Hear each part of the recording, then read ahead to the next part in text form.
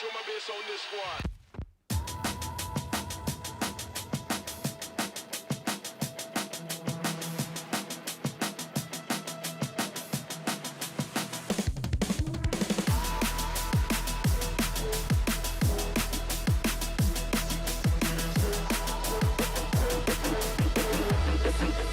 Listen to this ultrasound.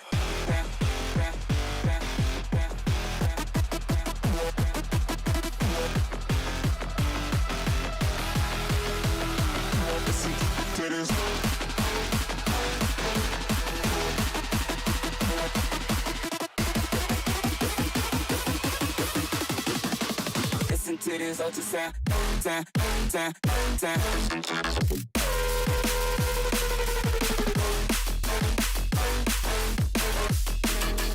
Listen to this ultrasound. Listen to this.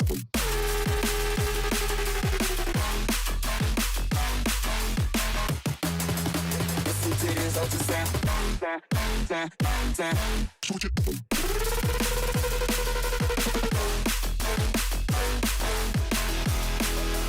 Listen to this ultrasound.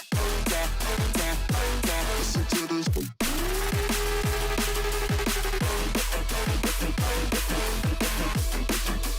Listen to this ultrasound.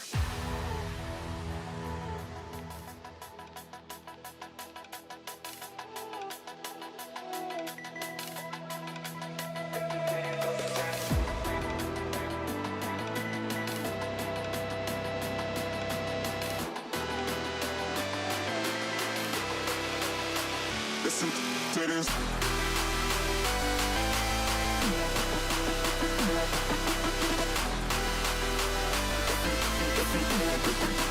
Listen to this ultrasound.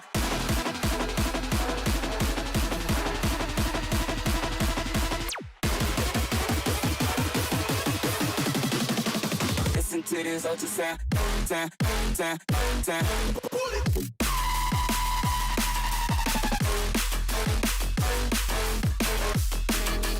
Listen to this ultrasound. Listen to this.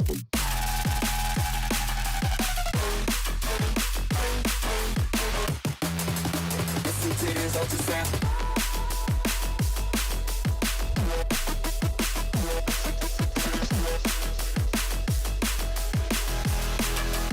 Listen to this ultrasound.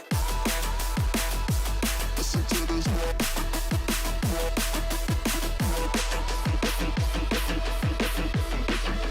Listen to this ultrasound.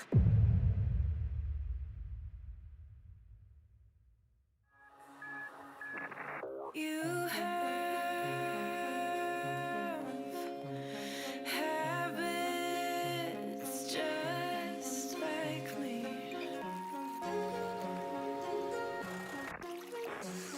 Talk too much with strangers. Get way too serious around family. And I don't have any wishes, but when I kiss you, our lips fit well. And I don't have expectations, but when I daydream, I fall asleep, and our hands melt.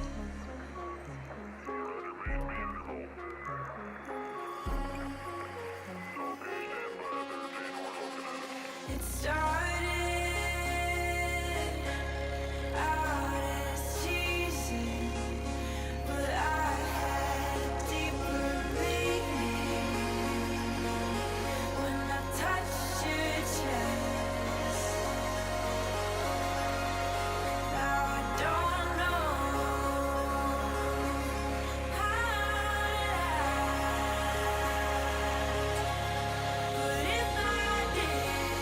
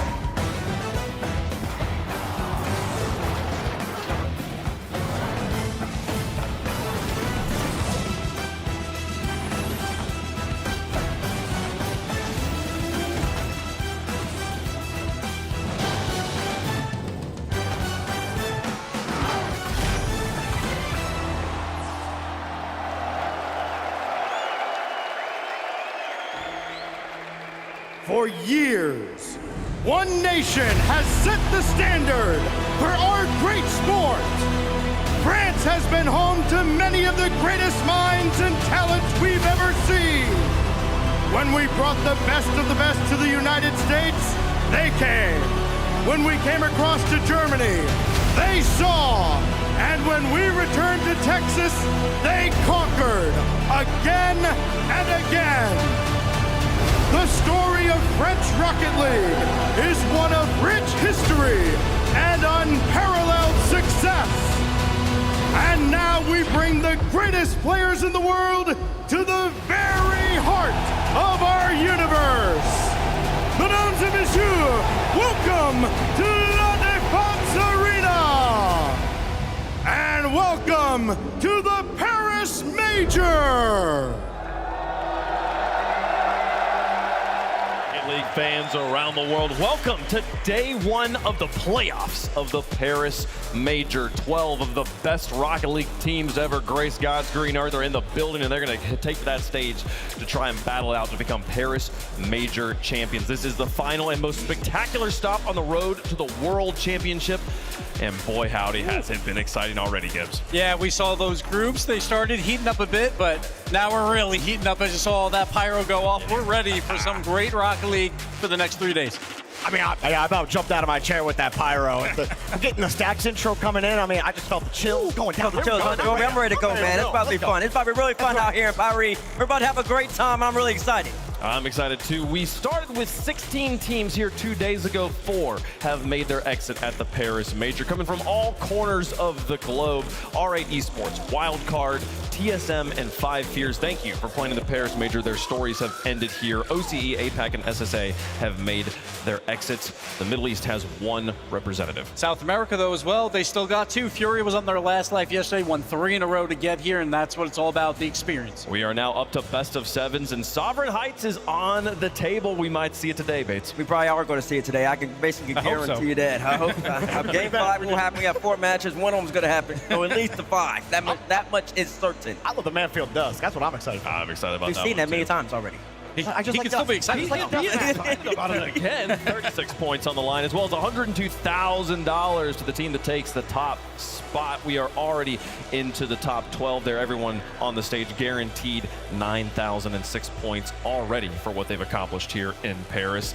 And they've accomplished it through grit, sweat, determination, and some mind-blowing mechanics. These are the top plays from yesterday, folks. Presented by Progressive. Bates, what you got for me? Listen, I got some beautiful plays. We got 10 of them to be exact, because, you know, we always have great Rocket League happening over here in, coming out of APAC. Oh, baby. Oh, TSM Catalyst Pain. That was the tie the game yesterday. It was absolutely just sensational play from Catalysm. Off the pass from Sphinx and bring him all the way back down against TM. TM did end up winning game 4, but I mean, come on now, you gotta respect that type of play right there. Going in at number 9, Zach just bringing it down low. I like to mix up my top 10s because everybody just like, you know, just play the same exact things. You gotta couple it with a nice fake sometimes. It's a mental game too. Lost is on the attack and Lost is lost. Furia, where are they going, Jorby? The Lost is Axel. Going somewhere. They're going somewhere. That's exactly what's happening. Coming in at number 8, LJ Reset. First off, we got a Rule 1, a good first killer Catalysm action over here on the left-hand side. That's what you want to see. But then over here on the right-hand side, you got LJ. This would be up a little higher, but unfortunately, they're already up 5-1. So, of course, LJ busts out the reset double right there. So, big up from LJ. If they weren't up by so much in this game, then maybe, just maybe, I would put this a little higher. But also, they got a special shot right here coming up off the league. Look at this, Jorby. What do you think? I think, you know, mad respect to Catalysm, locking it with first killer. He took out the best player, right? That's what you got to do to try to come back when you're down 5-1. Exactly. It didn't work out for him that time, though. Yeah, it didn't work out. It didn't work out. And they're already down by 4 anyway, so it didn't matter. They're not going in at number 7. The duo, I like to call them, the twins. The twins, and I'm not talking about the Mina boys. Hang on a second. I'm talking about Zach and Reveal, because Southern Foundations have that type of synergy. Zach brings it up by 0 seconds against Furia. What is going on in Furia, Jorby? They're just getting clipped on every single one of these clips. You know, I'm getting a little sick of it. I've been watching it for too many years, Bates. How many Furia getting beat down are you put in this top plays list? Well, then listen, tell Furia to start playing some better defense. Going in at number 6, of course, you got to go it up to the man upstairs, the big man from France, the world champion, of course. Then Down 0-2 against Foot. He got to make something happen. Reset into the Musty. It's a 1v3. He's been doing it since he debuted all the way back in Boston in 2023. And it's just a beautiful play from Zen. You'll see more of him in this top 10. Going into number 5, though. 5:05 on the clock in overtime. Gentlemate, your reigning major champions, Nas, the reigning major MVP. All the way across the map, 1v3. He's a 1v3 merchant. He's just showing you how it's done. That's overtime. Clutch goal by Ness. 5:05 in OT. That's exactly what you expect out of major MVP. Of course, listen, you're probably looking, where's the Man City? Where's he at? Oh, his HP, his backflip. Atomic is a little too slow. NRG, oh no, Psycho. The NRG takedowner, him, Exotic Monkey Moon. They love playing this squad. They're comfortable in edge. He's got all the confidence in the world and creativity. He didn't mean to get that initial touch, but after that, he innovates and he makes the play happen. At number 3, it's a man that's been playing for at least a decade now. We're celebrating playing in Paris, and Justin's been playing for a long time with it. 2 dunks on this play with a reset. Who's to say that the old men can't play? It's K-Dot's birthday. Shout out to K-Dot. K-Dot's not playing at this level at the moment, though. Justin still is. That shows how great Justin is. And then, of course, at number 2, Zen down 0-2 against Foot in this same game where Justin had that play. He's got to make something happen. Saves his flip, hit by all 3. It just feels like when the moment's there, when the lights are the brightest, Zen always makes the play happen. It's beautiful.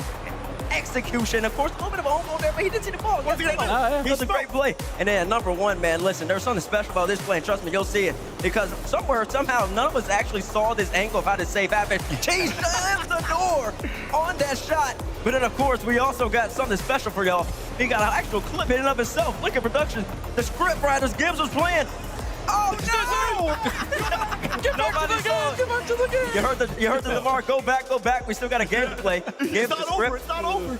Your script was a little off right there. That's the progressive top 10. It was such a good shot. Even production was like, yep, that one's in. We can cut away from this one right now. But no, Cheese had other ideas, folks. Those are your top plays from yesterday. Let's see what we get today. I'm excited about it. Now, yesterday's action, those goals were spectacular, but it didn't necessarily give you a good idea of how the matches went, particularly. We can't cover all the action because we played like 12 matches of Rocket League yesterday across 2 different broadcasts, but there's 2 matches in particular here, Jorby. I think if we were to go back and tell people to rewatch, Vitality versus Foot Esports. We saw like 3 clips in the top 10 there. Zen versus Justin, what a clash it was.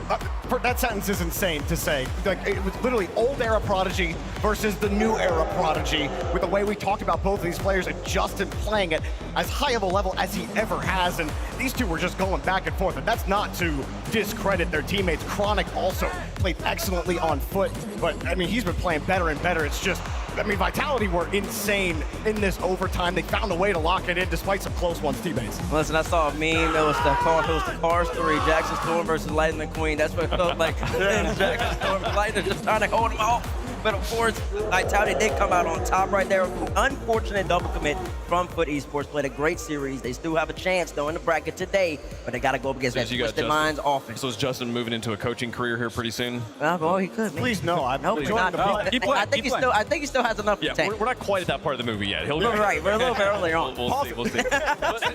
Gibbs, we got to talk about the last match of the day, though. R8 gets the first 2 wins, and then Furia storms back in a reverse sweep to stay alive in the playoffs. It really felt like skill versus experience. We'll see a lot of great goals by R8 showing off their mechanical plays because we know they can do that. They're from MENA. They deserve to be here, but it was just a little bit too late. Furia goes down in 2. Then finally that experience kicks in, but you can see how good R8 can be at times, but it didn't matter because experience wins out. You know, lost in the first half of the series and really lost for the last year and a half. Has not looked like he did when he first stormed onto the scene and his first lands. I don't know if he like adjusted his glasses or something and could see the monitor better, but those back 2 games, he looked like that old player that that first came onto the scene. Lost was incredible yesterday. They're going to need that today. It was an incredible moment. Now, I will say, those are the 2 series we're going to highlight, which is insane because the reigning world champions of Rocket League got swept by the European 5 seed, and we didn't even show it here. We have the Ratatouille bundle in the shop, folks. This is your let them cook moment, and it's going to be all about Man City's defense as they managed to sweep NRG. Man City was all about protecting your back corner boost versus NRG because that's what they want to do, play offense and take your corners. Well, NRG, they only got 10 boosts per game when they usually average around 14. So Man City protecting their boost very well, and they're the #2 defense in this entire tournament, only giving up 0.9 goals per game, which includes against NRG, where NRG only scored 2 in game 1, never scored again. That's crazy. I mean, that's nuts. No one expected it. I know everyone came in. I think a lot of us actually had Furia beating Man City at the very start of this tournament. Then Man City beat them, and I think a lot of us picked against Man City again. Like, what are you doing? Man City are winning games. Seiko leading this team, but Edgeby is the biggest surprise of this tournament. He's been playing insane. I'll say, there's been a few European teams over the last few years that we've just picked against the entire tournament up until the moment they won the whole thing. And maybe Man City's going to do it again. They are in the upper bracket here. They have a match against Rebellion coming up tomorrow. First thing tomorrow, by the way, important for all the fans in the building and in the arena to know. Carmine Corps versus Gentlemates, match number 1 of the day. You will want to be here first thing in the morning to watch the Blue Wall take on the green suits there. But we're going to be playing those bottom 4 matches here today. That's going to be wild because our pre-show, we won't be able to hear each other because the crowd's going to be going nuts. But today is going to be a lot of fun. A lot of these teams want to make their mark in this bracket and begin that lower bracket run. Now, one award we are tracking, or I guess 3 awards we are tracking across the course of all majors, all LAN events for the 2026 season are the progressive accolades given out to the best striker, best playmaker, and best savior of the season. These awards will be given out after the world champion is crowned in September, but here's what the standings are at right now. Yeah, we have Nas, obviously #1 in goals per game. A lot of that was because of that Boston major when he put up some crazy numbers, but Edgeby looking fantastic throughout this tournament. This is the first one he's at, and playmaking, and also the savior as well. That is good company to be sitting in on that playmaker. Monkey Moon, Beast Mode, Zach, you got beating all of them there. That is great company to be in if you're Edgeby. We were highlighting the Man City defense. I don't know if you caught it there. All 3 players are in the running for savior of the season there. So they're doing good work right now. We'll get to see them play again tomorrow. They get the day off. They've earned it here, folks. So we have the World Championship coming up, but there's a couple different ways that the world of Rocket League competes. One of those ways was the FIFA E tournament we had a little bit earlier this year. Teams competing locally, national teams. You had to be from the nation you were representing. Team France came out up on top there. It's pretty impressive stuff. And we, for the first time here, Bates, have them all in the building at the same time in front of Rocket League's fans. First time, huh? I think since FIFA E. Oh, wait, ain't that something special? They also earned that, too. If you remember that USA versus France match, that Crazy. semifinal, That was good. that match was one of the best matches for Rocket League I've ever watched. The level that both teams displayed is simply sensational. And it's just different when you're playing for your country, for your fans, because everyone, no matter who the fans are here, for Mates, for K-Corp, it doesn't matter. They're all going to root for those 3 boys when they're in FIFA E, and they showed what they're made of and got that win. It's special. We have the French team in front of the French fans, the FIFA E World Champions.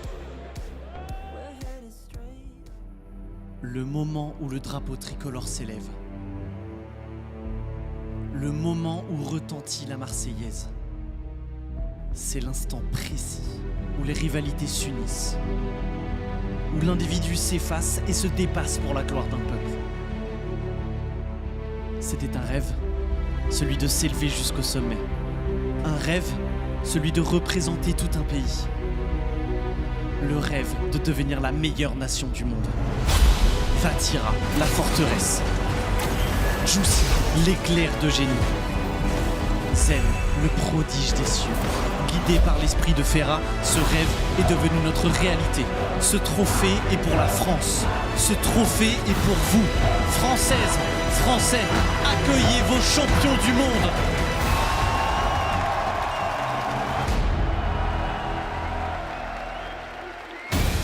Mesdames et messieurs, les champions de la Coupe du Monde de FIFA E 2026, with Coach Farah, Juicy, Zen, and Vatira, l'équipe de France!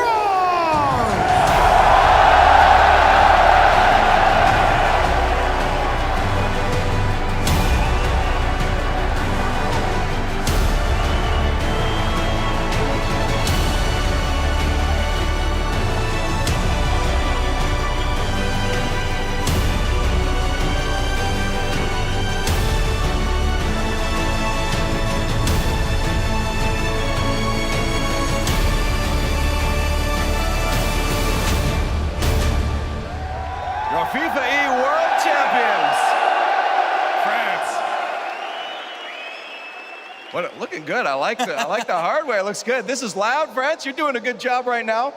I want to talk to you guys about that win because this must have meant a lot to you representing France. Zen, I want to start with you then. You know, when the team came together, it feels like to all of us, it was the dream team for Rocket League in general. Did the team meet your expectations? You won. How happy were you playing with these guys? Zen, quand on a fait cette équipe de France, on a l'impression que c'était un peu la Dream Team qui avait été montée. Est-ce que finalement, vous avez réussi à atteindre ce que vous souhaitiez au moment où cette Dream Team a été créée? Et est-ce que tu es content d'avoir gagné avec cette équipe de France? Bah oui, je suis très content d'avoir gagné à côté de Ferra, Vatira et Juicy. Je pense que Ferra, c'est un excellent coach et Vatira, c'est peut-être le joueur le plus titré, je pense maintenant, à part Monkey Moon, mais et Juicy aussi à côté qui est trop fort. Et juste, on avait un objectif, c'était d'éteindre le tournoi et je pense qu'on l'a très bien réussi à le faire, quoi.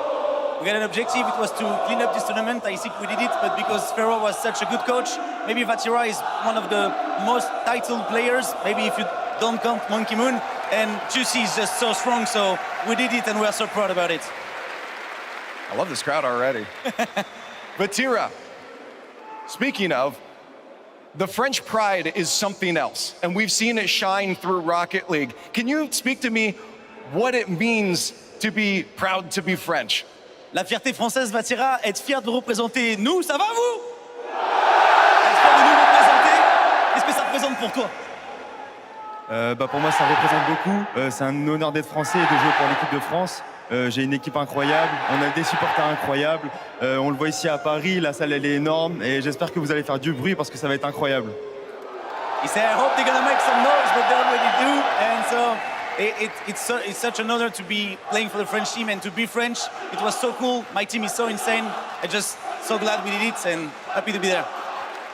Juicy, when you first started playing, did you ever imagine you would be here representing and winning for France and playing in the same facilities as some of the best football players ever? Est-ce que quand tu as commencé Rocket League, tu t'imaginais qu'un jour, tu représenterais l'équipe de France, que tu irais jouer à Clairefontaine, que tu irais t'entraîner dans les mêmes lieux dans lesquels Zizou se sont entraînés ou Mbappé? Qu'est-ce que ça représente pour toi? Franchement, c'est un honneur. Aller à Clairefontaine, franchement représenter la nation, la France, vous voir ici dans le public, franchement, ça fait plaisir de fou. Donc, comme il a dit Vatira, franchement, faites du bruit pour cet event parce que ça va être le meilleur du monde. He say, make some noise, people, because this event will be the best in the world. And of course, playing at Clairefontaine with the same facilities of the pro players is so insane for us. I can't believe, but so proud to representing France and to play for this FIFA World Cup. And of course, the backbone to the squad, Farah. I have to ask you, how cool was it to try and piece together players from different teams and different play styles to showcase and represent the best of France? Qu'est-ce que ça fait pour toi d'avoir mis il fallait mettre bout à bout cette Dream Team et d'avoir essayé de trouver les styles de jeu qui vont le mieux ensemble. Il n'y avait plus la dynamique de quelle équipe, quel mercato, etc. Tu avais le champ libre pour faire cette équipe. Qu'est-ce que ça a donné pour toi? Est-ce que tu es fier de ce que vous avez réussi à faire? C'est toujours une expérience ultra intéressante, mais bon, on va être honnête, en France, on a les meilleurs joueurs du monde, donc c'est pas compliqué de gagner avec eux. You say it's always an interesting experience, but let's be honest, we have the best player in the world in France, so it was kind of easy with them. It's true. Well, guys, let's keep that energy going one more time for your FIFA E World Champion!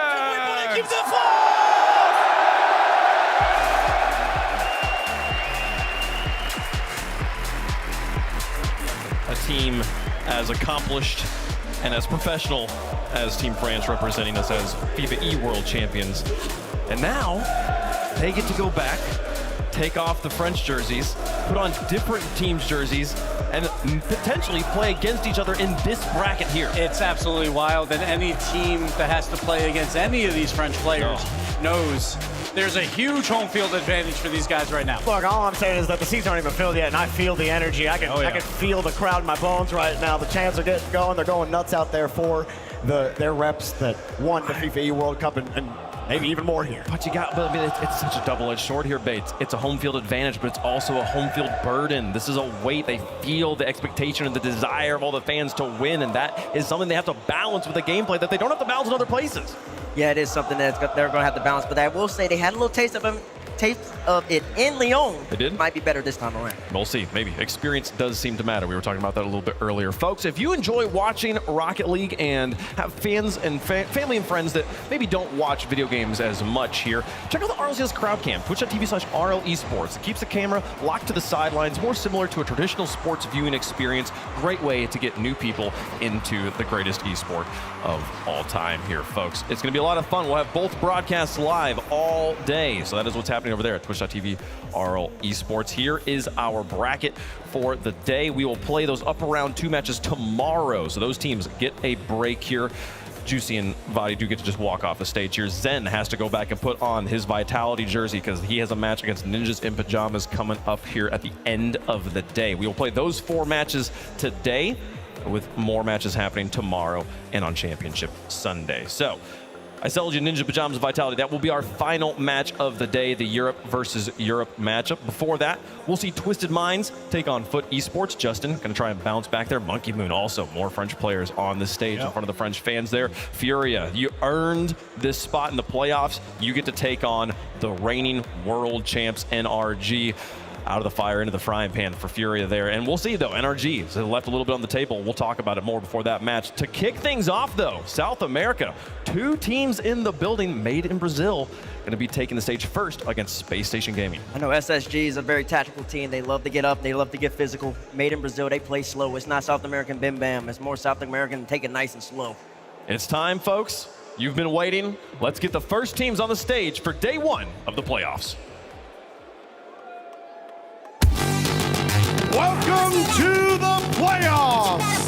Introducing first on the blue side, representing South America, Sam's #1 seed. Please welcome Made in Brazil.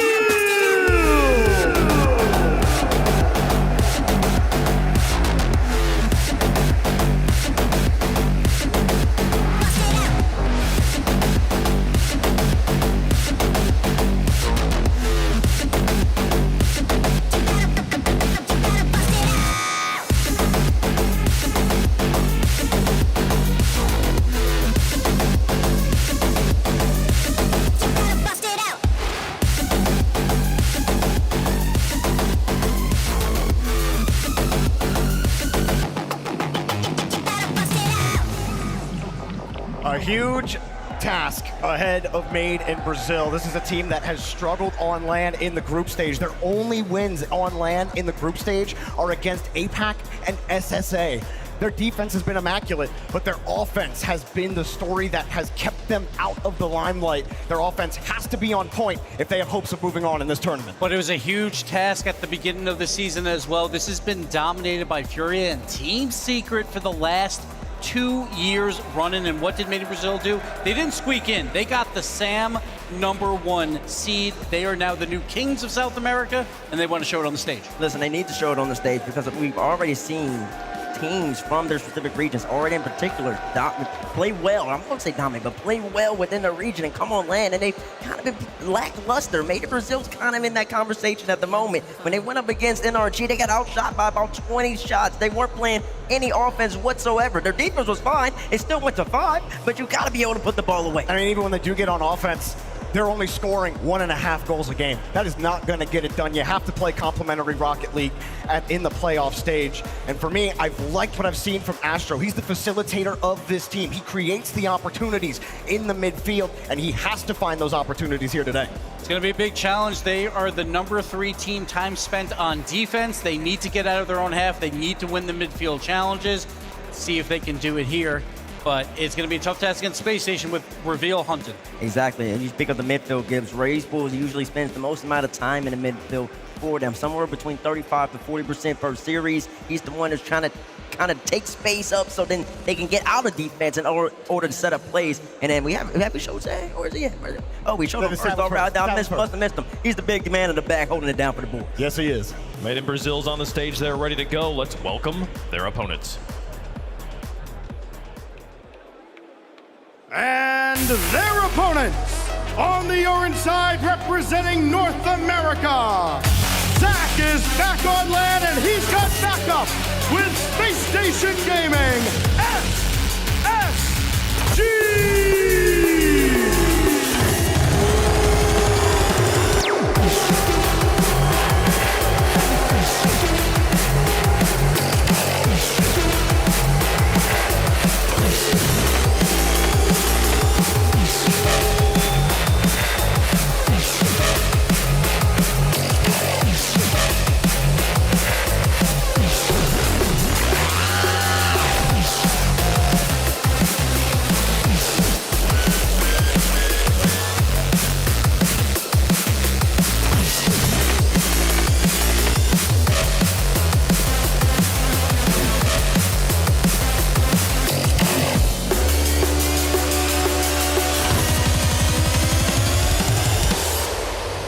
champions on the block in North America, but trust me, they're cool, calm, and collected. You saw the walkout. Zach, he's already pushing them down. He's shushing the crowd. He's saying, we're ready for this moment. I had a little bit of aura walking in, boys. I kind of like that. You gotta love the moxie that these kids bring to the stage, and I just love watching these guys play. They are so fun to watch. With Zach back on this team, it's just giving them a new flair, a little new life, and you can't help but get excited watching them. It feels like the old days when Common Riddles were going for demo Space Station #2 in demos, and then they will trash talk you while you're respawning Space Station Gaming.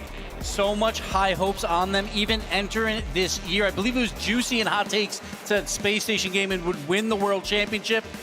It was a little up and down, but then Zach was unfrozen. He thawed out, he came back to the team, and now Space Station is right where they want to be. Yeah, SSG's looking good right now. They've already gone up against Furia already at the Paris Major, beat them 3-1, so they've already taken out the SAM #2. Now they want to take out the SAM #1, and in doing so, they demoed. The reveal alone had 11 demos in that set, 26 demos total for SSG in that series. And he's got a lot of targets. Again, Made in Brazil spends most of their time on their half. Reveal is going to be hunting all series long. Yeah, I mean, we saw how much that hurt Furia, but we'll see if MIBR can handle it. I don't know, Zach, he's down the field all the time. This kid's got the mechs, but he can do everything. He'll dice you up like Reveal does with the demos. He'll pass it to his teammates. That kid is an all-round threat.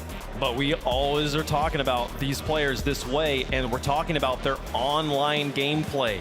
Look at the best land result here for all of them. The best they've done is top 12. When it comes to getting on the stage and playing the way they play online, it's never quite added up for them. Is it different this time around? It's been the question mark for Diaz for so long. 1v1s, he's one of the best in the world, but then when it came to 3v3, just wasn't figuring out. It seems like they have figured it out. It seems like they're very confident. They are definitely huge favorites in this match, but that doesn't matter now. Now you're in front of the crowd. The nerves are gonna be an all-time high for both teams. Can Space Station handle it? Yeah, your record's 0-0 as soon as you get in front of the crowd. I do think Diaz is not a big question, but a big decider in who takes this match. He's just going to have to be sure on the back end for Space Station. They love playing aggressive, but you still need someone consistent on the back, and they give a lot of faith to Diaz to make sure they're safe. Exactly, and SSG, they're coming off a series yesterday. It was a beatdown by the reigning major champions. They only shot the ball, they as an SSG, 13 times. You want to know how many times General May shot the ball? 38 times. And SSG was still getting the demos. It's just the fact that General Mays were just that great. Yeah. Going up against... Actually triple. yeah, it's actually just that much better. But I know MIBR, they haven't shown the General Mays level, but that does give you a little cause for concern for SSG, because they weren't getting their usual type of pressure. It just didn't actually result in any type of real offensive threats. And here's the thing, MIBR had close series against good teams. They couldn't finish. Yeah. Part of the reason they couldn't finish really isn't anything like play style wise or they're doing something wrong. It's, to me, pure fundamental touch quality. Ray's ball at times would be locked in mechanically, and then all of a sudden touches just started leaking out from MIBR and they stopped being able to possess the ball. If they can just protect the ball, have good solid fundamental Rocket League, they have a chance in this series. But I feel like I feel you could say the exact same sentence about the Space Station players. Like, this is a team that when they're at their peak, they are the hottest, newest thing on the block. They are so good, and yet the consistency, especially on land, just not quite there. I mean, if NRG is inevitable, if NRG is an immovable object, Space Station Gaming is a flamethrower. Like, it's just like it's this crazy torch of brilliance, but then it can go out, it can go in different directions. We don't know what's happening with this team. Where are they going? Why?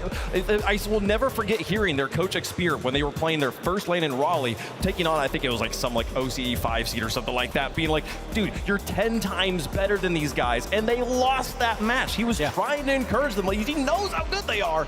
Can they settle down, get out the ice, chill out a little bit? Which team is able to clutch up and settle down on the stage will be the team that wins this match. We got Zach versus Astro, and I gotta say, Zach's been the split 2 MVP of all of North America. Fantastic. A little bit low on the goals so far throughout this, but that's because they had to run into mates as well where they couldn't get a lot done. But Astro is gonna have to be a catalyst on this team to pull off this upset. Yeah, absolutely. Astro, he was the one setting up the offense when MIBR had offense on this land, even in those close matches that they had earlier in the tournament, just unable to get over the hump. Getting over the hump is the story for MIBR. It's going to be so interesting because we know that Made in Brazil is going to play defense. They have to avoid the demos. So if you avoid the demos and if you have boost, you can counterattack. That is what you have to do against Space Station. Space Station loves to send one up, and they're like, we'll play defense with only 2 players, maybe even just 1 player. Oh, they leave can Diaz do by that- himself all the time. Yes, but they can do that if Made in Brazil has no boost. If Made in Brazil has 2 members with boost in a 2v1, that's where they can capitalize. Only 3 teams have played against Man City in this event. Only one of them has gotten a game win off of Man City, and it's Made in Brazil. Made in Brazil took NRG to Game 5, forced them to beat them on Champions Field. If you want to talk about results, you're just looking at the numbers right now. Made in Brazil's had a good tournament. And listen, that's what great defense gives you. It gives you a chance. That's right. You need to play complementary Rocket League. It'll get you through the group stage. You'll survive group stage. Without your offense, though, this is where your tournament ends. Well, it sounds like you made your prediction. I'm saying if they don't get the offense, that's where the tournament ends. Well, listen, I think that, I mean, in that set against Man City, I mean, they were leading. I don't know specifically. Game 3, leading at the very end of the game. Almost every single game up until game number 4. I think they had the lead. Games 1, games 2, and games 3. Yeah. And they let the lead slip away in games 2 and games 3. Same against NRG, like several times had to having the lead in that And they series. kept letting it slip away. So then, honestly, they kind of need to take a page out of Man City's book. Man City, what they do and what Seiko teams do so great throughout his tenure is that when he gets up 1-0, you can't score on them anymore. Yeah. That's what MIBR, if they want to play this slower defensive style, that's what they should have been working on last night. And that's what you're kind of going to want to expect. 'Cause I do expect them to come out hot, try to score early, and then kind of sit back. SSG will keep coming. But the key is you can't play slow defense. You have to play quick rotation defense, because when a team is trying to demo, they love slow rotations because it's so much easier to hit the cars. But if you're doing quick rotations on defense and bringing everyone through, it's so much more difficult to find any defender to actually demo. Chat, we've set it from every direction you possibly can. Let us know who you think is going to win in the Progressive Fan Belt. We'll make our picks up here on the desk. I'm not going to lie. Through this conversation, my pick that I have on the paper has changed, but I'm going to stick with the pick that's on paper, but we'll talk about that more when we get there. Jorby, who's your pick? Well, I made my pick before we even got to the arena today, and I just don't think it's going to change for me. I have been very impressed with Space Station Gaming. I don't think this is the same LAN team from previous LANs. They look different. They look better. Their online split, this split looked way better than any of their other online splits. I believe this team has the makings to go far in this tournament. I got Space Station. I think it comes down to nerves, and if Zach can handle them, because, you know, he's back, and maybe that could be a question mark. I think he will handle them. I think he's going to be one of those all-time greats in North America. Begins here with a big win. I'm going Space Station. I mean, I just think offensive pressure trumps defense more times than not, and with that, I think it's pretty clear where I'm going. SSG all the way, baby. SSG is the pick I made on paper, and I'm going to stick with SSG here. But I will say, Made in Brazil, so far, with the opponents they've had better results throughout the course of this tournament. And I think the most experienced player on the stage is Razebull. And he's on that side there, so I'm going to stick with SSG for the prediction here, but I do think Made in Brazil probably actually. Curse is available right now, folks. How's the coin feel about it? Gonna go complete sweep here. SSG for the coin as well. We're close. Well, we're close to the match starting here. We're not close on the desk, though. Yeah, we're not close. I assume the vote also will go Space Station's way. It feels like midfield. You have to win midfield here. I really think like MIBR, they can do it. I just need to see it. I need to see them actually do it. Play complimentary Rocket League, and I'll start believing in you. You're so close, but I need to see it. They're also one of the most storied organizations in Rocket League history. Space Station Gaming's been with us for so long, and they have built up a fan base here that wants to see them win. And how cool would it be to see them get the first win here in front of the crowd at the Paris Major. Folks, I hope you're ready. Get up and get loud. It's game day. Everybody says they want to be a major champion. Sound familiar? It's true. And to any player that would walk up on that stage with the hopes of lifting the trophy on Sunday, I suggest you prepare yourself. Because to claim this symbol of greatness, you're gonna be in for the fight of your life. This weekend, we will make history on and off the pitch. And it kicks off with a battle of the Americas. Made in Brazil looks to spoil SSG's LAN reunion. This is the grandest major of them all. This is where champions become immortal. And this is Rocket League.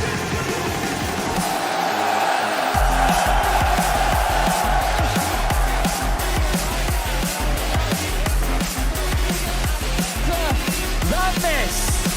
Game 1 is brought to continued by Progressive and Stumpy. Just look at where we are! Goodness gracious. This is unbelievable. The production has been amazing. The predictions are so heavily in favour of SSG to kick us off. The arena is filling up by the second, and MIBR are up against the odds here against North America. They've not got a great history, have the South Americans. They're currently 6-25 versus NA on land, these players overall. And SSG, they've done pretty well. They've won near enough every single match. And Diaz for SSG takes just 11 seconds to put the hammer down. Space Station Gaming have a decent claim to being North America's best team, especially of what happened to NRG yesterday against Man City, and they are continuing to improve upon that momentum. What a start again for these three young players who are they're really finding their feet at the moment. It's that land return for all of these boys. I mean, Zach's resurgence as well. Coming back with a rebrand and then immediately smashing it has been a dream to watch. Being reborn from Scribbles as Razel in midfield gets challenged by Zach. The immediate shot from Reveal saved by Astromic. San's gonna go over here, Diaz here on the side wall. Astro gets someone onto the backboard. Some more good pressure here from Space Station Gaming, just 40 seconds into this best of 7, and already they are making a severe statement in this series, but Sad does have some control. We were talking, well, they were talking on the desk about how Made in Brazil are going to have to do plenty of defending. They are going to have the time going further onto the front foot as and when the opportunities allow, but Space Station Gaming just keep on coming forward, Stumpy. It is difficult to defend against. When you look towards the defense as well, MIBR have done pretty well on that front throughout this event. Their offense ain't bad either. Is a save from Diaz. They're both fallen relatively flat and power statistically. Both teams looking to be in the bottom half of near enough every single category so far, despite their domestic dominance. And with MIBR, their defense is what stands them out amongst the crowd. Their offense really has not been it so far this event. It's going to be a tough challenge. SSG with the early goal is going to be confidence inspiring for the Americans. Oh yeah, for sure, but they are now having to do some defending because Sad is up into this corner. Just to pinch that one round the corner. Zach might be too much on it, and nearly a bump there as well in front of the goal. So Made in Brazil, they conceded early doors, but since then they have improved after that SSG pressure.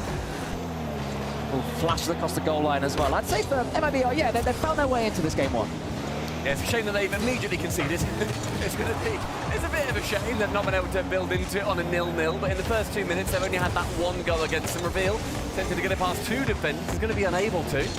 Dropped down by Sad. Razel very awkward. It's the immediate shot, and Reveal swipes it at the end. That is a full power passing play there. Zach left it for Diaz. Fantastic decision yet again from Space Station as the maturity of these three continues to improve. That's also in without Reveal's touch. Diaz had already sniped it.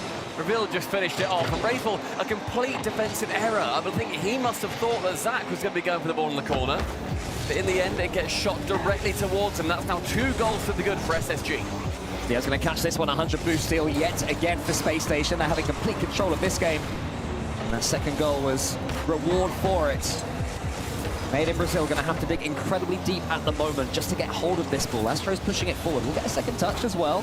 Sad does a decent 50-50. There's a chance there to pass towards Astro. Reveal is reading it. Has that been an overcommit? Is this one heading all the way in? I think it is. Space Station Gaming, thank you very much. That had to go in. MIBR sent the kitchen sink, and unfortunately they found the blockage. Reveal immediately dives through. Diaz to finish. Gets revenge. He gets one back. They now have 1 assist and 1 goal each, when the other one realistically should have scored him. And MIBR, I think they committed too hard on that. Yeah, 2 goals down in the opening game of best of 7. Still 2.5 minutes left. You don't need to overcommit and panic. But this is South America's current best team. This is their #1. They were #2 back in Boston. They've swapped that round with Furia, sending the same 2 teams. MIBR have continued to improve throughout the season, and they've done so by dragging down teams that, you know, would have been considered better than them on paper. They have to do the same here in this series. Like I said, domestically, both these teams look fantastic. They were really showing off when they were able to face off against their own regions. And SSG, that does not look like it is slowing down. They've got a long road through to the final. It is brutal if you don't get first in your group when you look towards the bracket. Both these teams in lower round 1 want to make sure that this is not their only crown experience. If you lose here, you are out of the Polaris Major. Zach sends it forward. Sand should be able to do something with this one and keeps it safe. Made in Brazil just trying to build up something ahead of game #2. Will they be capable of doing so. Astro, he was the man identified by the desk as being Made in Brazil's danger man, but that wasn't fantastic. Just sort of forced the ball forwards. And Space Station Gaming, that is meat and drink for them. Reveal gets a bit reset towards that. Could be 4 here, depending on the defense. Sad up against Diaz. Space Station Gaming not having to do too much to force this, and look how much control of the ball they're getting when it slows down for them. Yeah, control is completely imperative in this series too. SSG with 3 goals, they don't need to do anything crazy. We've just seen Reveal go for a flip reset, purely defensively in the offensive third. They know they've got time and space. Right now, this is looking like a little bit of a victory lap in game number 1. Reveal going long, a reset is found into that side leg. It hits the post, Diaz to shoot. 4 to the good in the opening game of the crowd day. Nice creativity there from the Reveal. Went for the plan B, wasn't quite on target, and Diaz was following up as well. I mean, Diaz's story, he was this 1v1 player that nobody could harness and train to be 3v3. He's certainly taken off the training wheels this split. And I think that sometimes those players just need a different couple of teammates. You need to have somebody who can play around such a mechanical player. We've seen a couple of 1v1 players not really transition properly over to the 3v3, Moxie being that main example. He's had a good few goes. It's just never really worked out for him. Diaz proves it is possible. Him and Nubo and players like that, where they really do excel in the 1v1 scene. This one trickling awkwardly, Reveal with a backflip. Raisel can sink it. 1 for the bull, but the China shot does stay intact. Yeah, I think it makes a difference, though, for MIBR. I think that's the sort of goal that it's something they can bring forwards into game 2. You don't want to be coming into it off the back of a 4-0 smashing. A 4-1 is still a smashing, don't get me wrong, but it feels a little bit better. It looks a little bit better, and just having that momentum of having the last goal scored. So hopefully, for Made in Brazil's sake, and for the sake of this as a series, they'll be able to hold out for a few more seconds and won't concede again, because that would take away all of that positive spiel I was just spieling. The sad... Spielded it real well. Thank you, I did indeed. And that's no fake posting here, Stumpy. That is game 1 to Space Station. Pretty dominant. Cheeky little 4-1 for them. Expert chatting to the fellas. So you know what, guys? We need to change precisely nothing. Yeah, keep on. I reckon. Keep on keeping on. Sick. Keep on keeping on, boys. Whereas on the MIBR side, like I said, I think Sam versus North America is normally pretty rough on the old numbers, but just to reiterate, the MIBR players are 6 and 25 versus North America on LAN. Astromic has only ever beaten an NA team once on LAN. Unfortunately for him, it was Furia in their brief stint in North America. So technically, he's never beaten a North American team on LAN. Yeah, that's so harsh. Like, yeah, I did it once. I did it once. It was against my fellow countrymen. But what are you going to do? He's done it once. I'm sure that's the argument that he will make. Get the lawyers involved to say, has he got a game against a North American team or not? But it seems a long way away based on that first game. But we have seen some swingy old best of 7s in our time. We have seen matches in this very tournament where, you know, a team loses 6-0 in game 2, ends up winning the series. A team loses 10-4, well, end up losing that series. But, you know, they're still getting games, even when some of them are large divides in those 5 minutes. So, MIBR, they've got a lot to change here. They've got a lot to do, but they've got plenty of time in which to do it. Yeah. And they go to Forbidden Temple. Hopefully they can find a little bit of calm, a little bit of zen, and they're going to be able to come out with the victory. 5 more minutes. They need to win 4 games from this point. The Paris Major has so far been not the kindest, but it has been surmountable for them. The SSG clearly feeling a that bit more comfortable when it comes to these LAN positions. The midfield caught by Astromic up high with 40 boosts. He's going to go for the bump. Let's Raisel in a lovely reset. And then the dunk from Astromic. MIBR have it working from the off in the second. That's exactly what they needed. Fantastic decision making from he is the one that ends up getting rewarded with the goal as well. Raisel helping out. 1-0. What a start to game number 2 for them. They have to build upon this. They can't slow down now. Space Station Gaming. That's the first slight gap in their armor. It involved 2 MIBR players playing on full aggression, fully on the front foot. Such as the desk will identify, and they cannot play too defensively against SSG. That's exactly what SSG want. This is also what SSG want. Reveal on the ball. He gets it over the top nearly of Raisel, but it's a great block from him towards Astro. And suddenly, Made in Brazil's passes are finding each other. That's going to be that missing link, making sure that you can use your teammates nice and effectively. We saw that in that first goal, stunning. Astromic right place, right time after setting up Raisel with such perfection. Stan has been a great player this LAN, but yet to get involved in the scoring, or in the assisting, in fact. Reveal a reset can't be Razebull. But you see, it's that mechanics that we were saying previously that Diaz has. Reveal and Zach have them in spades. They have been phenomenal so far this event. Nice attempt there from Astro, but the defending was too good from Space Station Gaming in the center of the pitch, not giving Made in Brazil a second because they know the danger now that they pose. But Razebull slows down that 50-50 to allow in Sad. That's decent play from Made in Brazil until forward comes Reveal. Beats Astro as a chance here. Razebull on the back wall, uses all of experience. Player who's played in North America himself, don't forget. He gets the flip reset against Zach. That one's going high. This is end-to-end stuff right now, Stumpy. They're just taking turns mechanicking against each other. Every single shot seems to be, I'm going to pop it, I'm going to get a reset, and you're going to block me. Sound good? We'll just sort of do that back and forth 9 times. Sick. Let's carry on. MIBR, I think, would take that with their 1-0 lead. In the midfield, though, Zach sends it long. Only as far as Sad. No dunk is possible. See Razebull here lurking, waiting. Zach can do it all himself. Gets it pretty far. Then a nice dunk. Doesn't quite meet the ceiling, so it doesn't come down as fast as he was hoping. You're not wrong. It is a little bit samey at this point. They're taking a touch, getting a flick reset, trying to go over their opponents. I'm desperately looking forward to the first infield pass or the first edgeable bump. That's actually what led to the goal from Made in Brazil. So maybe these players playing a tad safe here, surrounded by this beautiful crowd. 1 or 2 pressure moments getting to them, so you fall back on what you know already. So I want to see the coaches really get in and say, hey, just tweak it a bit for both teams. And both these teams, they can really turn it up to 11. Creativity-wise, skill-wise, everything. Can certainly take that extra step, but SSG, they're looking a little bit flatter in this game. MIBR, a bit more shape to them, a bit more cohesion. Diaz with a nice dunk into the corner. And the boost still does not go Zach's way, so he's going to have to leave while Reveal attempts to do it all himself. He's going to be able to ground pitch attempt. Sad has to get in the way of that bullet that was incoming. Yeah, finally Space Station Gaming have managed to go under the Made in Brazil defense as that one flashes just wide. And that's what led to that danger. Slight change in approach. Not sending the ball high, but here we go. Here is Razebull. You have to get his slanted down. There is the infield pass. Astro shoots. It's closer again. Suddenly this game has opened itself up, and we're starting to see that variant to a desperate form. Zach in the midfield now to receive. Low boost, but a reset. Lovely angle. Drop down. All 3 have to commit. Reveal sends Sad to the shots. Chance here. As one player is central. Zach waits and lurks for Sad. Good positioning for him. You see the boost now start to get stolen. This is how NA like to play. Steal those back boosts. Learn from what NRG are so good at. What Man City were able to do against them to get that win. SSG, they started to do so. Now a nice bump.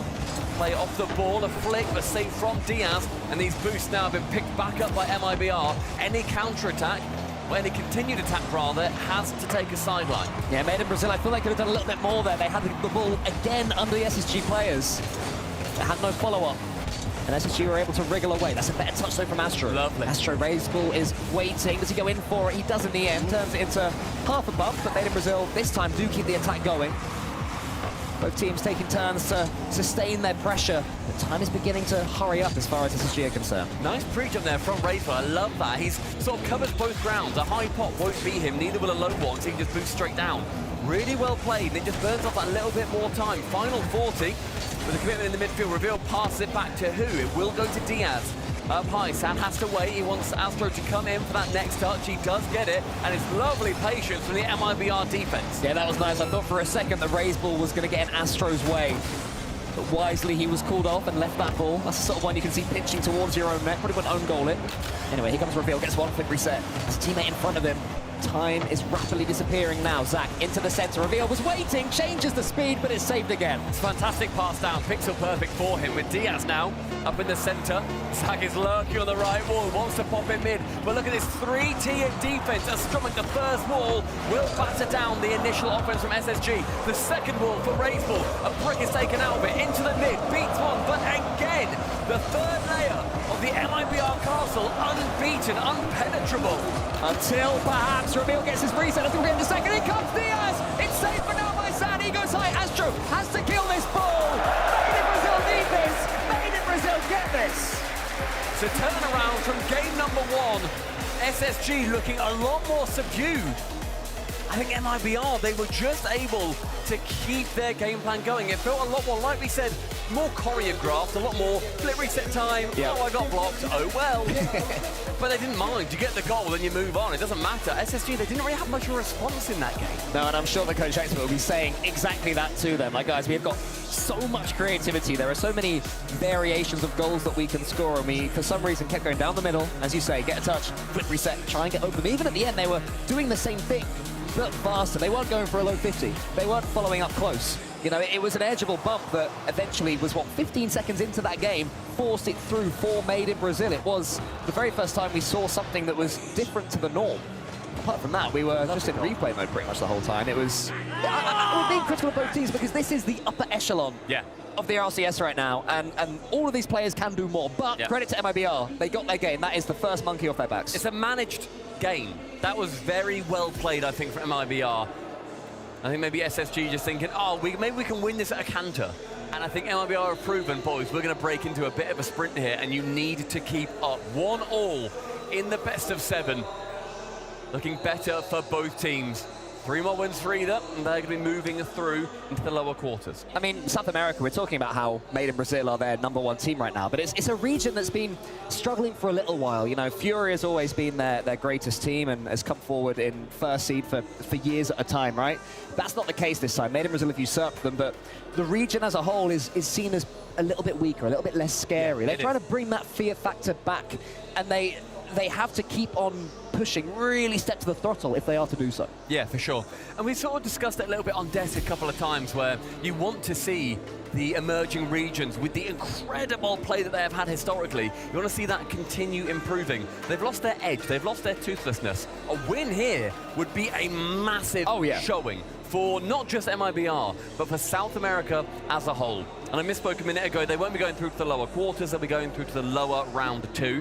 And whoever wins this is going to be facing against the winner of Vitality or NIP. So regardless, a European Titan awaits whoever emerges. Yeah, it'll be exciting whatever happens. Every matchup has got so much history, so much storyline attached to it.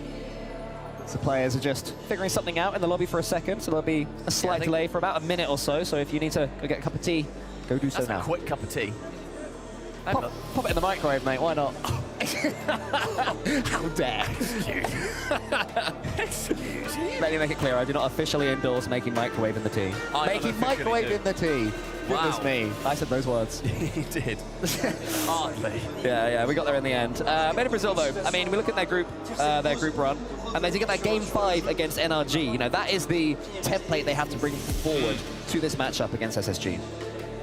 Yeah, I mean, that was the group of theoretical life for NRG. Man City are the ones who approach that top spot regardless. They got a game against City, and we had a little giggle when Wavepunk was saying that. I think it was Wavepunk who said, well, look, these guys, they did get a game against City. And we were like, cool. Yeah, right. Sick, fair enough. Like, they should be able to get a bit more. City are obviously on an incredible tear.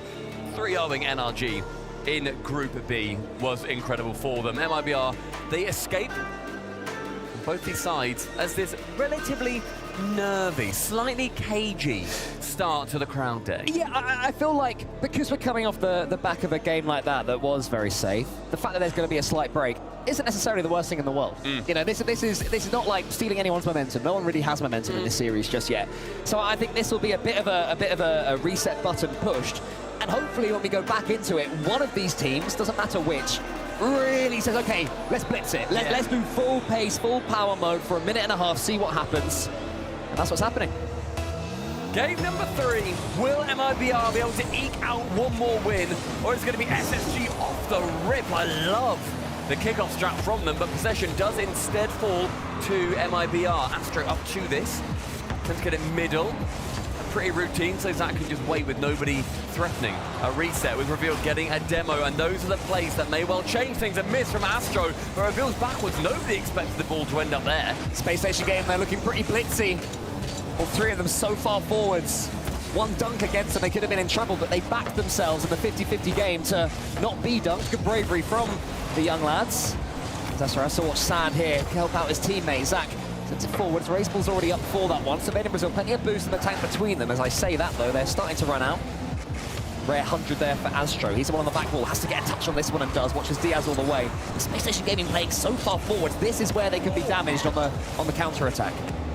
Yes, that sustained offense. If you then don't steal just enough boosts and you burn your big shot early, you can have that ball flying straight towards your net on the opposite side. To the ceiling, Astromic. With Zach getting a vital touch and a demo in the midfield. Reveal removes one. Braveball wants to get it away from Zach. Instead, he gets Zach away from the ball. Boots him out in the sky. 2 foots the poor lad. A pretty sloppy 50, and so possession turns back over towards MIBR. They're able to do anything with it. There's a great 100 grab there from Razeball, but then he's taken out NA. What he did do, though, was stop Space Station Gaming stealing that boost to maybe launch a sustained period of pressure of their own. In the end, it comes about 20 seconds later. Here's Reveal. He shoots. Razeball should get this, just about gets this. He was stretching more than he thought. It remains 0-0. He's had to ping it off the post, and it was a bit of a puckering moment for the boys in blue. As MIBR now, corner bound. Zach resets central, but Sad can take over. We're seeing a little bit of confusion, I think, between Reveal and Diaz. A couple of times there's been a bit of an awkward touch. A demo midfield from Sad opens things up. Next to shoot is Astromic on target, and it will be in. 1 goal and a gentle cheer from the Parisian crowd. Love that from Razeball. Look at the speed of that flip reset. Astro had the whole world stopping and watching. Reveal tried to get in the way. Was never going to happen. And that is a well-worked goal. It all started as well because they pushed the ball into the corner. Then they got the 50-50. It changed the angles, and there they were from the kickoff. Here's Diaz, gets it over the top of one. Reveals that for the redirect, but it's saved by Sad. I love the idea of the inception there from Reveal. Just make it all good. Razeball reads the plate. Now it's going to be 3v1. Reveal sends it straight back. Says, I do not want to face down you, fellas. Thank you very much. Heat check you right back, boys. Sad, round 1. Sees Razeball waiting central. Opportunity from the ceiling. It's on target. No dunk can happen, but Diaz has to awkwardly land in the goal. Razeball beats Diaz again, and he nearly gets another. We are mere voxels away from a second MIBR goal. Yeah, made in Brazil. They're really starting to surprise Space Station Gaming now. It's good to see almost a double bump coming in from Zach. That would have been brutal. Would have been a piece of art from the artist formerly known as Scribbles, as Astro sends that one to the left. Space Station Gaming taking their time, working forwards. Astro fakes the redirect, so it will just fall straight to Zach. SSG, I think, happy to slow this one down for a sec because Made in Brazil have all the momentum in Game 3. Yes, momentum is, I think it's hanging a little bit on the wire. I think we've seen, you know, there's a couple of chances where SSG a bit tight to shooting, a bit more goodness me, Diaz! How have you not just bunted that home? That was as open as it looked, right? I did blink, I didn't miss anything. Maybe you got a nudge, maybe you got a bump. At replay ops, we need to see that. Post package, give us that in slow motion. Yeah, if not, we strike, we rebel. We do. Here's Reveal. They had to shake that off quick if it was as easy as it seems. Zach is tackled by Razeball. Good pressure still, though, from Space Station Gaming. They have stepped up since I said their opponents had all the momentum. Reveal has 100 boost. Good catch. Zach staying forwards. Missed a bit of sheer at their best, and they have a player in front of the ball, but it's a good block by Sad for now. All 3 of them there. All 3 of them there, and it's Diaz. It falls on. He makes up for it. 1-1. Diaz just has to wait here completely perfectly. And as the ones are across the scoreboard, it's a great bump from Zach to keep the one from saving. Space Station Gaming have their equalizer. Now, what do they have in the locker for a kickoff? It's Diaz down the center. It goes to Reveal. It's a good one here for Space Station Gaming. Reveal chases that ball, gets the extra touch, should be savable. Diaz tries to flick it forwards. Tough for Made in Brazil to get a touch at the moment. Astro gets something on it. Diaz coming in, but can't quite score. Tell you what, right now, any defender on MIBR has to keep their wits about them. They need to have every single sense waiting and seeing where SSG are, because they are getting bumped in no matter where they are in their own back third. It is very scary, very tough to get saves. An attempt for a B there from Astro. Both Reveal and Astro has saved them here. It's a great demo. He now jumps. Diaz goes low. He's low on boost. Everyone's low on boost. It's a goal mount scramble for all teams. Astro jumps. Razeball waits patiently. He can get the save, and you just see another demo from SSG. The Space Station Gaming brutalizing the Made in Brazil defense at the moment, but MIBR are holding firm. An offensive team, they're showing us why. They're showing how difficult it is to crack this nut. Razeball turns defense into attack now, wants to get the dunk on Zach. Almost there. Zach didn't mean that second touch. It's so awkward, but the pass is loose. Up high from Reveal, straight to the back, but with nobody bumping, Razeball can take control. He's going to try and fit this down to the ground. He does so. Overtime, Game 3. Made in Brazil had the first half, Space Station Gaming over the second, and now they have the kickoff as well. Razeball gets it sideways. Who's there? It's Astro. Doinks it to Zach. Bit of a flat one. Zach can take it to the ceiling. Astro could wave with the 100 boost, but he pre-flips into that one, gets a second dodge. Must have got a reset. This sort of worked out okay. Reveal attempting to beat 2 here, instead beats none. So Diaz has to take full advantage with a lot of boost. He passes it midfield, finds Zach, who then beats 2 himself. Right now it seems like a matter of time. We're seeing diving saves from MIBR, but no control is had. It's exhausting as well to defend like this because you know that one error, one small misplay, and you will concede. There's no way to defend it. Astro had no boost there. If Zach could have got some height on that floor pinch, it would have been devastating, but still, Space Station Gaming keep coming. Sad, half a touch. Who's next? It's Zach. He shoots, saved by Raiseball. Finally, Raiseball with a corner boost. Just keep the ball possession. With Astro now, yes, good idea. Slow it down, beats 1. Not quite the second. And it's a demo. Diaz gifts 33 boosts to the MIBR offending player. Ooh. And a missed boost grab there from Diaz.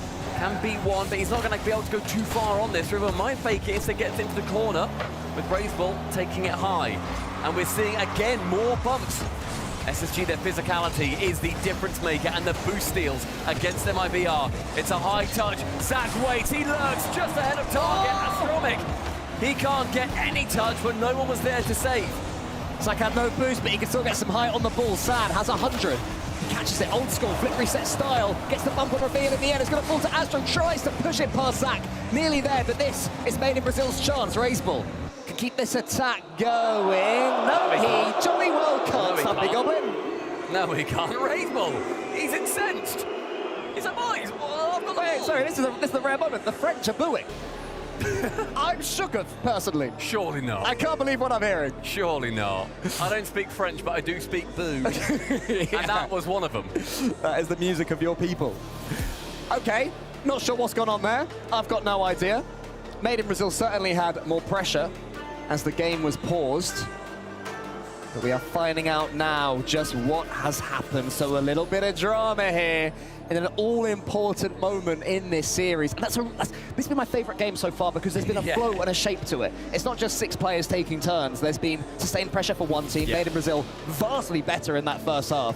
And then SSG, once they got their lead, how on earth did Made in Brazil keep them out? Because they were attacking so well. They didn't put a foot wrong, but Made in Brazil were there equal to every block. I'd love to know the second half boost total for MIBR, because they have been under the cosh for so long.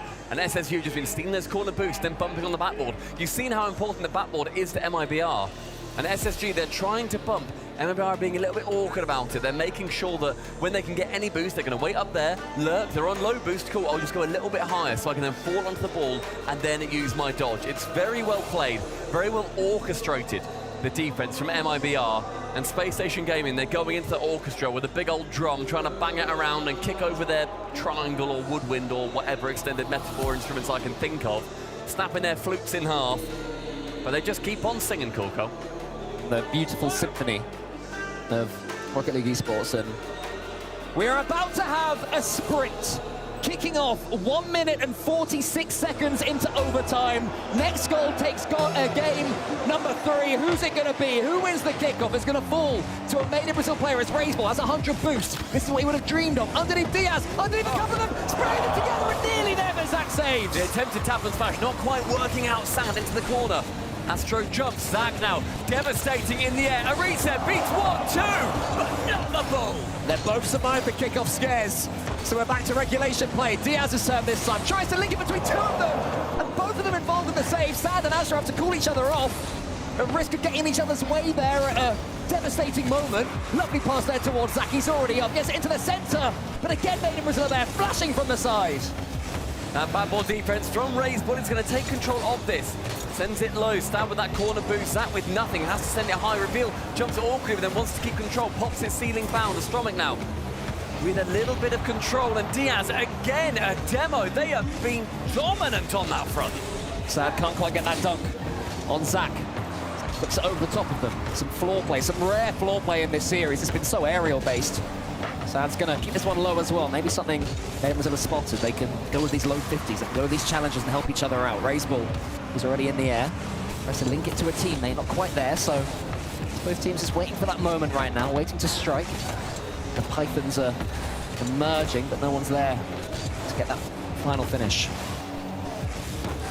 brief abate for MIBR. One reset, second reset, pass, Rainbow, shot off! The assist of the century from Sad! 2 flip resets, 1 touch, 2 games for Made in Brazil, and Astro above his monitor. Loved what he saw from his teammates there. Prime positioning for Astro. Sees Sad go up and says, you know what, fellas, let's call this one quits. I'm done with this OT. And Sad to me did not look the likely one to get a play like that in this series so far. What a pop-off. It's out of nothing. It's out of absolutely nothing. And when you're at a LAN, when you're at a major, it's the ability to conjure something from the most inopportune moments that separates teams that make it far and teams that go out in the lower bracket. And that was definitely that moment, the double flip reset. The assist of his career, I'm sure. And similar finishes for both, arcing to the left, pushing it to the right. Made in Brazil, didn't make a mistake either time. Oh, God. I don't understand how that's not gone in, neither does Expa. Lifts his mic up so this player can't hear him go, oh my goodness. Do you reckon? Oh my goodness. If we're able to, at production, can we see that Diaz miss again? I'd love to see it because that ended up being a costly goal. Yes, they got one back, but then losing in overtime. As far as I'm concerned, that should have been in.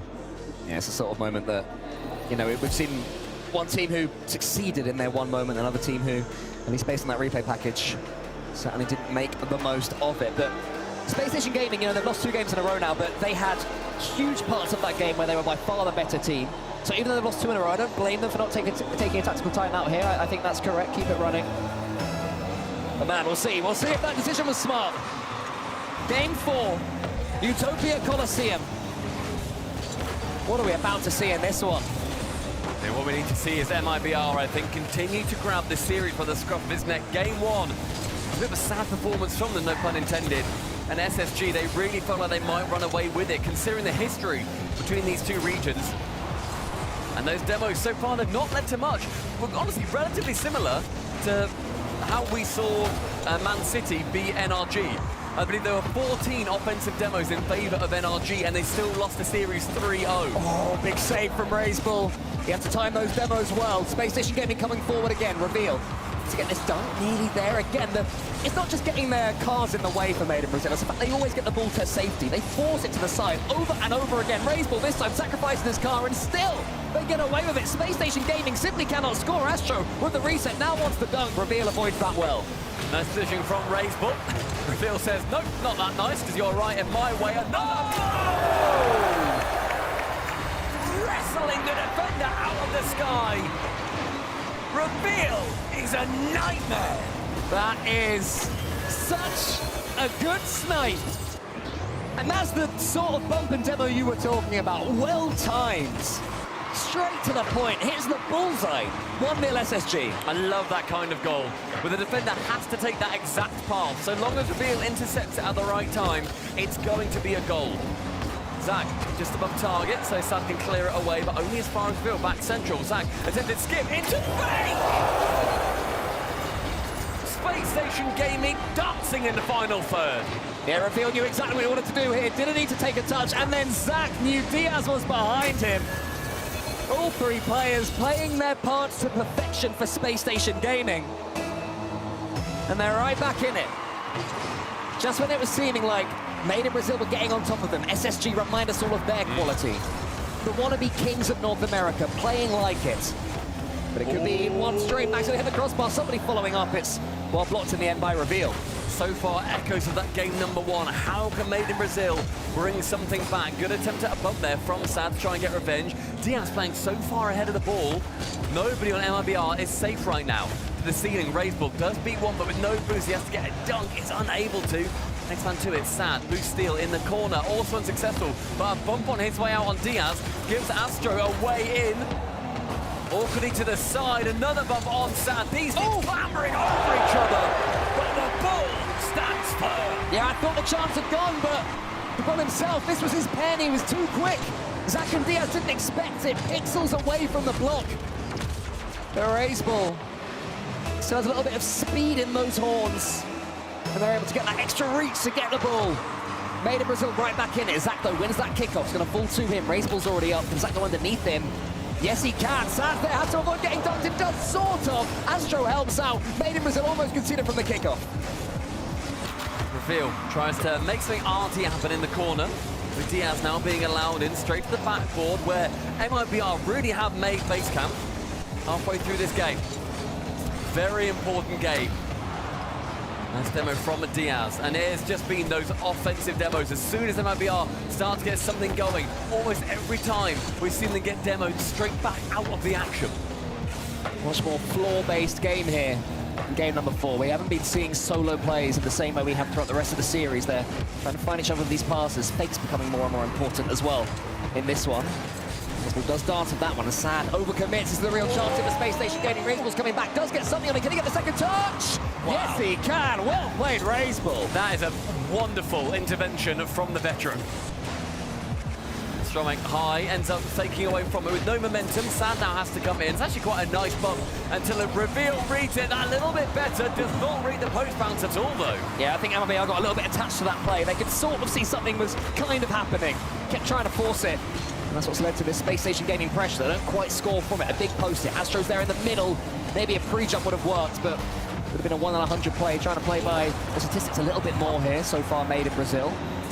Raiseball is looking their most likely player at the moment. But every time MIBR get into the 12-yard box, SSG are jostling. They're shoulder barging them out of the way. So rarely can they get a clean shot on net. Astro's up. Good challenge in the air on Zach. Raiseball, clear chance. He goes for the insta shot. I think you've got to hit that crossbar. You've got to go for the backboard there. There are 2 players on the goal line. Yeah. Try and go high, make it awkward, send one up. Lovely attempt here from Zach. Gets cleared away perfectly to Diaz. That is a stroke of luck. Yeah, that could have gone anywhere. That could have gone all the way back to his own side. All the way back to his own goal. But as it stands, Space Station Gaming still jockeying and jostling. Sad uses all of his boost to send it forwards. Made in Brazil, the first thing they need is territory. The second thing they need is ball control. Now they have both. They have Sad in the center as well. It's a little bit high. Diaz can get it wide. Made in Brazil, though, starting to pull the strings at 35 left. But Zach and his ingenuity takes it low. Can beat one. The second is down to Reveal. The ball comes out on top. Final 30. Reveal here. Sad in front of him. What can Reveal conjure up? Nothing this time. Raiseball chasing. Giving Space Station Gaming a taste of their own medicine. Astro in the center. Raiseball, I think, has been taken out. Oh, no, it was Sad that was. So he has to spawn back left. Space Station Gaming are playing it to perfection, to be honest with you. Yeah. Very good time wasting from them. They're just slowing them down whenever they can. Final lick of attack here. Sad from his own backboard. Tries to do against Diaz. Catch from Raiseball, only to the ground. It's awkward, it's tough. A little bit of a bitty looking game, that one, but SSG on top. Yeah, I mean, the ball there he was trying to wrangle it. He was trying to sort of farm himself an opportunity, and it just wouldn't happen. And then 0 seconds came, and what could have been a moment of danger there for Made in Brazil at the end turned into easiest gaming ending ever for Space Station Gaming. They can just watch it fall and go, 2-2. We'll take that. Series tied. Over to 2-all. And MIBR wanting to do what very few of them have been able to do, and what their countrymen really struggle with, to beat North America. They're doing a great job so far. I mean, in this lower round 1, they have been doing, I think, you know, what I would guess is better than what a lot of people would have said. Space Station ended yesterday with a disappointing series from them. But this one now coming back out, and this is back and forth, trading game wins. Yeah, you sense that this upcoming game is one that's much more important to Made in Brazil than Space Station Gaming. If they can get it, and they'll start to really believe, if SSG get it, then maybe Made in Brazil, there'll be that little voice in their mind saying, this is the end of their fight. We are heading straight through. None of this tactical timeout nonsense just yet. They just want to play, they want to get on the field, they want to get it going. And get cooking out of that frying pan. And hopefully, hold their opponent's feet to the flames. Game number 5 is upon us. Who's it gonna be? Diaz and Astro, they go for this kickoff. It comes out wide. Sad is gonna lead it for Raiseball, so Made in Brazil have control of the ball from the kickoff. And they have to start this game aggressive, because Space Station Gaming, they ran away with the last one, and they didn't end it well enough after getting their goal, MIBR. I think MIBR, they're doing well when there's a bit more creativity in these games. Sad to shoot, attempted, but maybe no, it's going to be the rotation back out into his own half, trending forwards. Beautiful decal. I was thinking the exact same. That's gorgeous. Like a prismatic vehicle. It's delightful. 30 seconds gone, and it's been MIBR wanting to really put the pressure on. Next game win for either team puts them on to series point. Reveal goes high. Racebull slams that one to the ceiling, but it's so dangerous still for Made in Brazil. Racebull gets an all-important dive from the side. Space Station Gaming won't mind that too much. They still have ball control, they still have boost control. And they still have this attack going until Racebull clears it properly that time. No bump needed. He's pulling at string. Astro has to head back. Space Station Gaming's clearances have much improved the last couple of games as well. But if they keep finding the backboard for MIBR, that's exactly where they're lurking. Bit of a loose pass for the 1, 2, 3. They beat every single defender on the way through. It started loose and it ended tight as you like. Gorgeous play from Space Station, dancing again in that final third. SSG do that so well. When they get those quick fire passes going, there's very few teams in World Rocket League that can deal with it and read it at the same pace. It's these three kids. Diaz, he shoots. Astro has to get this read well. He gets something on it. Sad is able to help him out. But once again, we're falling into the pattern of Made in Brazil defending, Space Station Gaming attacking. Astro speed flips into that one. It's a little nudge on an opponent on the way out, but Diaz is able to get away with this ball. Sad has Reveal in front of him. Made in Brazil. Major Spin is beginning to pull away from them. They need something soon. Zach isn't letting them do it, and Space Station Gaming aren't even giving them opportunities anymore. The MIBR, if they can work a couple of chances here, just like this, up nice and high from Astro. Sees Racebull Central pass it back. There's one passing play to the other, but this time Diaz can clear it away. On that left-hand wing, challenges versus Sad. Reveal the next man in. MIBR are making it so hard to work through that defense, but they need to work with his offense a little bit more. Reset, fakes it high, ends up going low. Chance to shoot. Oh! Diaz there again, sorry, Zach there again, rather. Chance for Racebull to shoot. It's awkward, stretched defense for SSG, but it's working out so far. Yeah, that was a huge save from Zach. It seemed like the ball was about to explode, but Zach had other ideas from somewhere. Racebull gets a decent challenge, wants to get the second touch as well, goes for it, not quite there. Huge jump from Sad. At the moment, Space Station Gaming do not have control of this ball until the pass. Zach is away, 2-0 SSG. Yet again, everybody involved on or off ball. Reveal to shoot, Zach to bump, SSG to go 2-0 up.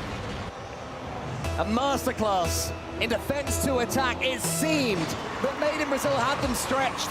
Their positioning was unideal. There were loose balls in the Space Station Gaming box, but still they survived. Reveal gets a flick reset over the top. 2 goals to the good now. Beginning to run away with things. Racebull pushes this one out wide. How they need Astro to get something going, or a little bit more magic from Sad. We saw them in that previous game go down by 2. Oh! I thought it might be a double. Instead, it's an absolute laser into Sad. Gets a bump, finally finishes. MIBR wrestle one back from nowhere. That's the classic question, how much did he know about it? If Made in Brazil win this series, I hope we find out. Because that's ridiculous. That was intentional, one of the goals of the tournament so far. But the context doesn't matter in that sense. What does matter is that it puts MIBR back within 1, and Space Station Gaming once more have to sweat. We saw them in the previous game, though, bring one back. They were unable to get 2 across the line. That is vital in Game 5. Reveal sends it high. Space Station Gaming have worked this one well since conceding that goal. Getting the ball back to blue territory, but now they've lost it. Reveal has to watch Diaz clear this one away. Diaz, whose 2-3 game has improved so much over the last year. He's able to do so much work for his team. Now he's getting bumps as well, but won't be enough. He gave up on taking out Sad. Maybe he should have stayed for a second longer. Attempted bump or dunk on Diaz from Astro. Corner now. Razor might just shoot this. He does, rips it towards the target, dents the crossbar instead. Opportunity for this to go central. Again, Razor with a boost steal. Catches it, but the momentum of the ball is going to be tough. Chance for a second reset, but Diaz able to read him. He was trying to reel that one in again. It was like the 0-second play they got in the last game. Astro got a pre-jumper. It's Racebull. It's a little bit more. Can Sam get the shot this time? No, he can't. And the dunk is so good for SSG. And Reveal's just waiting in that blue half. Just go lower, gets Astro and Reveal. He's parked across town. Gets credited with the goal. SSG has so much confidence when the 50-50 comes in. They are on like greyhounds chasing hares. All of them want that goal. It might have been bundled home anyway, but Reveal took away any doubt. And maybe that takes away doubt in this game. That's 2 to wrestle back. We've not seen either team be able to do that so far. Astro up high. Bit of a loose touch, goes straight back towards the pre-jumping SSG defender. That's on target. Yeah, Nice he hoped that his opponent was trying to challenge him, but he knew what the attempt was with the Space Station Gaming defender, so he could just wait, like, oh, you want this touch, do you? Well, I'll be there waiting for it. Now there's 30 left. Astro SD is already up. SSG, when they do sit back, when they do choose to sit back, almost impenetrable at times. Yeah, I think that when they go ahead by a couple of goals, they're quite happy just to have those couple. They don't push the issue, they're happy now to sit back a little bit more. Again, very NRG-esque, I feel, a lot of the time. Good pass central from Astro. That is one brought back. And the crowd, as more pour in, I think clearly are on MIBR side. Yeah, the turtle is broken there. Braceball, great finish at 2 defenders diving across. And they will believe that this is an opportunity, this kickoff. What do they have up their sleeves? Astro up against Diaz, it goes high. Braceball's going to get this one next. He goes down the middle, though.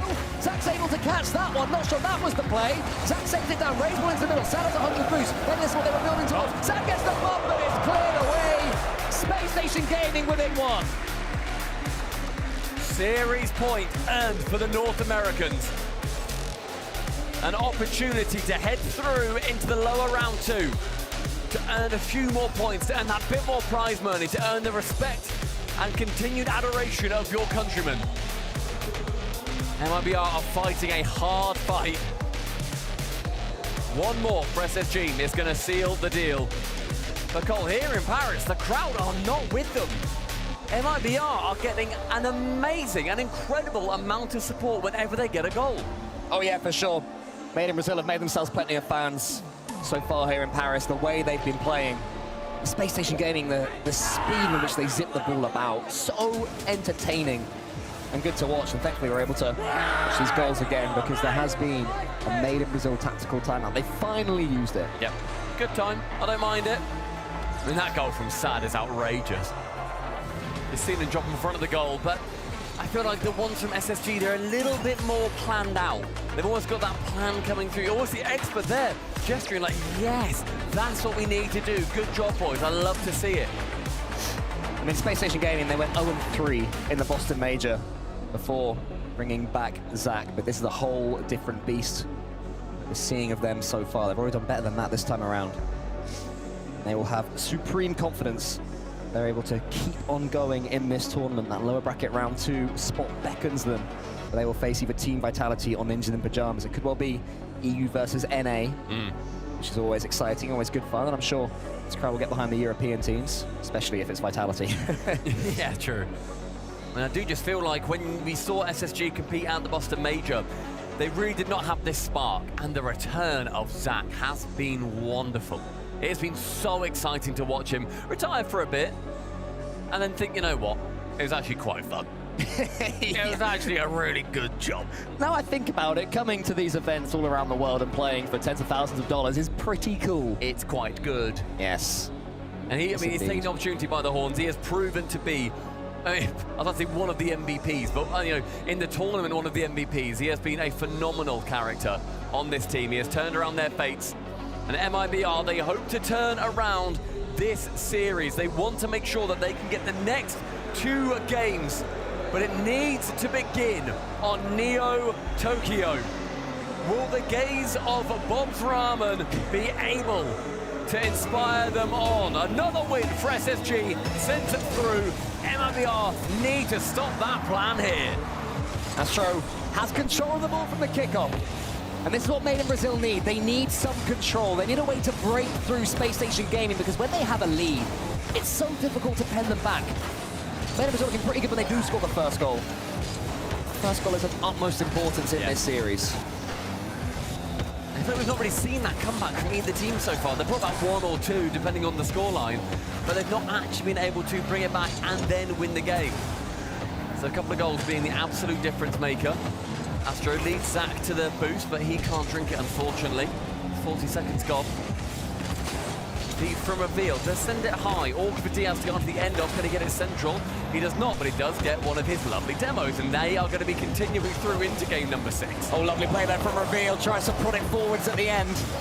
After having the ball completely under a spell. That's a good touch though from Sad. I was going forward to the centre. Oh, I wonder if a Made in Brazil player could have read that touch in the end though. One of those infield passes again, this time met by Astro. Wants to get the dunk as well on Diaz. A few nearly moments in the centre of the pitch at the moment. A little bit of confusion there, I think, from both teams. Neither side thinking, oh, yours or mine, or what's kind of going on here?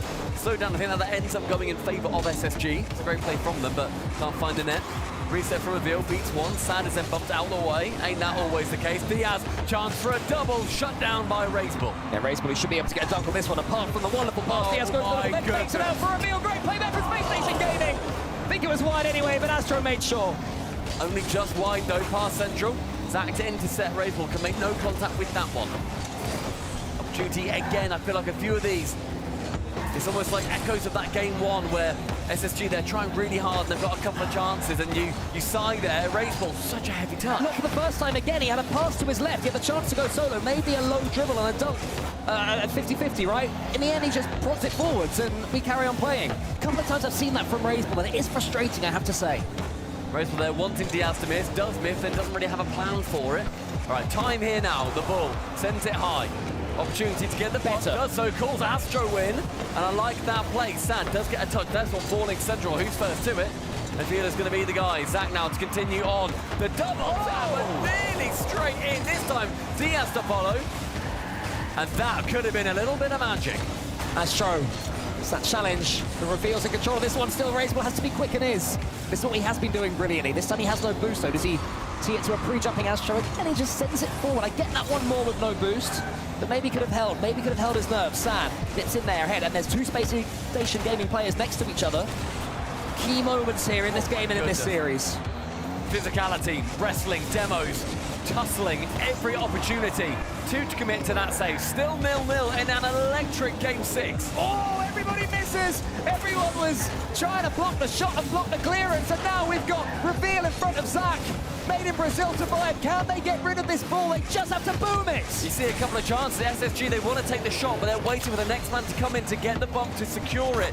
Maybe a shot ripped on target could have found its way in. Racebull here, waits for Reveal. Reveal could kill it with one more touch of his Fennec. In comes his teammate, nearly there. Zach leaves it for Diaz, onto the backboard. Who's following up? Just Racebull. They are faster right now, SSG, but the defense from MIBR holding ever so firm.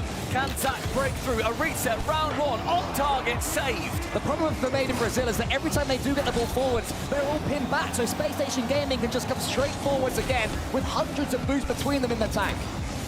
These boost steals have been vital in the previous games, and that story continues into the 6th.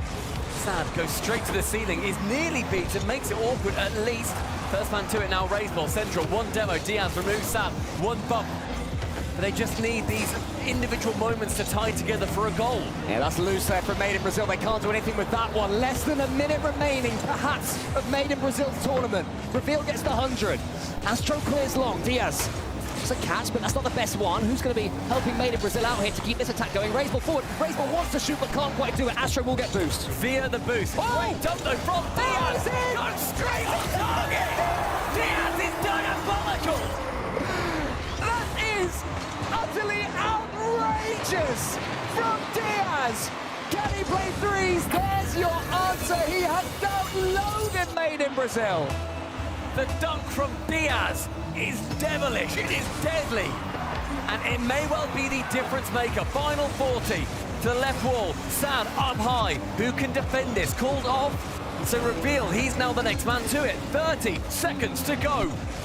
It's going to be high. Made in Brazil need this one to go in. It's Sad, but it's blocked by Diaz. 20 more now. Racebull up high. Next shot. Astro, they are just sending everything, but nothing convincing enough. Racebull to the ceiling. Reveal's waiting behind. We've seen this play out so many times. Made in Brazil, are they going to get one more shooting chance? Not with touches like that. Racebull has to make something happen now. But Diaz again, against his fellow Brazilians, continues to be the thorn in their side. That will be the series. SSG make it through. Yet another victory for North America over South America. Etched in stone is this rivalry, and it will not be changing today. MIBR, they put up an incredibly valiant fight. Game 6, well fought, but SSG just had too much metal. The North remembers. The North remembers how to win. The North remembers how to get past these South American teams. They have a terrible record against North American teams, bless them, but it's all smiles. They'll know they've put in a good performance made in Brazil. And, you know, for a team like this, you're building towards Worlds. You're always building towards that next tournament. And the building blocks have been put in decent foundations today, but Space Station Gaming, they are growing up in front of our very eyes. It was a mature performance. They didn't have it all their own way. They took a couple of beatings in that series. But in the end, they just had too much. They are too quick, too tough to deal with, too many of them. Yeah. I mean, it really is that physicality. That was the difference maker. In every game, that had almost a different identity to it, 1 through 6. One thing stayed consistent, the thread of bumps. Making sure that if you remove a player, even if the shot isn't the best in the world, if you get rid of that final guy, it's going to find its way in. That is something that never changed. And SSG, they had that game plan throughout. And they had to adapt in between, but when they can get the bumps, when they can get a convincing shot on target, they will be getting the win. And that dunk from Diaz is unbelievable, that being the difference maker. And Cole, SSG, they go through into lower round 2.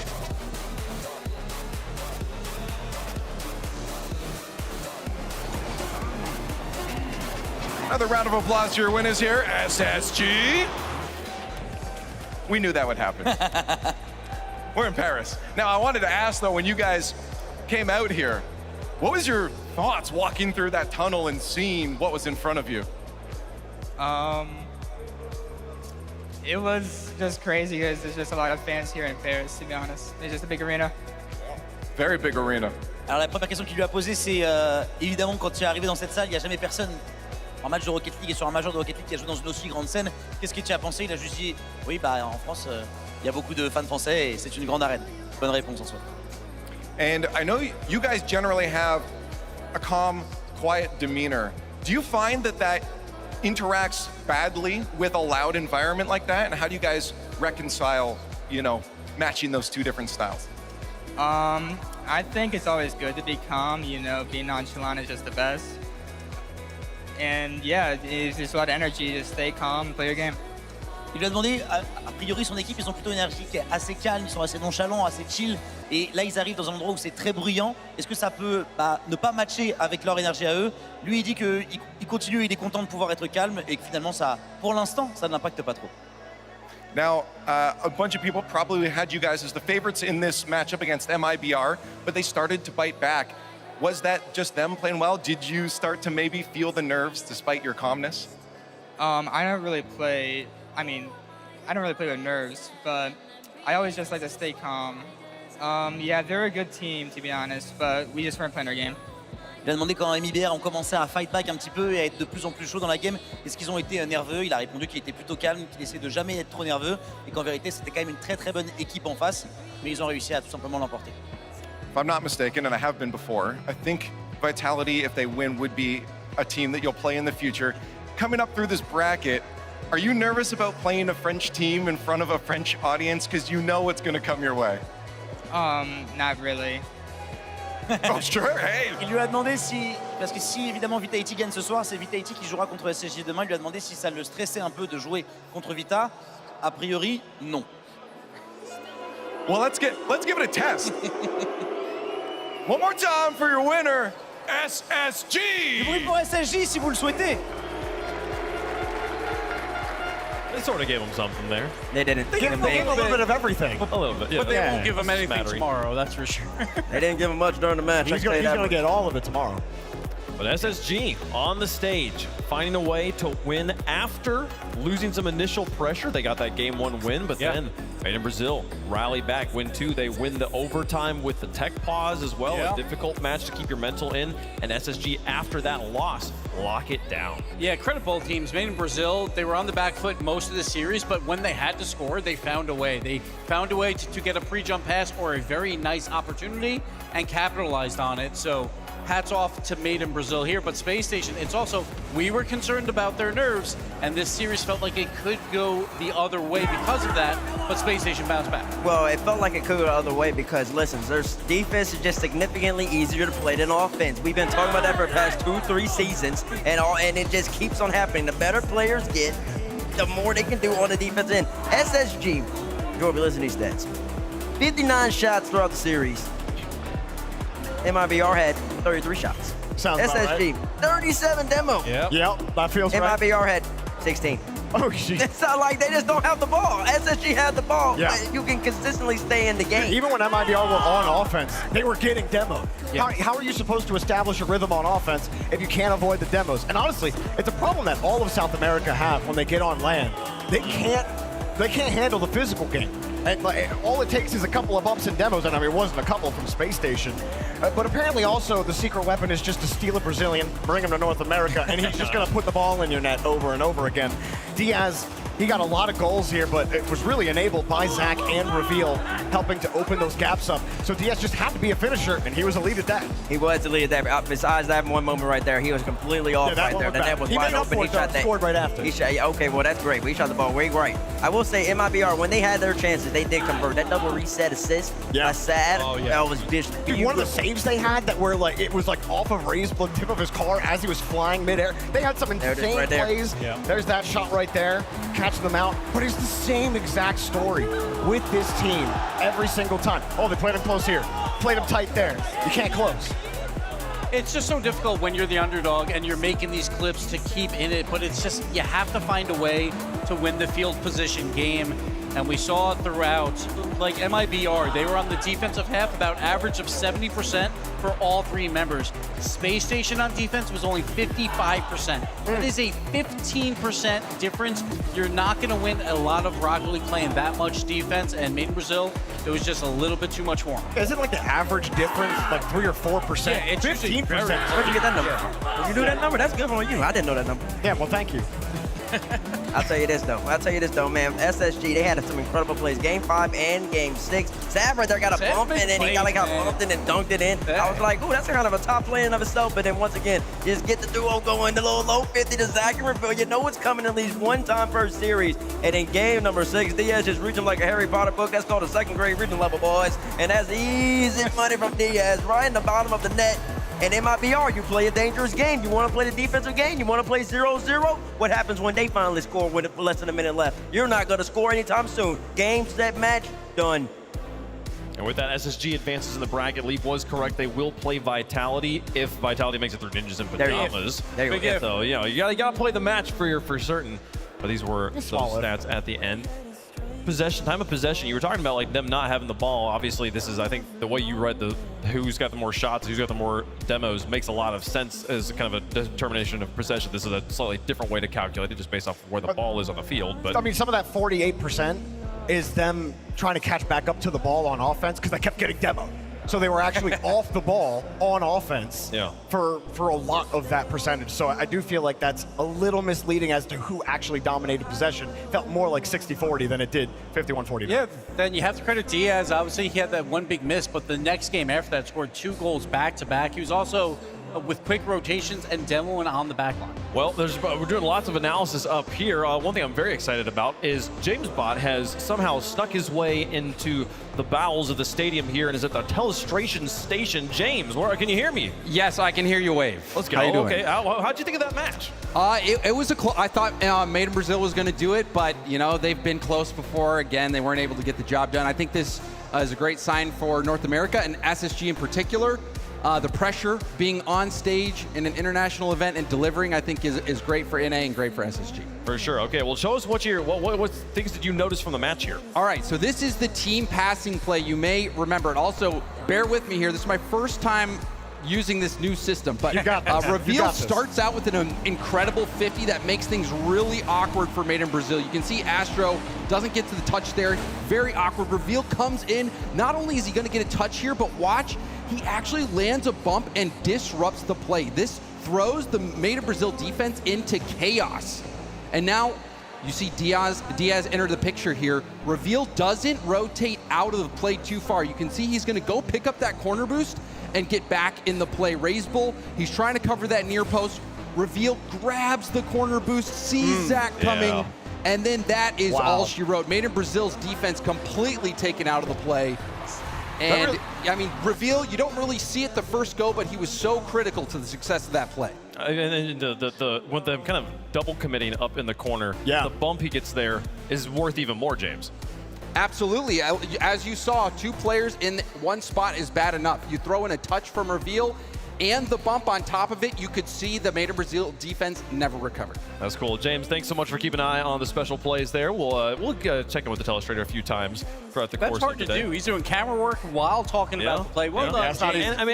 And I love that he picked that play and pointed out something. That was already one of my favorite plays from the match there. Yeah. I didn't notice that part. There was also the one little bit we saw, the threat of bumps and how valuable they are. Diaz, Raiseball, you saw him, he was in position initially, and Diaz comes in, and Raiseball has to recorrect his path, and now he's out of position to try to make a save. There's so many little physicality things that Space Station do, and those things are what lead to the goals. I would say they're locked in. Yeah, they're locked in. SSG are locked into round 2. We'll see them play on playoff Saturday. Congratulations. We've got 3 more matches on the day. If you like North American versus South American action, well, stay in your seats there. We got another one coming up here in a second. It's NRG versus Furia after the break.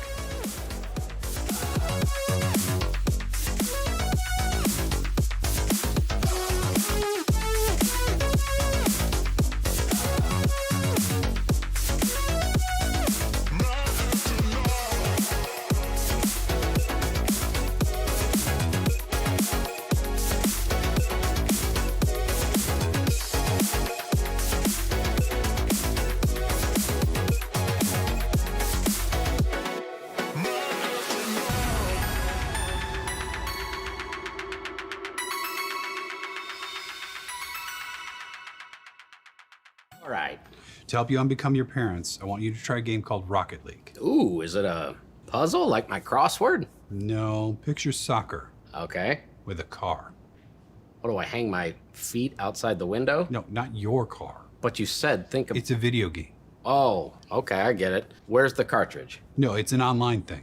Is there a joystick? Not like the ones you're thinking of. But I need to get some quarters, right? No. I gotta blow in the cartridge. Again, like no cartridge, but you'll need a username. Username, huh? How about Keith_9914? The bathroom code? That's the only number I can kind of remember easily, so.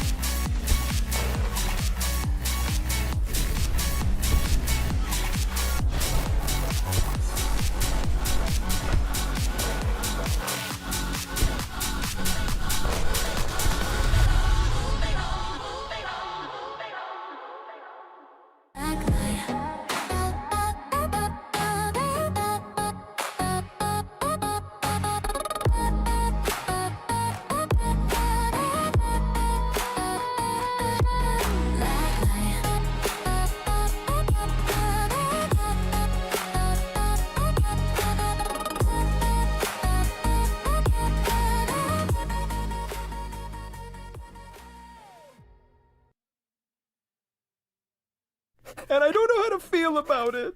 You're not used to losing. Getting beaten? Not like this. These players are just so locked in. Could it be the milk? Mm-hmm.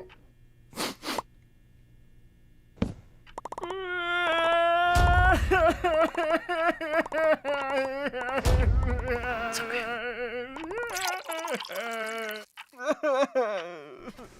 Stay there. Push it to the limit, I can't go no more. Red light, no way, I'm coming back home. Long dirt road, all on my own. I'ma be the greatest, write my name in the stone. Write my name in the stone. Yeah, I'm coming back home. Yeah, I'm coming back home. Write my name in the stone. Cause I'm coming back home.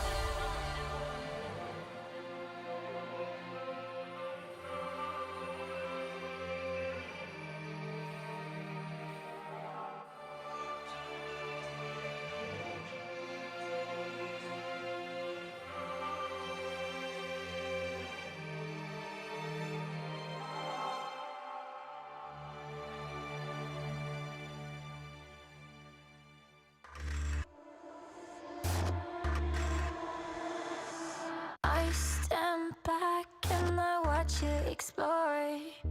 Imperfect visions like I've been here before.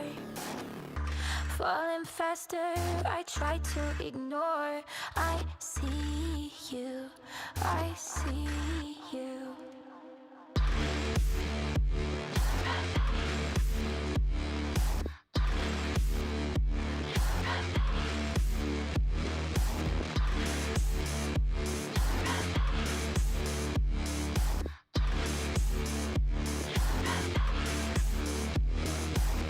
I'll let you drag me to hell if you hold my hand.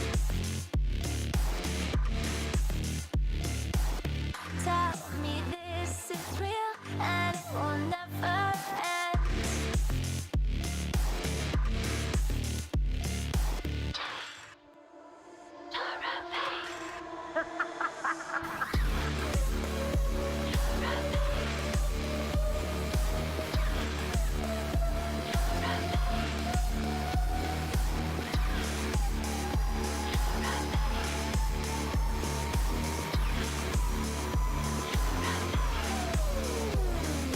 This is not what I came here to find. Memories.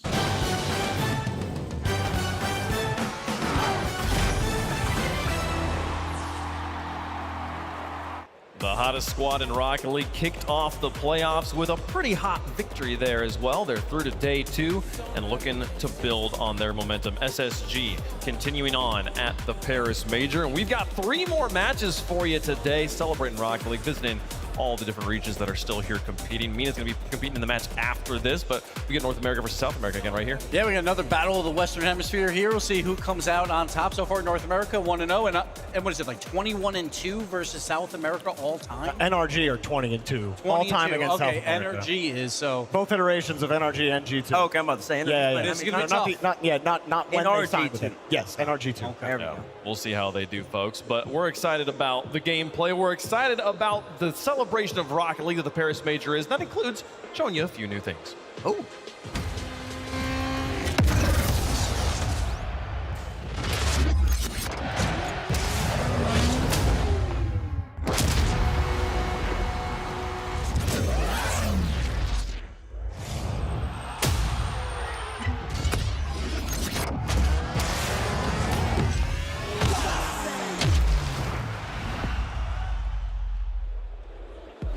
The reason I fell in love with Rocket League in the first place is because 100% skill based. No RNG except for one thing. One thing RNG, which is demo respawns. Yeah. And we get to pick the side? We're gonna pick the side? That's what that looks like. Let's just keep improving the game. Every season, we're just improving it little by little, and it's great. Making it easier for all the casuals. It's literally more balanced than chess now. That's a good thing. With that update. Good thing. Yeah, I know. Yes, it's easy for everybody now. But I will say that edit, that video, it's a great video. But that save is the most unrealistic save ever. First off, you're not gonna be able to. That ball is not gonna bounce perfectly like that, where it's gonna touch the pinning. Then you can do a little side roll, barrel roll over. The odds of that happening are so small. But it's a great cinematic, and they did a great job. And it's lovely that I can now decide. But in that animation, that goal should happen every single time. Yes, because you're used to your gameplay where you don't know how to play defense on the stage. So we already know this. Yeah, you never got close to rolling into the ball in the playoffs from LSU. So. Season 23 is just around the corner. Lots of exciting stuff for Season 23, and we can't wait to see what they've got for us there, folks. That's match number 1 on the day done. 3 more to go here in our playoff brackets. We're playing through round number 1. The upper brackets, they're sitting comfortable. They're drinking their drinks, eating their baguettes somewhere in the venue, having a good time, watching the gameplay, watching the riffraff sort themselves out down below, the people that somehow deigned to lose during the group stage here. But SSG surviving through to the lower round number 1 there, and we will see these other 3 matches happening as well here today. Yeah, Space Station gets to go back, It's hard to play early, but at the same time, once you're done and now you can rest and also watch your opponent later in the day and start game planning for them. They'll have probably a little under 24 hours to plan for whoever they have to play between Ninjas and Vitality. Well, folks, we're getting ready to go here. The first match is done. Let's get that second one underway. Introducing first on the blue side, representing South America, they are the Fury of the Storm from Brazil. They are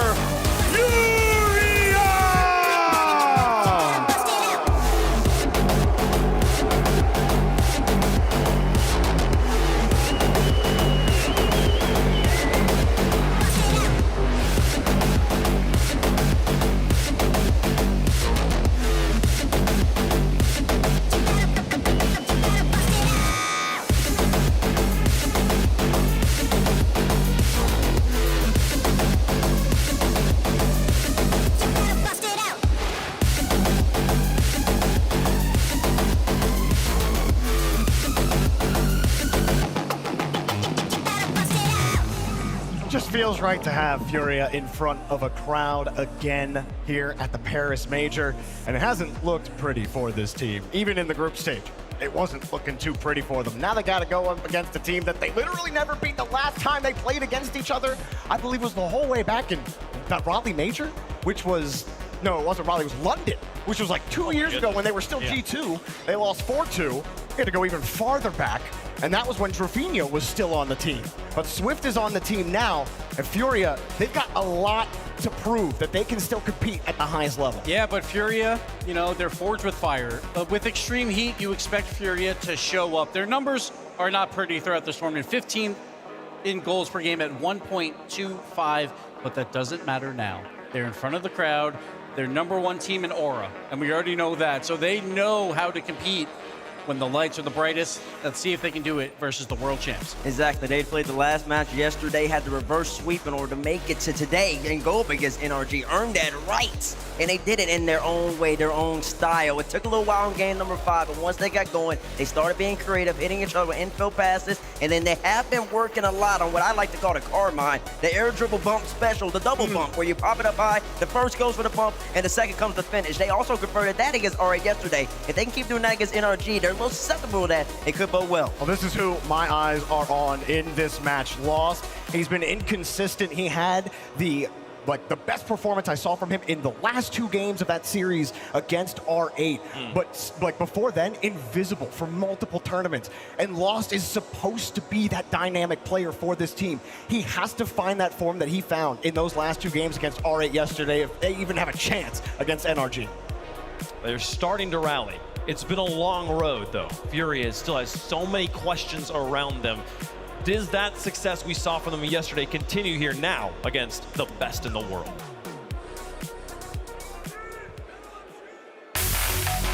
And introducing their opponents on the orange side, representing North America, they are your reigning Rocket League champions of the world, NRG!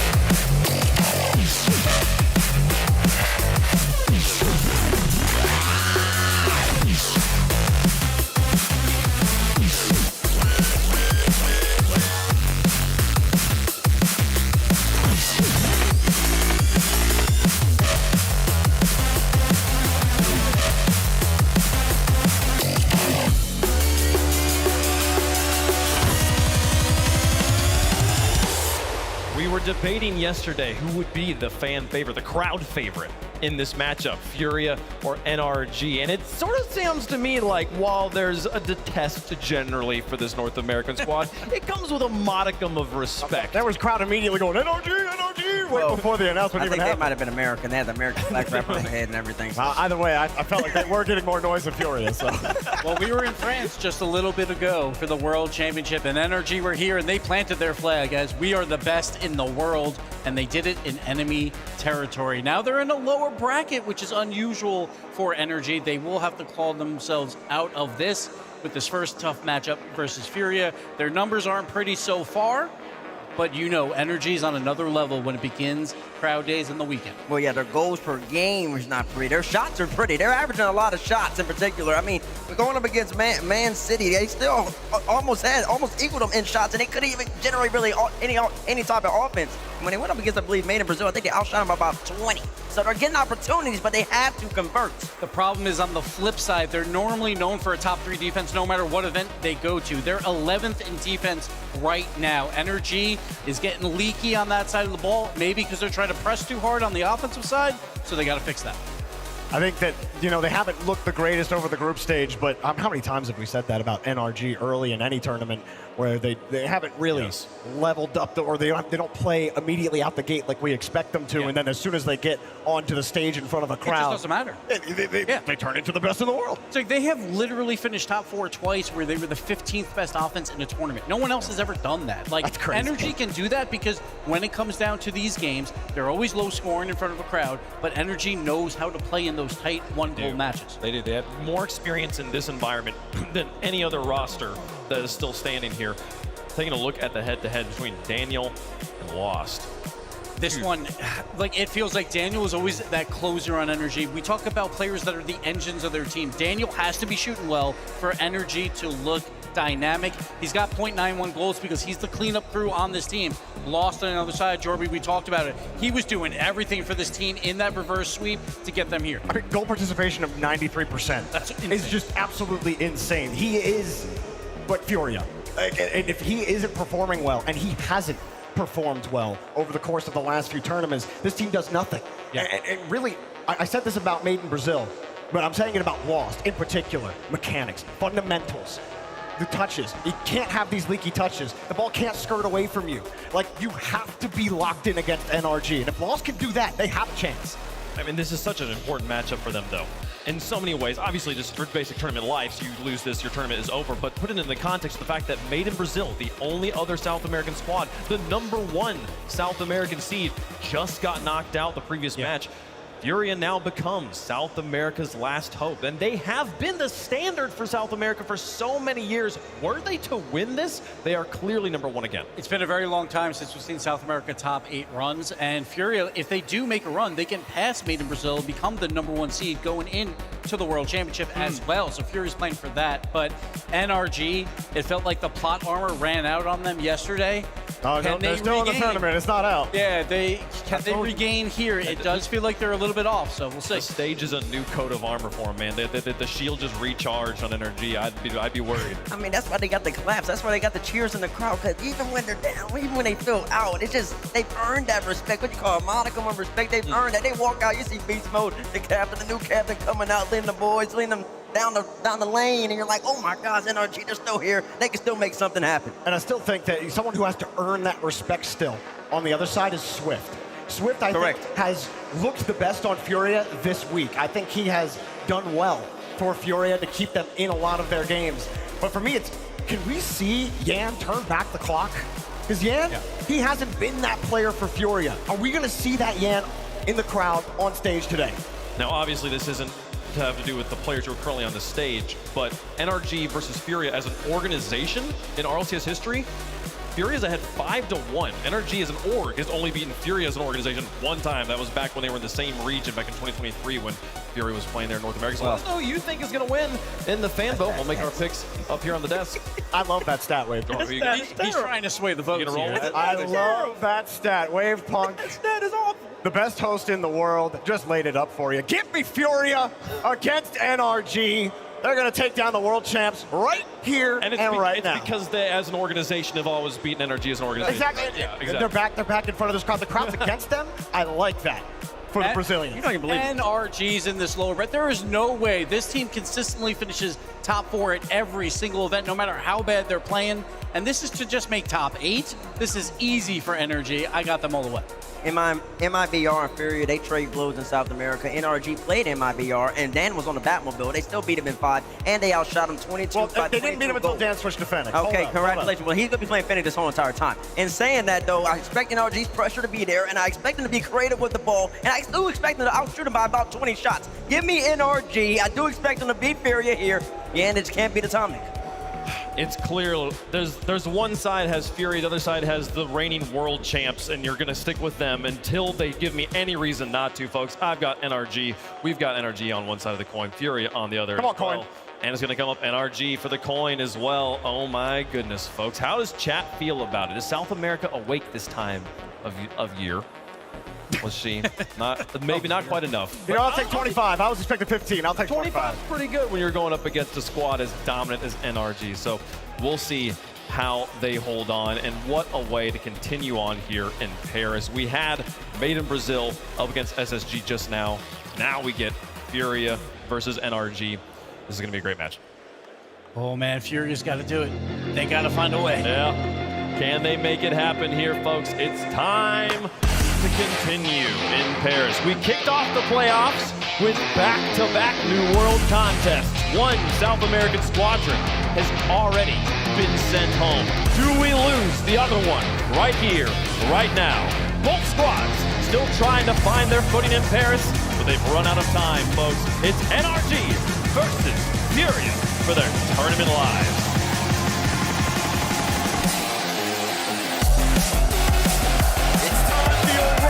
World champions to face the crowd for the first time here in the Battle of the Americas. Furia with a chance to do the unthinkable. Top 8 awaits the winner. A best of 7 to decide who goes through, Johnny boy. Yeah, Game 1 by progressive. I love the line here, CJ. Sam 1 seed, got blessed with a group of life this weekend. Furia going to be looking at that thinking, wouldn't mind me the Sam 1 seed at Worlds. Tough match to get through NRG though. They came back strong yesterday against R8. Furia producing the best form under the maximum amount of pressure. We just haven't seen NRG in this situation on a Friday. Elimination match. Furia just really had to scratch their way through that group. We saw it go the distance all the way to game 5. Oh, what an opening Atomic! Has to make the save early. Goodness me, Furia. We said it was tough in that group. And then he's going to open things up. What a snipe by Beast Mode. Look at that, just threading the needle between the Furia midfield. And the reset, getting the shot underneath the pre-jumping defender as well. Beast Mode's been the guy for NRG lately. Daniel's been trying to figure out what card he wants to play. Beast Mode knows what he's up to. They're going to need to respond to that Group B. We were calling it Group 3 for NRG. They got swept by Man City. They're the second seed out of it. They've got a chance of redemption here in front of this French crowd. The last time they graced the French crowd, they won the World Championships in Lyon. Great start here. There's a touch for Atomic. Can't quite get the touch, and Dan's got to keep this ball in the corner. Fury, we saw the animation. We saw what it meant to them beating R8 yesterday, Johnny. We need to see them fire up again here. A counter-attack here from Fury. It's off the post. Oh, what clear as well from NRG. Keeping themselves safe from conceding an equalizer there. We've already seen quite a few demos from NRG. They've got to watch out for Fury again on the counter. They've got it to the post. It's not going to be a goal for them quite yet, but these are some good efforts on the counter-attack from Furia. As Jorby said on the desk, I want to see Lost get involved. This man right here is sitting downfield against R8. He's got a chance again. He's got an open net, in fact, but he's got no boost to put it on target. NRG have to scramble back. Swift still pushing forward. He's got to leave it for Lost. Off the backboard, no one home for NRG, but the pressure is still mounting for Furia. Still with pace on. Jan's trying to throw one on net. NRG playing a lot of defense. Kind of accustomed to that counter-attack play style and happy to batten down the hatches. They've done so well here. And they've staved off a few counter-attacks from Furia early on. Furia do look decent moving forward though.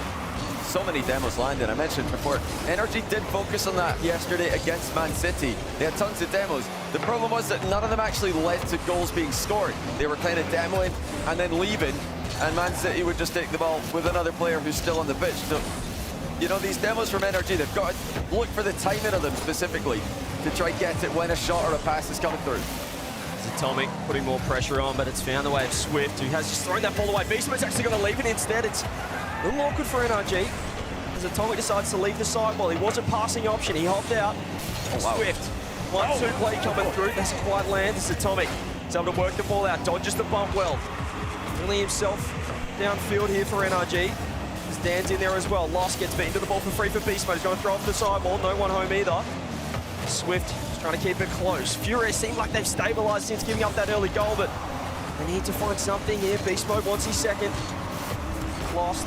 He's going to throw that one downfield, and Furia just low boost. They're not able to really counter-attack in the fashion that they'd like. Yeah, they've been low boost for a while. Jan's got 100 here. By the time they get the ball towards him, looks like he might be able to take this. No, denied by Beast Mode again. Just inside 2 minutes remaining. NRG doing what they've done for large parts of their tenure together. Getting the goal lead and then keeping the opponent scoreless. Oh, damn it, a reset. He might have got the fake. He's going to end on in there.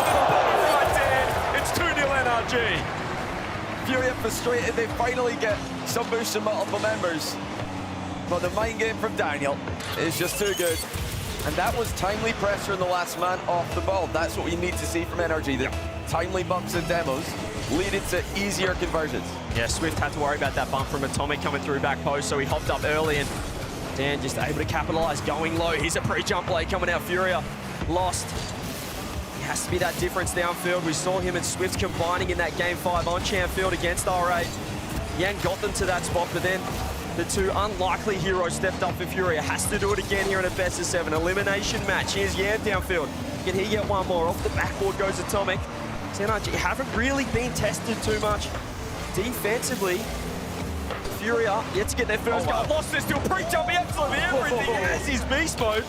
Furia keeping the pressure on. I like the intensity, aggression, but seems like NRG are just ready for it. Yeah, I think this is exactly how NRG want the game played to be going. Obviously, they want the score to be in their favor, but this is their style of game. Getting the ball moving around cleanly, not a lot of nitty-gritty, slow plays in defensive corners, just free flow movement. I mean, even when Furia are trying to get the ball moving, that's something that NRG are quite good against. So they might need to slow the game down a little bit, bait NRG in, and then hit them with these passing plays across the pitch. That's what can happen. Beast mode just beat the third man, unfortunately enough for Furia. They did have numbers back. It's Swift up to Lost. Here's the combination we saw yesterday. Yam wanted to get involved. 3-man attack for Furia. They're going for it here. Only got 25 seconds. Still need 2 goals. NRG staring down a 1-0 start to this best of 7. Was Lost. Finds the 50. Beast mode across as well. Swift doesn't have too much boost. He's going to leave it for Lost. Has Yan on the left. He's looking for the reset. He's found 2.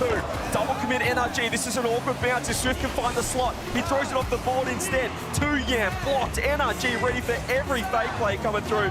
And that'll be game 1. Fantastic comms from NRG in this game. They did not get tricked by any of the pre-jumps. They saw every single pass coming, and they keep Furia scoreless. A frustrating start for the South Americans. I love the pre-jumps though, the intent from Furia, but as you said, Johnny, I think that NRG love that style. If they're going to attack and try and keep NRG pinned, they know they'll overcommit at some stage. We saw it on a couple of occasions there with a 3rd-man overcommit, but NRG 2 shots, 2 goals. They just got 2 shots and 2 goals. NRG, the most clinical performance you've seen. 1 shot for Beast Mode, he scored it. 1 shot for Daniel, he scored that one as well. Furia had 8 shots, but were any of them that memorable? I mean, a few of them were impressive on the counter-attack. They're moving the ball well, they're hitting the pre-jumps, but none of these shots were real problems for NRG to deal with. I mean, they know if they're going to defend for long enough that Furia will give them a look down the other end. They will overcommit at some stage, and we saw them able to expose that 3rd man on Furia on 2 occasions there.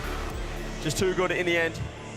Was NRG in game 1, but is it concerning that they've only had 2 shots and 2 goals, or they just keep that play style going? I don't think so. I think NRG, if they can put their shots away, that's all we need to see from them, because their issue, and I think the biggest criticism we've had for them over the years, has been their lack of decisiveness. They get a bunch of chances, a bunch of pressure, but it's not real pressure. They're just, hitting the ball around, stealing boost. But now if they're going to take their chances with physical play as well off the ball, that's what other teams, other top teams in the world have been doing, who have outperformed NRG offensively. I think that's a step up and actually a good sign. But obviously nice to rack up the shots as well. So wouldn't mind that. Why not both? Now I feel like the NRG fans would prefer the offensive NRG, but whatever works for them, they've had to kind of really go back to what they know after a disappointing group stage. They would have expected to make it out of Group 3, Group B, should I say, in that top seed with relative ease. Instead, here they are on a Friday in a top 12 match. Trying to fight their way through to the Saturday playoffs, the top 8, as it's very awkward to start here. Beast Mode, better control this one out, but yet to really be tested fully. The 50s have been fantastic from NRG. They're throwing the fakes here, Fury. They're not trying to go for that first shot. They're trying to be patient with their attack, but the way that NRG are reading this team feels like they know exactly what they're on about here. Now Dan with a chance, off the corner, throws it to Atomic, he's going to throw it on net. It's a double commit for Furia. They've burnt a lot of boost. In fact, they've all got absolute donuts across the board. It's a minute in. NRG can push. I think that was the first shot that NRG haven't scored with right there. If it did register, it was going towards the post, but that does count as a shot most of the time.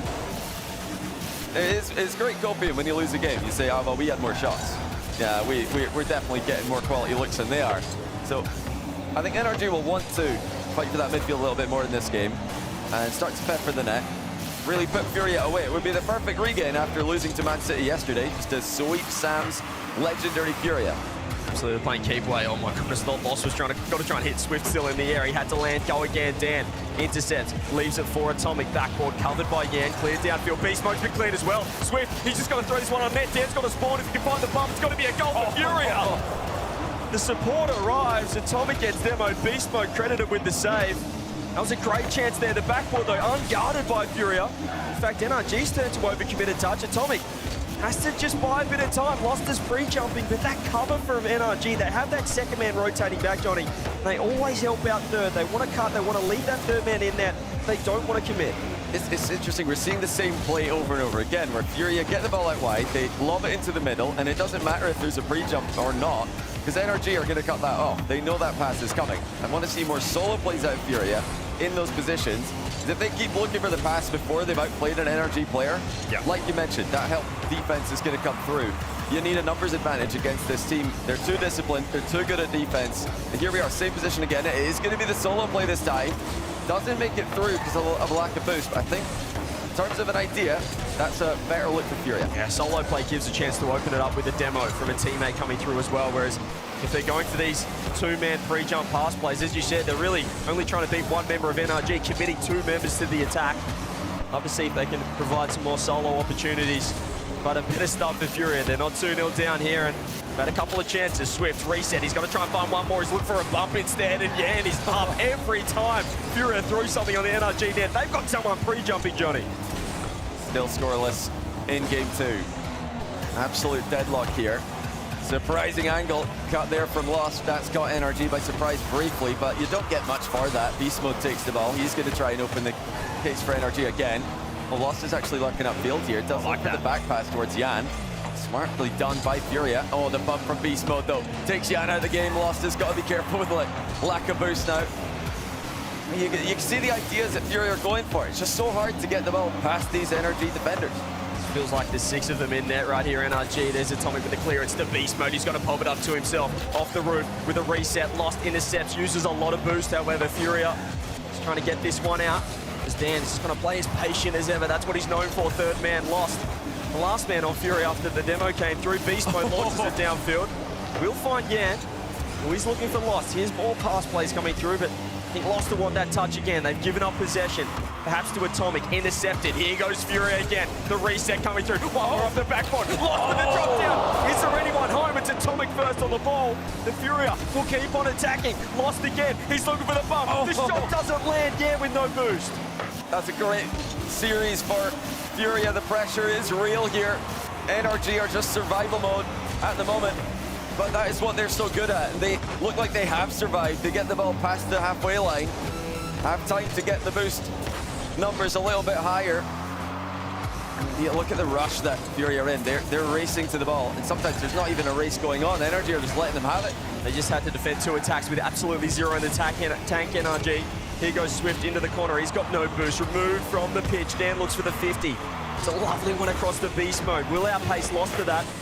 The pop from Furia. Maybe a last-second heroics here from Furia. What have you got for us, Yan? You've got space on the ball. He's got to take it up top. Reset. Does he have a passing option? Rips it to the backboard. Atomic should be able to clean up and find the ground. Furia wants it in the air. Or do they? I think Yan will be happy with an overtime. Yeah, smartly done there by Yan. I think the numbers advantage was in NRG's favor. You've got to just accept overtime in that situation. Better chances again, more chances for Furia, just like game 1. But NRG's defense is so solid. You've got to be careful as you press forward against this. Swift catching off that backboard. Once again has Lost downfield. Been so aggressive. Always willing to follow up his teammates, but how many resources, how much are they using, how much boost? Beast Mode's off the corner, he misses the touch. He had low boost himself. Yan on the counter, rips it across, looks for the flip, gets it on there. It's Orca for NRG, the demo got, there's going to be one to Furia! Furia break through. 30 seconds into overtime, it's Yan with a demo. After forcing the ball mid, Lost. Almost got denied by Atomic there, but he does get the dunk. And I think a deserved win there for Furia. They were pressing all game. We commented that NRG only had 2 shots in game 1. They only had 1 shot in this game. And it was a little pop shot to the near post that was easily defended. I mean, you brought it up at the end of the last game. Is it a problem that NRG are not shooting the ball? Well, it's okay if they score with the shot. This time they don't. I was maybe not thinking 1 or 2, maybe 3 or 4 is okay if you're clinical. But yeah, NRG needs to get the ball out of defense. They need to create actual shots that can be goals if they're going to play like this. Not often they lose 1-0 games, NRG. This is their forte, their bread and butter, but That overtime was fantastic from Furia. Lost has been so aggressive, even in game one. They didn't get the reward for it, but he just forced such an awkward touch for Atomic. Once the demo came through as well, it was wide open for that finishing shot from Lost. He had to get the dunk as well. Atomic did incredibly well, pre-flipping backwards to make the save, but Lost with the dunk. It's 7 shots for Furia, 1 shot for NRG. This time, more shots is the better recipe. Yeah, I mean, it's crazy to see NRG with this little pressure. It's a change-up. I mean, we're used to seeing them get plenty pressure. They put the ball up in the other team's half. They steal their boost away. They're zooming around the pitch, and they look like they're controlling most matches they play, especially this early in a tournament. But yeah, Furia really are dominating the midfield right now. They're sticking to the game plan. Even after losing game 1 2-0, they just came right back into the same thing. This time it's worked. But what kind of energy are we going to get in game 3? No timeout call just yet. Let's see if they can up the ante. Here's Dan. He's actually going to leave this for Atomic, who blasts off left and wide. Would have been a perfect chance to start the game for NRG, but 3 shots in 2 games. It's worrying now, the fact that they did drop that game 2. We need to see if they can find more offense. I don't think it's going to work against this Furia team, Johnny. They've woken up to it. Well, the NRG have got their shot, so that's you know, on the board early. They've got their 1. And they didn't score it, so I guess they should just FF this game, just wrap it up. I mean, they've missed their 1 chance. But no, jokes aside. Oh my goodness. Whoa! That's a huge accidental bump. Great skin defensively by NRG. I think that was actually a pull shot gone wrong for NRG. They hit the ball into their own backboard through their opponent's car. Still love the aggression though from Furia. They are dominating this midfield at the moment and not looking to throw the ball onto that NRG backboard anymore. They're looking to use the expanses of the pitch. They're going wide. They're looking for a teammate rotating through that front corner boost. Keeping pressure on, keeping the world champs pinned. The Battle of the Americas is certainly a little more difficult than perhaps NRG would have thought coming into this best of 7 off the backboard. Beast Mode very open. It's a big mistake. Help out by Dan. Beast Mode's lands on it. Incredibly fortunate for NRG. That's unusual from them. It was actually a good touch, I think, by Jan as well, not to try to shoot directly. Looking to bring a teammate into the play. Like you mentioned, NRG did fall on the ball and clear it. Furia looked deadly. They can really put some pressure on NRG, it seems, which is something to be said about a team who are legendary defensively. And here comes Daniel. Here he is. Stealing double. Intercepted early by Jan. He can't double it though. It's back to beast mode. He does get another shot for NRG. Right straight at the goalie. The shots have been pretty poor so far. We saw Atomic off the rip that game, and then Beast Mode had a chance. Here he is, Atomic waiting underneath, gets intercepted by Swift. Beast Mode through to himself with a double. 50 drop down, anybody home. Atomic's awkward, he had to go around Dan. Get involved. Atomic, free double, leads on it! 1-0 NRG! Excellently done by Atomic. Loster's just faking there. He knew he couldn't reach the ball, but he's open by going up. He can keep Atomic grounded. Atomic calls his bluff, hits a triple tap, and puts NRG in front, and the shots are coming through now. This is already much more like the NRG we're used to seeing than we saw in the first 2 games. Yeah, they didn't need the tack timeout. He's free shot for Lost!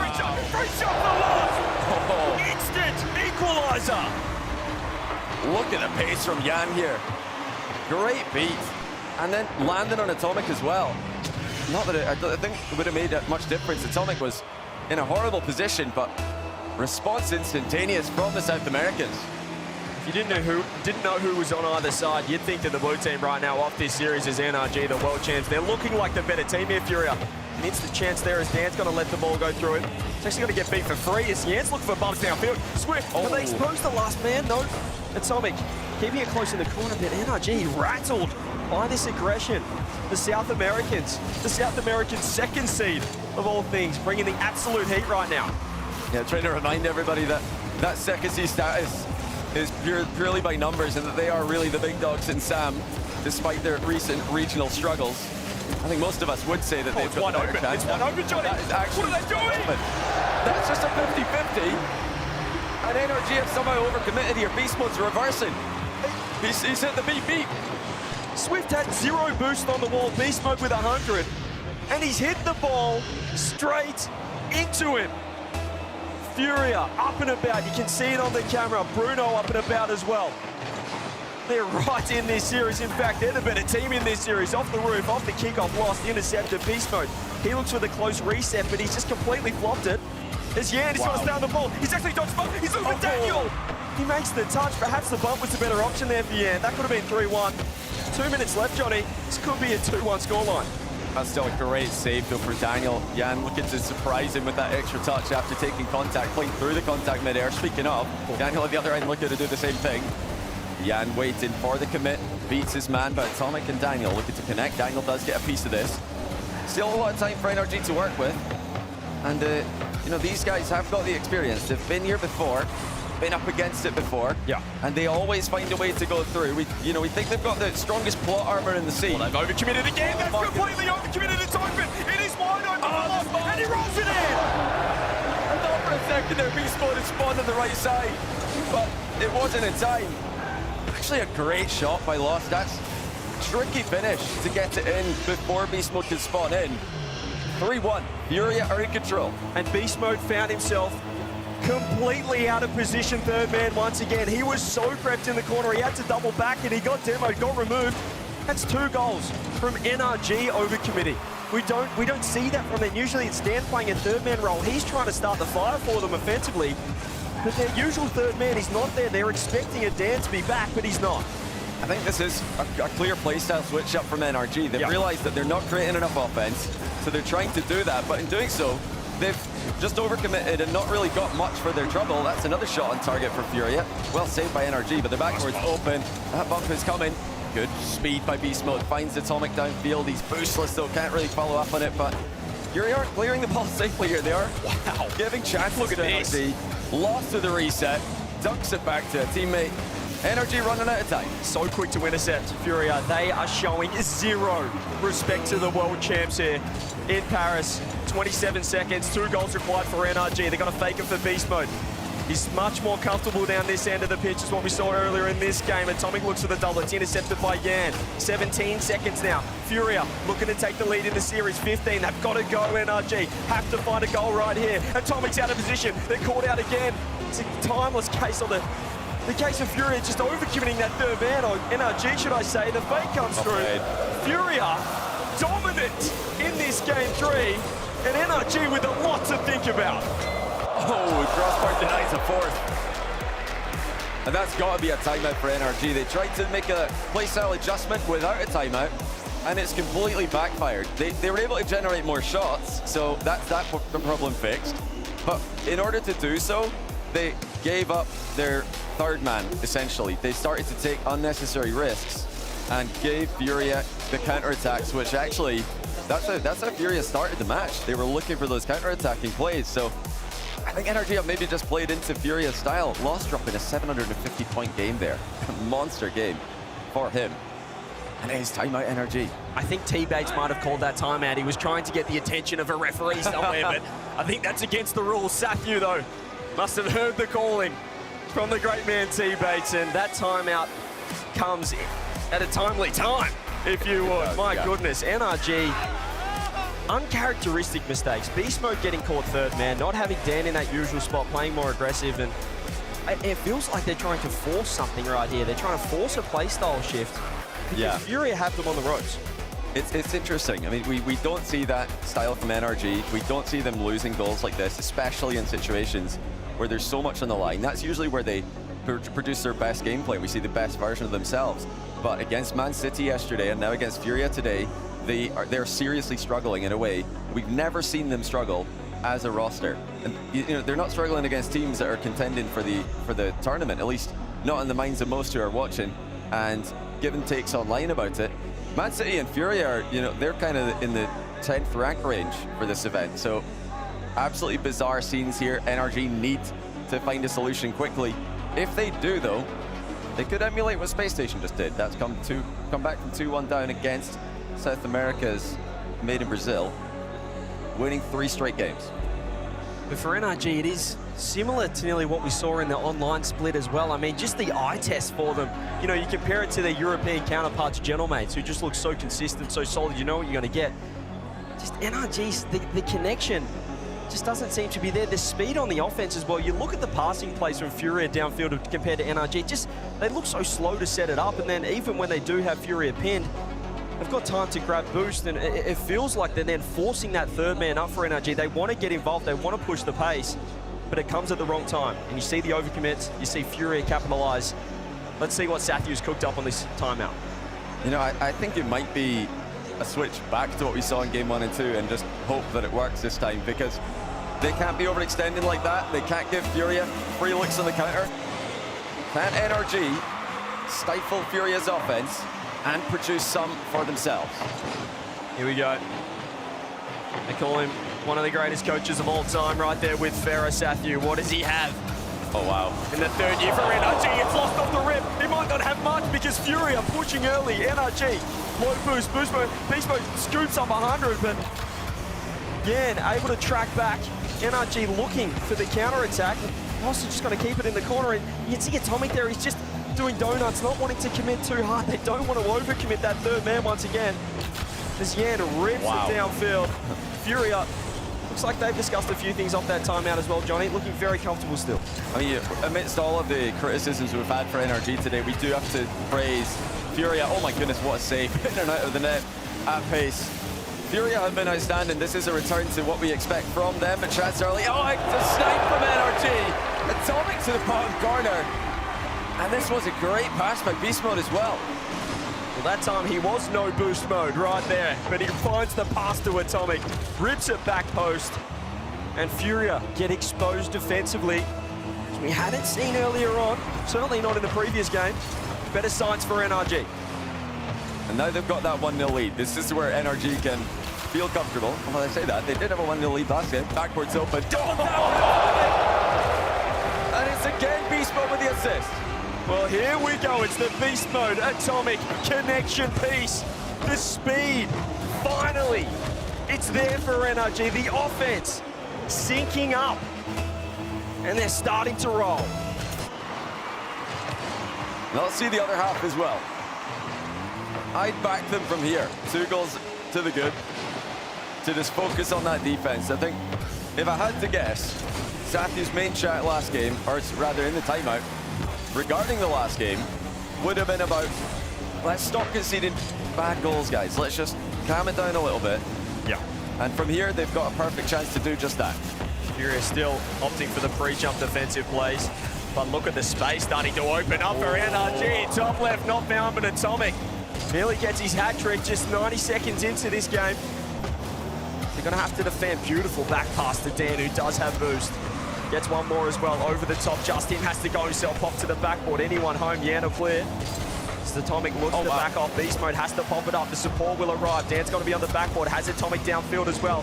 The midfield game starting to be won by NRG. Stan, he's just starting to get to work. Firing on all cylinders now, this NRG team, looking far better than timeout. So crucial for this team. That's just casual walk by Beast Mode. They're starting to see the gaps in the Furia defense. NRG waking up late in Paris. They look lively now. Chance for 3. Daniel, 1v1. Bottom corner. They lead comfortably at halftime. We saw perhaps 2 or 3 times in a row there, Dan getting a crack at the third man on Furia. When you're seeing him with space in the offensive third, you know he's going to make some magic happen. And the low boost third man for Furia gets exposed. NRG with their third, absolutely rolling right here. And this is what we expected to see out of them. NRG, so good at adapting. They're so good at finding the solution. It's why they seem like they've had plot armor, because they never give up. Great save from Jan, but Furia have to fight for the midfield here. They need to get the ball forward, try to create some chances.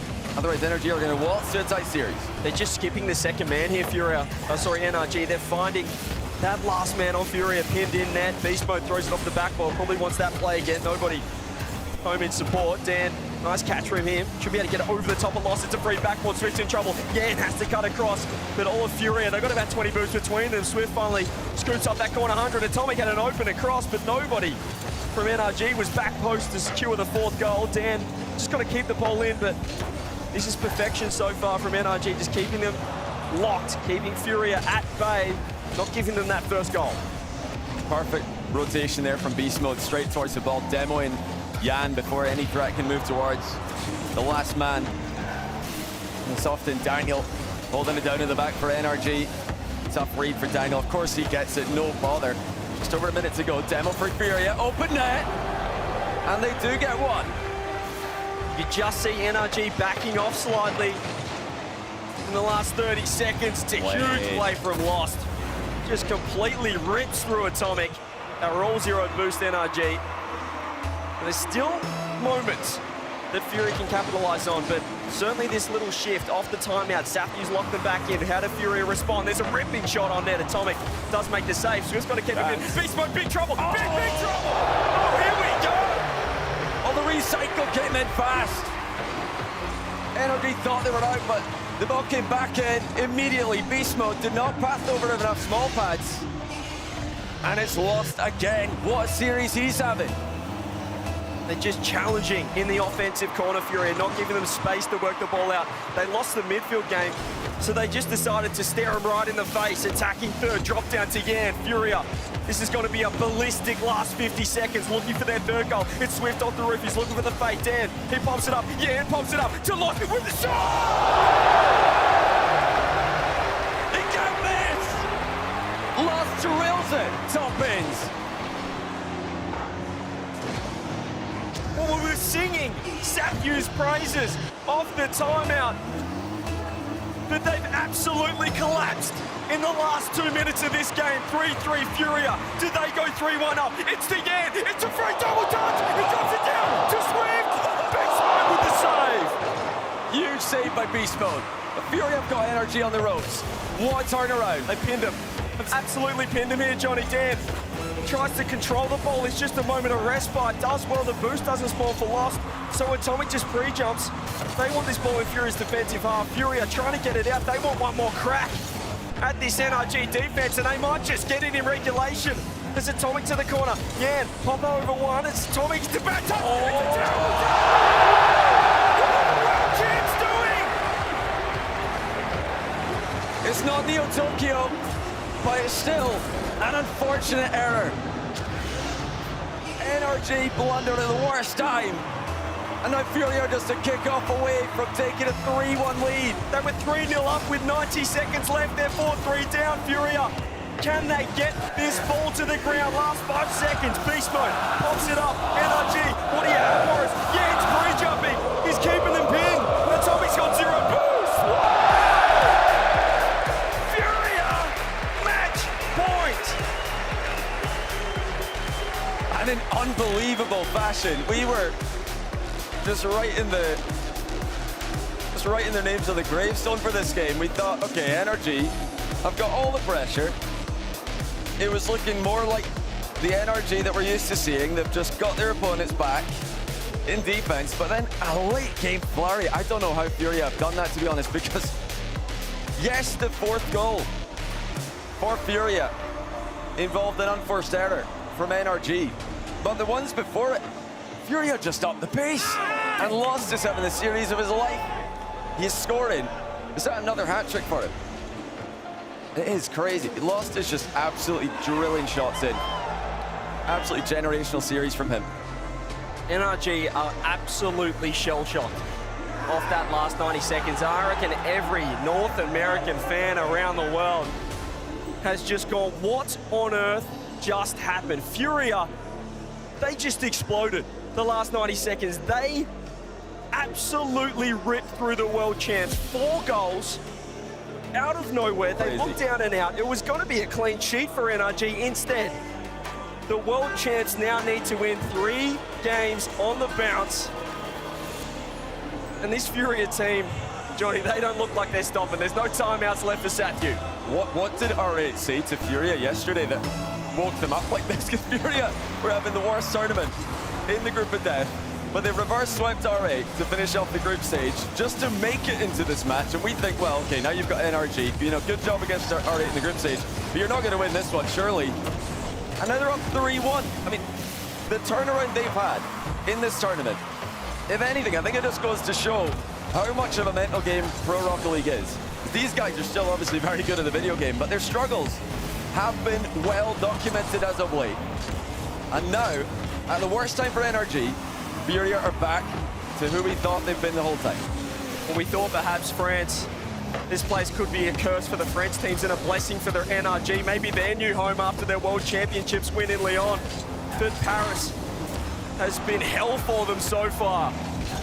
Furia, 1 game away. Beast Mode gets challenged. Swift.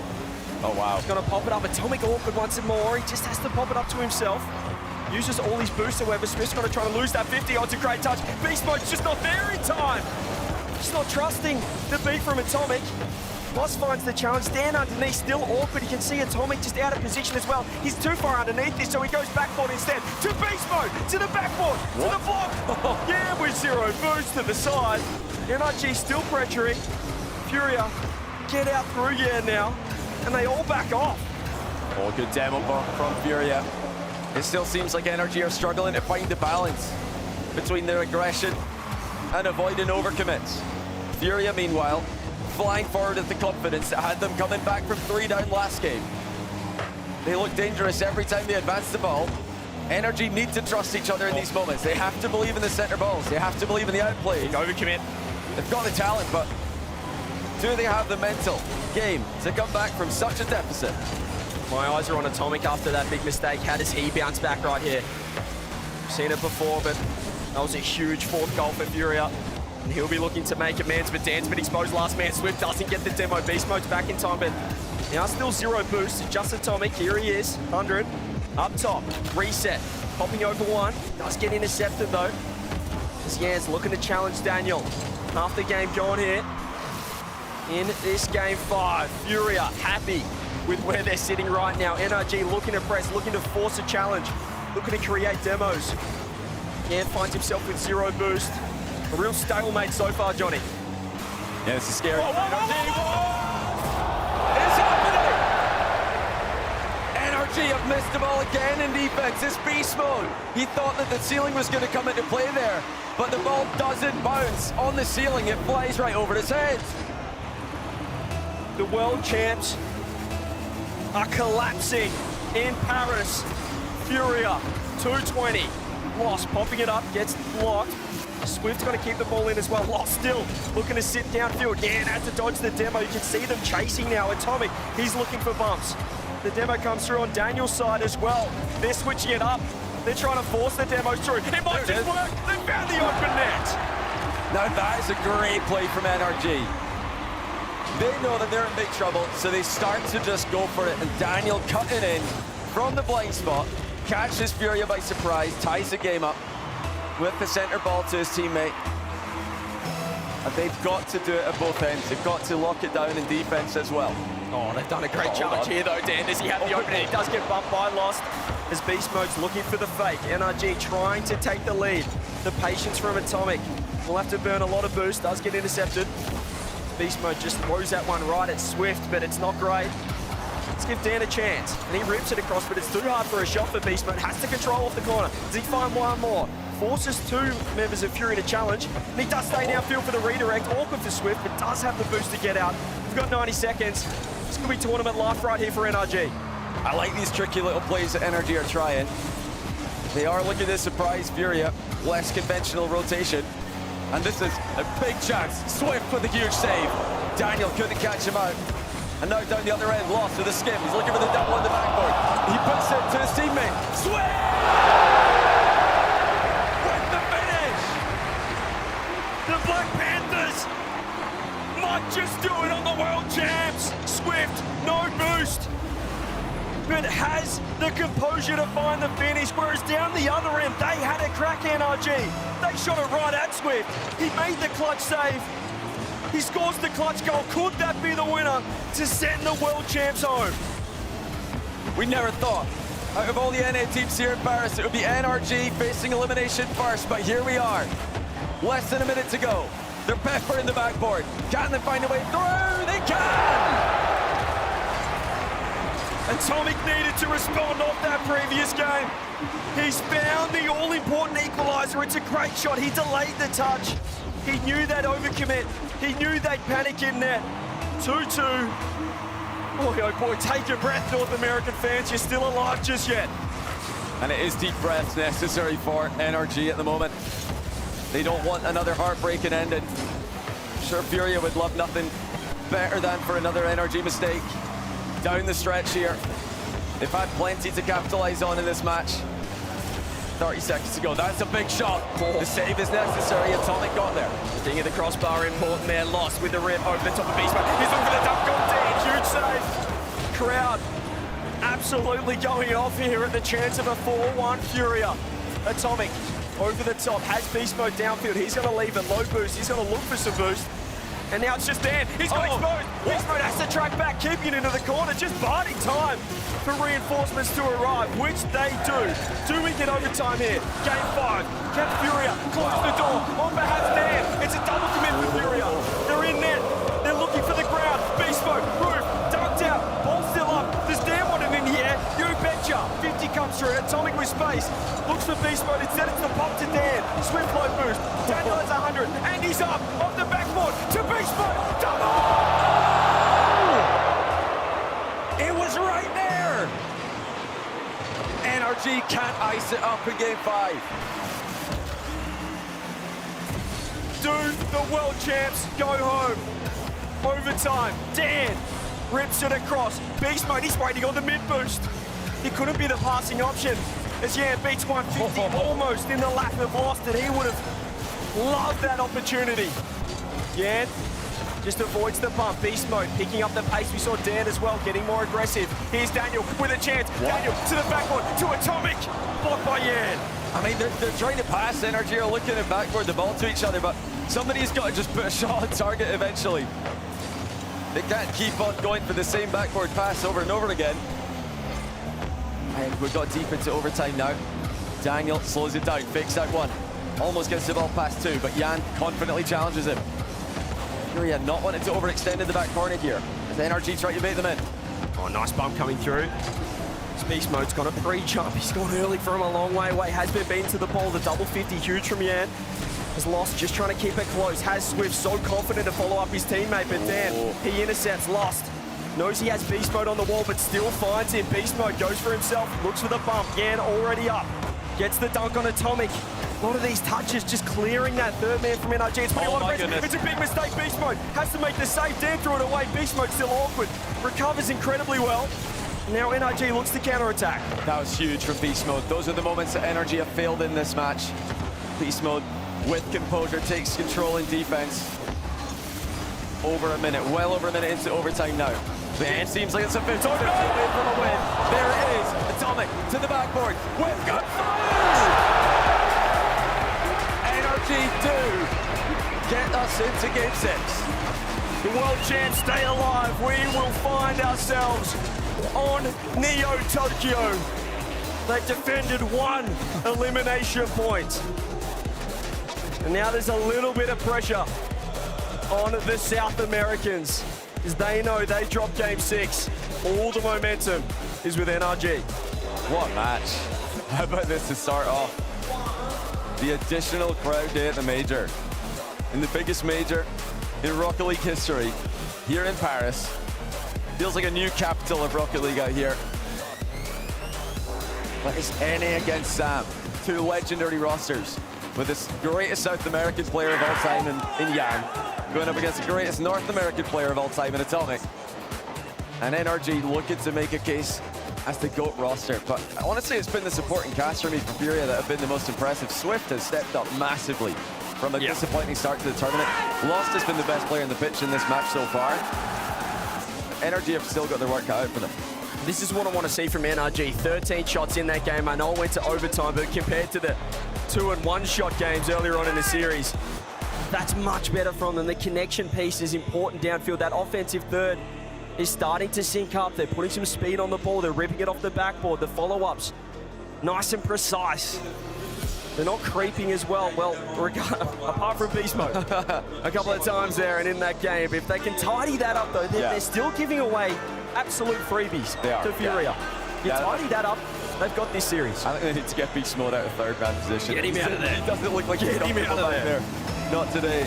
Just get Daniel sitting in the back. Let Beast Mode and Atomic run the offense, or at least lead the offense. Daniel coming in late as the finisher. Oh, lost big trouble. Great outplay early on. Big trouble. And that's a quick one. Yan makes it 1-0.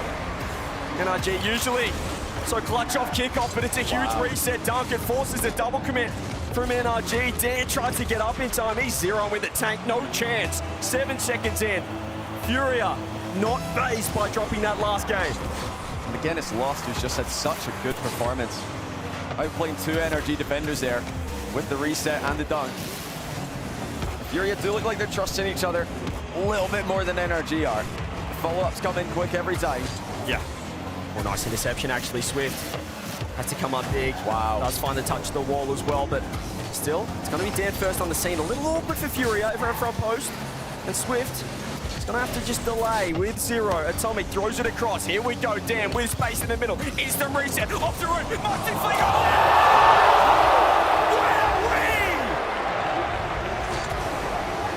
There's the moment we've been waiting for. Reset, ceiling double.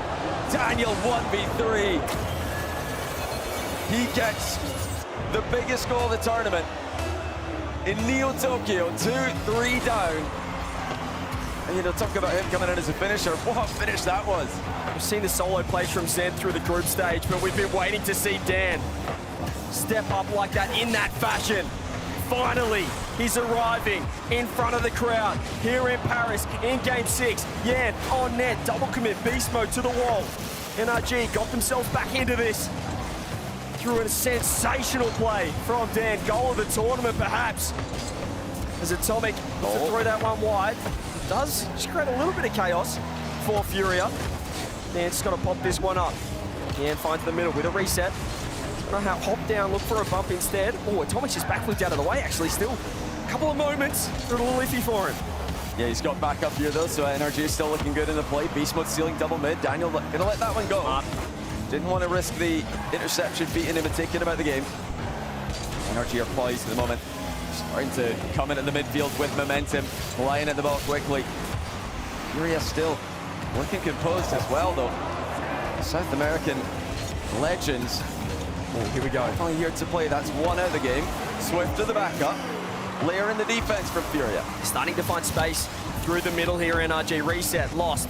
Pops it across to Yan. He was getting bumped off. It means Atomic can get a free ball line. He goes to the reset. And Dan keeping the ball in. Furia playing a lot of defense right now. Have to keep the ball close if they want to work it out.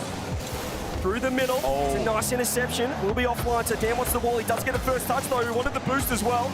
So Atomic kind of panics and throws the ball downfield. Daniel, it's a bad double commit from NRG. Nobody was there from Furia. You can't see the pressure that this map creates. It's huge from Atomic. As his teammates double commit, he secures the back corner boost. So they've still got plenty to work with in defense. They've got out again. NRG are not letting Furia set up those long-time offensive pressures like we got earlier on in the series. Another absolute nail-biter here, as North American and South American fans alike are on the edge of their seats. The Battle of the Americas is absolute cinema right now here in Paris. Lost, doesn't get the clear. Big mistake from him. As Yan, that pop middle was just easily read by Furia on that occasion. They look fantastic when they do find the gap through the middle, but so many times for NRG, they just haven't had that second man there. Dan looks for the 50, loses it back to Atomic. Atomic, can he find one more? Can he find a bump? He looked for it, didn't get Yan. Now Dan collects off the wall to himself. He's going to pop it over one. Swift with boost, with 100. Loses it to Atomic. NRG, so much time in this offensive third right here. 90 seconds left. It could be a one-goal game to the side of Game 7. Or NRG going home. Dan with space. He's going to pop it up to the backboard. Swift collects, but they're just clearing it. And Furia feel like they're just trying to hang on right here, Johnny. Yeah, not a lot of boost for Furia in these exchanges. NRG have got them in the ropes. Looking to send us into Game 7. What an absolute thrilling start to Friday this would be. Annie and Sam battling it out. Lost got to be careful here. Does get it past. And now full deep counter-attack. That's on! Oh my goodness! How is that open? Out of nowhere. Furia find a passing play. Yan just sends it down the middle. Daniel thought he had support, but he was last. He just trusted Atomic to get the bump. But he's turned the wrong way. He's turned up the wall nearly. They've given up another free goal for Furia. There's a minute left. Second game in a row. This is where Furia had NRG last game. NRG scored almost immediately to tie it. This time they're going to need to do it for midfield play. Great touch there from Beast Mode. Lost, zero boost. NRG, 45 seconds. What have you got for us? The bump comes through. Dan, he fakes the shot. It's a double commit, triple commit for Furia. Beast mode off the roof to himself, trying to pick up the pace. 35 seconds now. It's a triple commit, but a good one. They needed to send everybody as NRG's bumped in line. Now here come Energy again. Stealing double for beast mode. Fake. Oh, what a save! Swift, a huge save. Could that send NRG home? The pop-up over to Yan. Does he want to call game? Reset on net! What a save for Atomic! They're still alive, NRG. 15 seconds left. Counter-attack, absolute chaos. Atomic to the wall. 0 to Dan, to the Fate. Beast mode wanted it. Is this it? 8 seconds. Swift wants the ground. He's been composed on the wall all series long. Pop-up for Atomic. Yan, looking to keep it out. The world champs are out of Paris. Absolutely stunning. Furia shocked the Rocket League world. Send the World Champs back in on Friday. Absolutely unfathomable exit to the tournament that none of us saw coming at the hands of Man City and Furia. NRG are out. Not just any Friday, but a top 12. 9th, 12th, that's their worst finish in Rlcs together as a trio. As they return to the country where they won their World Championship together. But as NRG say goodbye to their tournament hopes, Furia have turned their tournament around. They started off 0-2 in the group stage. They were 2-0 down against R8, looking like they're gonna come last in the group of death. They reverse sweep R8 and they 4-2 the world champs. And you know, I'm not gonna lie, I do like to see Yan celebrating again. There's just something about this guy. Such a cold character in the scene. But it's a Rocket League world where you need the full team to show up, and they did. Lost. I think he might have just played his best series I've ever seen from him. Oh, Swift has completely turned his tournament around. He was getting criticized online, criticized here in Paris, but he really, really stepped up big time. And Furia, they've flicked the switch. They've found out how to play to the level we know they can again. And I think the South American fans can thank R8 because I think they just woke them up. They absolutely woke them up. You saw it. Yeah. What it meant to them in that Game 5 yesterday to get out of the group. It was one of the most intense series we've ever seen. They've then come up against the world champs in front of the crowd and absolutely stomped them. And yeah, it was the trash talk where you don't want to trash talk Brazilians from Brazil. I promise you, don't try it. It's a bad idea. R8 tried it. They regret it. NRG are now in the bin as well. Now let's head to Leaf. He's standing by with the victorious Furia. Give it up here, NRG Killers, Furia!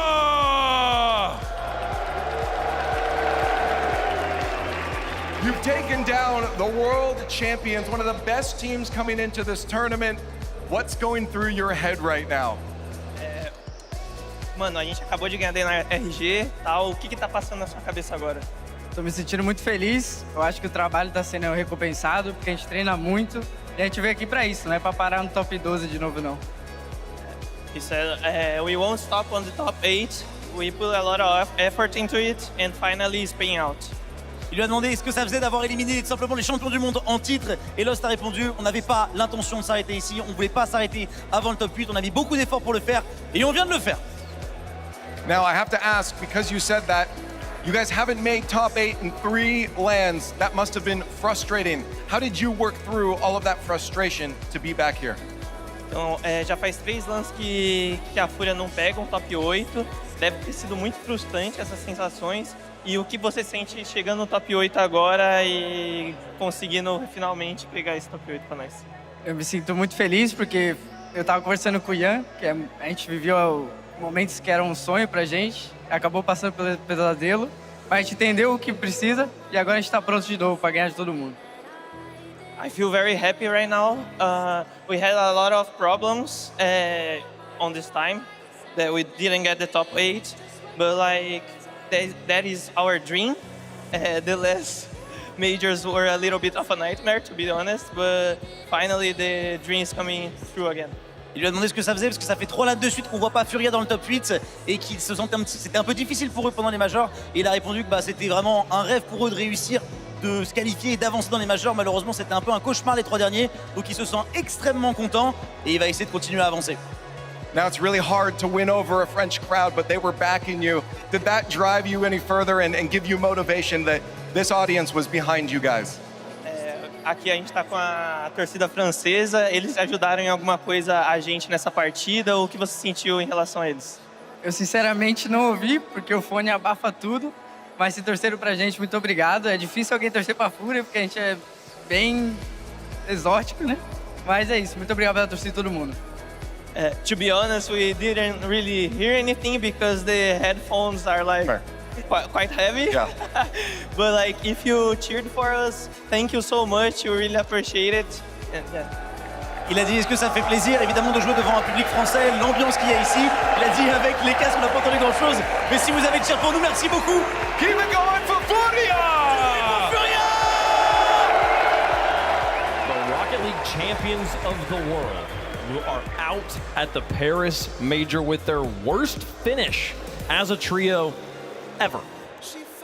And we added this extra Friday, too, for moments like this. We get an extra crowd day, we get some extra drama, and it paid off here for Furia, barely making it out of the group on their last life, won 3 in a row there, and then against the world champs, taking them down 6. Jorby, you're on cloud 9 right now. Was 20-2 and now 20-3 against South America. But man, you know, Furia did not look good coming into today. Those last 2 games against R8, even then a little shaky. That game 5, it was still extremely tense.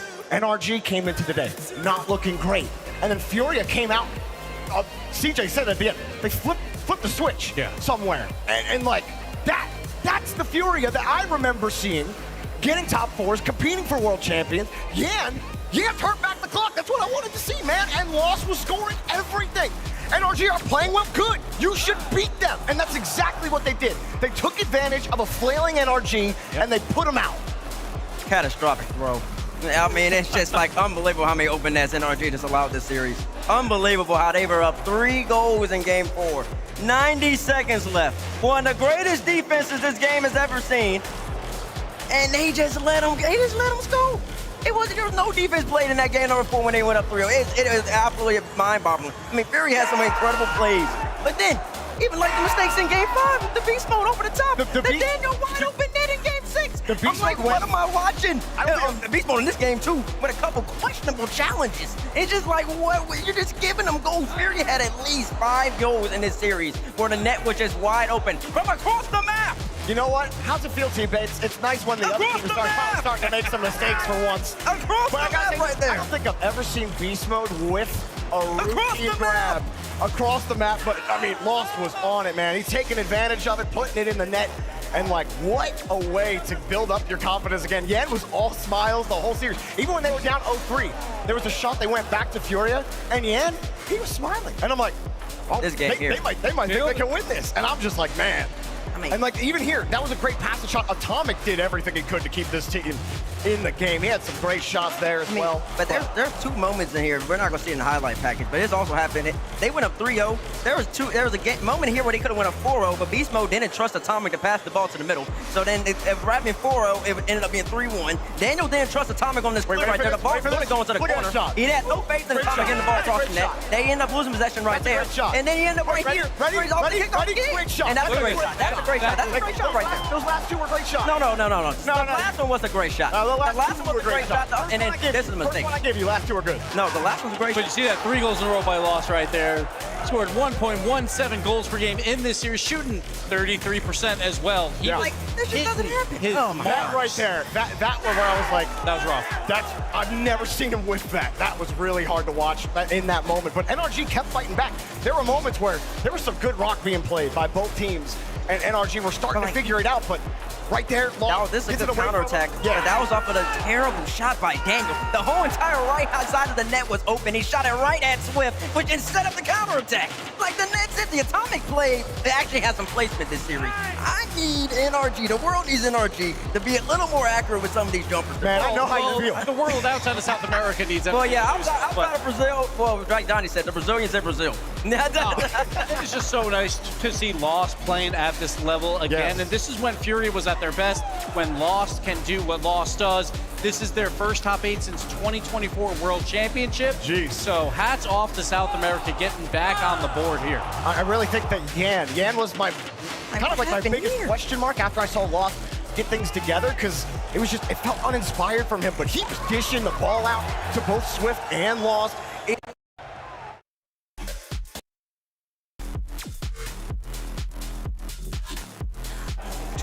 Or about 17 this series, so they were getting shots. They were counterattack shots, but counterattack shots work, and that seems to be NRG's kryptonite right now. Also, as well, them 3 kickoff goals, Furia's kickoff in this series was sensational. They always generated pressure. Even in Game 6, they opened it up with a reset, I believe, from Yan, and Lost came in and shot the ball. It was a great offensive possession off the kickoff, putting NRG already on the back foot.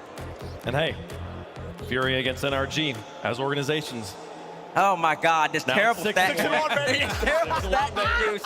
Okay, so they need to be G2 to beat them right there. So apparently that's the issue. They couldn't win the World Championship That's to the G2. squeaky wheel. Oh my God, so they have to come NRG to win the World Championship. But now, so now they're NRG, they can't be Fury anymore. Is that what you're trying to say? Okay, buddy. T-Base is tilted right now. I love it. I am loving it. South America advances to the next round here. A top 8 finish. You said one of their best results in a long time. And also, I think they very cleanly here take back the title of #1 South American seed.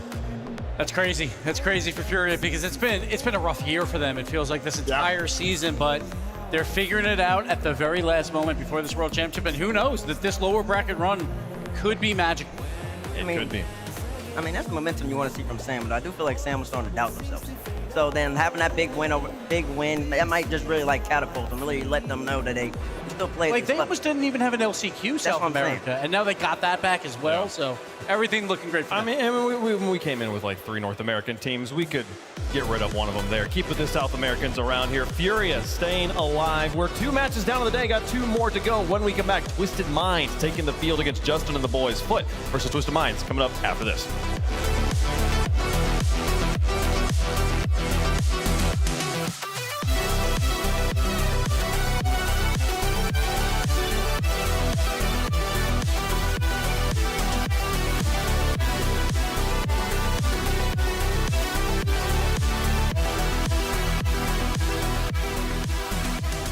Whoa, looks like you're backing up a bit here. Okay, Luann? Is there a Luann in the house? Remember, you don't work here. Young homeowners love to get involved with everything. Luann going once. Progressive can't protect you from becoming your parents, Luann? but we can protect your home and auto when you bundle with us. Sorry. Luann!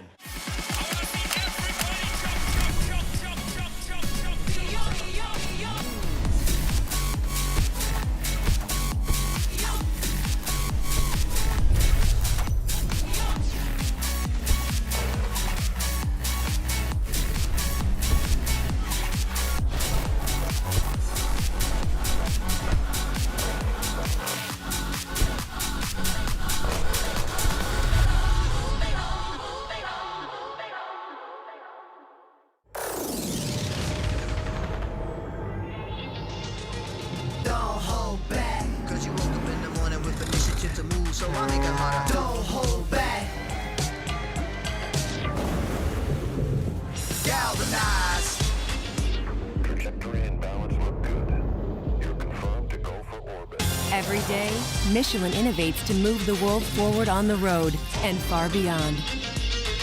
Michelin, motion for life. Push it to the limit, I can't go no more. Red light, no way, I'm coming back home. Long dirt road, all on my own.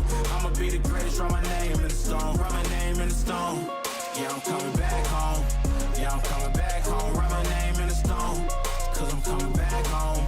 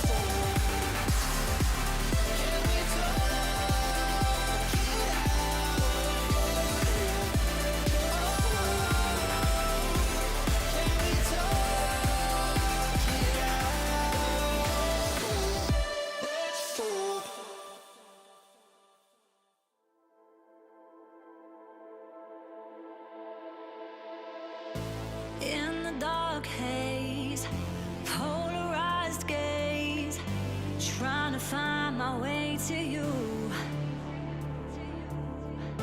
where the spaces can't erase this. You're the feeling that I choose. I'm tired of running, 'cause you lost the feeling. You're disconnected in your touch. Are you believing in what I'm seeing? Or did the high life get too much? It's all on you now to figure out how you lost the fire in your eyes. 'Cause I can't change it, what you're wasting. Now that your gaze is polarized.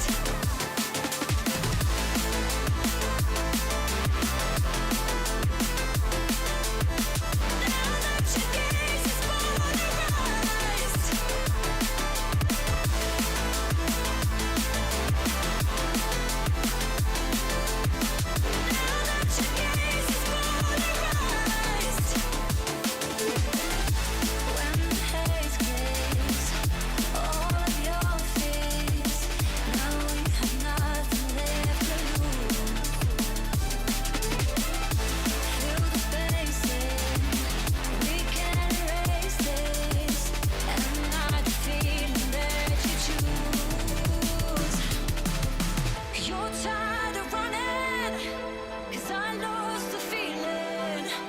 We're disconnected in our touch.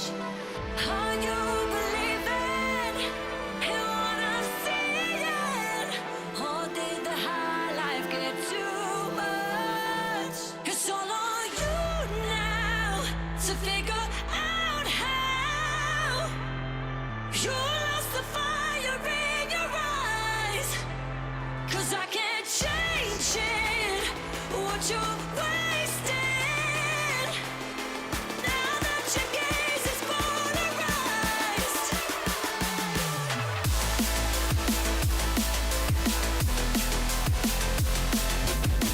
You lost the fire in your eyes. It's all on you.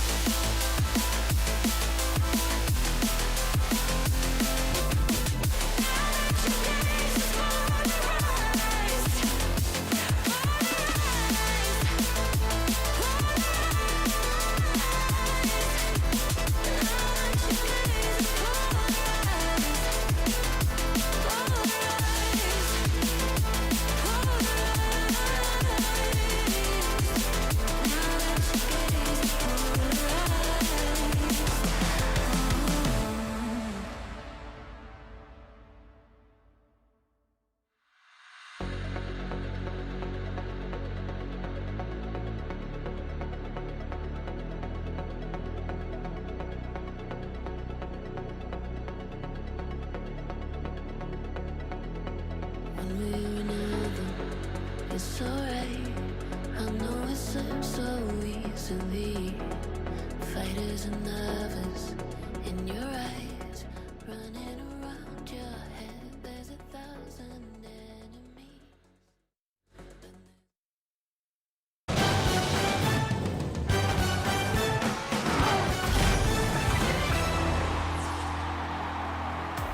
The upsets continue at the Paris Major as the world champs make an early exit, and South America finds themselves a new but familiar champion in Furia. They continue on. We'll see them play on Saturday, and we're halfway through Friday here, Bates. It's been a fun one so far. It has been a fun one. It's been interesting. New storylines just brewing up. Furia getting the first win in a long time against a NRG2 that they usually cannot beat. Now we got Justin coming up next, and he was playing sensational yesterday. Justin versus Zen. Justin was the second best player on the pitch behind Zen, so yeah. I'm looking forward to that. And this is why we play the games. The underdog have a chance, and this is also why when you get in front of the crowd, everything changes a bit. It's even made in Brazil for Space Station. Space Station, huge favorites in that match, but it was a lot closer than people thought. Yeah. So We have another David versus Goliath here coming up. Let's see what happens. I feel like, Stacks, I feel like it's like, when we talk about NRG this way a lot of like, they are so strong. They struggle early, but then they get strong as they go. That's such an anomaly for North America teams. We seem to do really good in the group stage, and then it's today where we all fall apart. Well, and sure, it's in front of the crowd, and that's when, you know, it gets to be real serious Rocket League, but it is still NRG on Friday, and NRG on Friday is a very different beast. And, you know, when you get teams in front of the crowd now, they've seen what's happened to even the best of the best from their region. Now I think everybody's going to be a little bit more guarded and be like, all right, we got to take this stuff seriously, because I think there was a sense that Furia had fallen off. That has been proven very incorrect as of today. Well, and the question, man, like we were constantly saying we need to see it twice from teams. Is Furia in that territory right now? Oh, is this a return? You got to see it again, Bates? I still got to see it again, obviously. Like, it's the same with NRG, right? They did collapse here. They've been on the downturn, but even when they're on the downturn, they're still the NA1 seed, right? So right. It's also that way. Going into the World Championship, I think if you were talking to me of like who's placing higher, I'm still probably going NRG. Yeah, it's like NRG's on the side of the coin where it's like the losses feel like a fluke, and if they get one win, we're like, okay, they're back on the horse. Where Furia, it's kind of been an inconsistency for a long time, so now I want to see a few wins in a row before I feel like, yes, we've gotten old Furia back. Exactly, just consistent offense, and also their defense was sensational against NRG right there, and they got a lot of pressure too. It was long shot pressure, but they were still generating, so 2 times in a row, next series of Furia will be nice. Well, we're 2 matches down on the day. It's time to get the third one started here. Stacks, this is usually the part where you talk. Oh, me? Oh, yep. Don't worry, I got you. Okay. Oh, gosh. All right. What is this bit? Oh, there we go. Introducing first on the blue side, representing MENA. They are the new blood of the Middle East. Please welcome to the stage, Twisted Minds.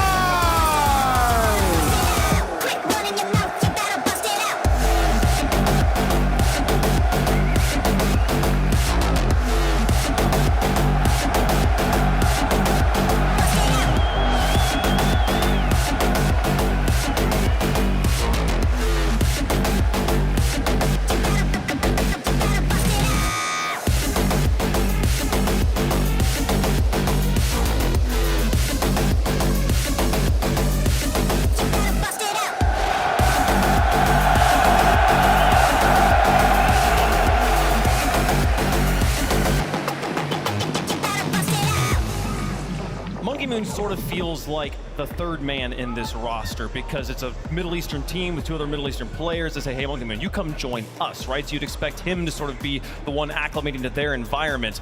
But we're on a stage in France. Monkey Moon was a good 2 feet ahead of his teammates walking into the stage because this is his element, and few people of this generation have more experience winning in this environment than Monkey Moon. And just look at the resume of all 3 players on this team. You have Nobo as well, the 1v1 world champion. He's the fastest player in this tournament as well. He knows how to excel, and he's surrounded, of course, by Monkey Moon, the GOAT of Rocket League, 2-time world champion, and TRK, the MENA GOAT. He's on the screen right now, though. You heard a few boos throughout the crowd here, which you're thinking, oh, Monkey Moon's on this team. It's the first Frenchman on the stage. Oh, they're going to be excited about him. But last time the French saw this man play, he was taking down their 1v1 champion, Moxie, to be crowned Rocket League 1v1 champion of the world. Well, he took him down because he plays old school rock. He just knows how to really swing that missile, and then they got the 2-time. He hasn't won a land in Paris yet. He hasn't won a land in France. Yeah, Stacks, you talked about him in your little narrative building earlier. Yep. How he's got 2 in Texas, though. He does. Hey, this is the man that's probably the most polarizing in every land you go to. It's either it's here in France and he gets a hero's welcome, or anywhere else in the world and they just boo him into oblivion. And this is the best he's looked since his last World Championship win as well. There's a little bit of a downturn on vitality, and now he is back in TRK. MENA's GOAT. Like, he's been with all of the greats of MENA, and he adds to his resume here with this team. He's already a major champion. Can he get another one? He was one of the first players, one of the first 3 players not from North America or Europe to win an RLCS major with the Falcons. They're here on the stage now. Stacks, take it away. And introducing their opponents. On the orange side, representing North America, they are chasing the dream run for a spot at the World Championship. They are Foot Esports!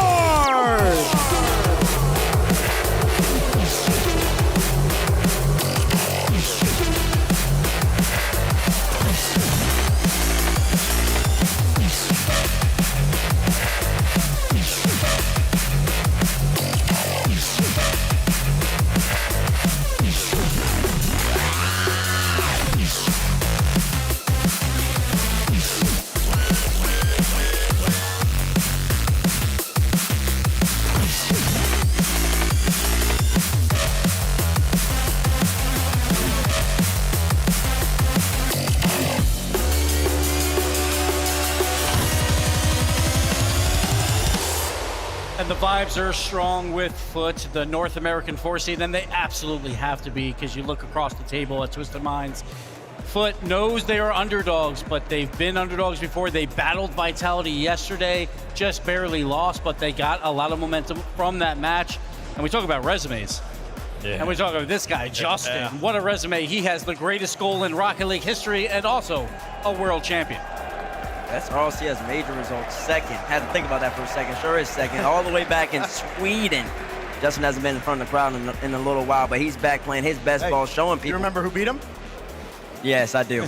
I do remember who beats him. If those of y'all who are newer viewers, BDS won that one. Monkey Moon's on that would be the man sitting across from him. But hey, you got a major champion right here in Chronic. Yeah, this is the gambit that Foot took, right? They gave up 17 points to get those two to build around this man right here. And boy, what a performance it has been for Foot Esports. This team is legit with a shot at the World Championship, but boy, they need a miracle run. And you look at his results there, 9th through 11th. You'd be like, oh, maybe he's not as good as the other two players. I would say Cheese is the backbone of this team because how positive the energy is on this Foot roster determines how good everybody plays. Chronic and Justin, they thrive in a positive environment. They're going to thrive as being underdogs. They're going to be happy to be in this spot here. If Cheese is feeling good, the rest of his team's playing well. And after all these roster moves at the beginning of Split 2, everyone still kind of had Foot as like, maybe they're like 5th or 6th best. They're probably not making it to the major, but they proved everyone wrong. They beat Energy a couple of times as well. They know how to take down the very best. And again, yesterday versus Vitality, it was a Game 5 loss, but it was because Zen was doing Zen-like things. They were so incredibly close, which sets them up perfectly for this matchup. Oh, all eyes going to be on TRK and Justin in this matchup. I mean, you could honestly probably draw a head-to-head through any of the two players on either side here, and you've got a compelling storyline. But TRK, again, one of the faces of the new era, going up against the last world champion of the old age. It's just insane because TRK 1.17 goals per game. That's a ton. His goal participation is only 63% because Twisted Minds is scoring that much. The number one offense in this tournament by far. They set a new record on LAN with 10 goals in a match, and that was against Ninjas in Pajamas, a very good European team. So Twisted Minds are firing on all cylinders. Firing on all cylinders indeed. But Foot on the other side, man, they're kind of giving me that 22-23 complexity vibe where they go 7 against the best, go 5 against the best, but they ultimately end up coming up short. They don't want to be that, though. This is the big test right here. I think, honestly, for Cheese in his career, he's been 9th to 11th 3 times. Now is it your turn? Is your time? Can you truly beat one of the top 8 teams in the world? Well, think about the confidence in deciding, all right, we're going to give up these points, but we're going to build around you. We're to bring these guys in with you. So now kind of in the back of your mind thinking, all right, it's now or never.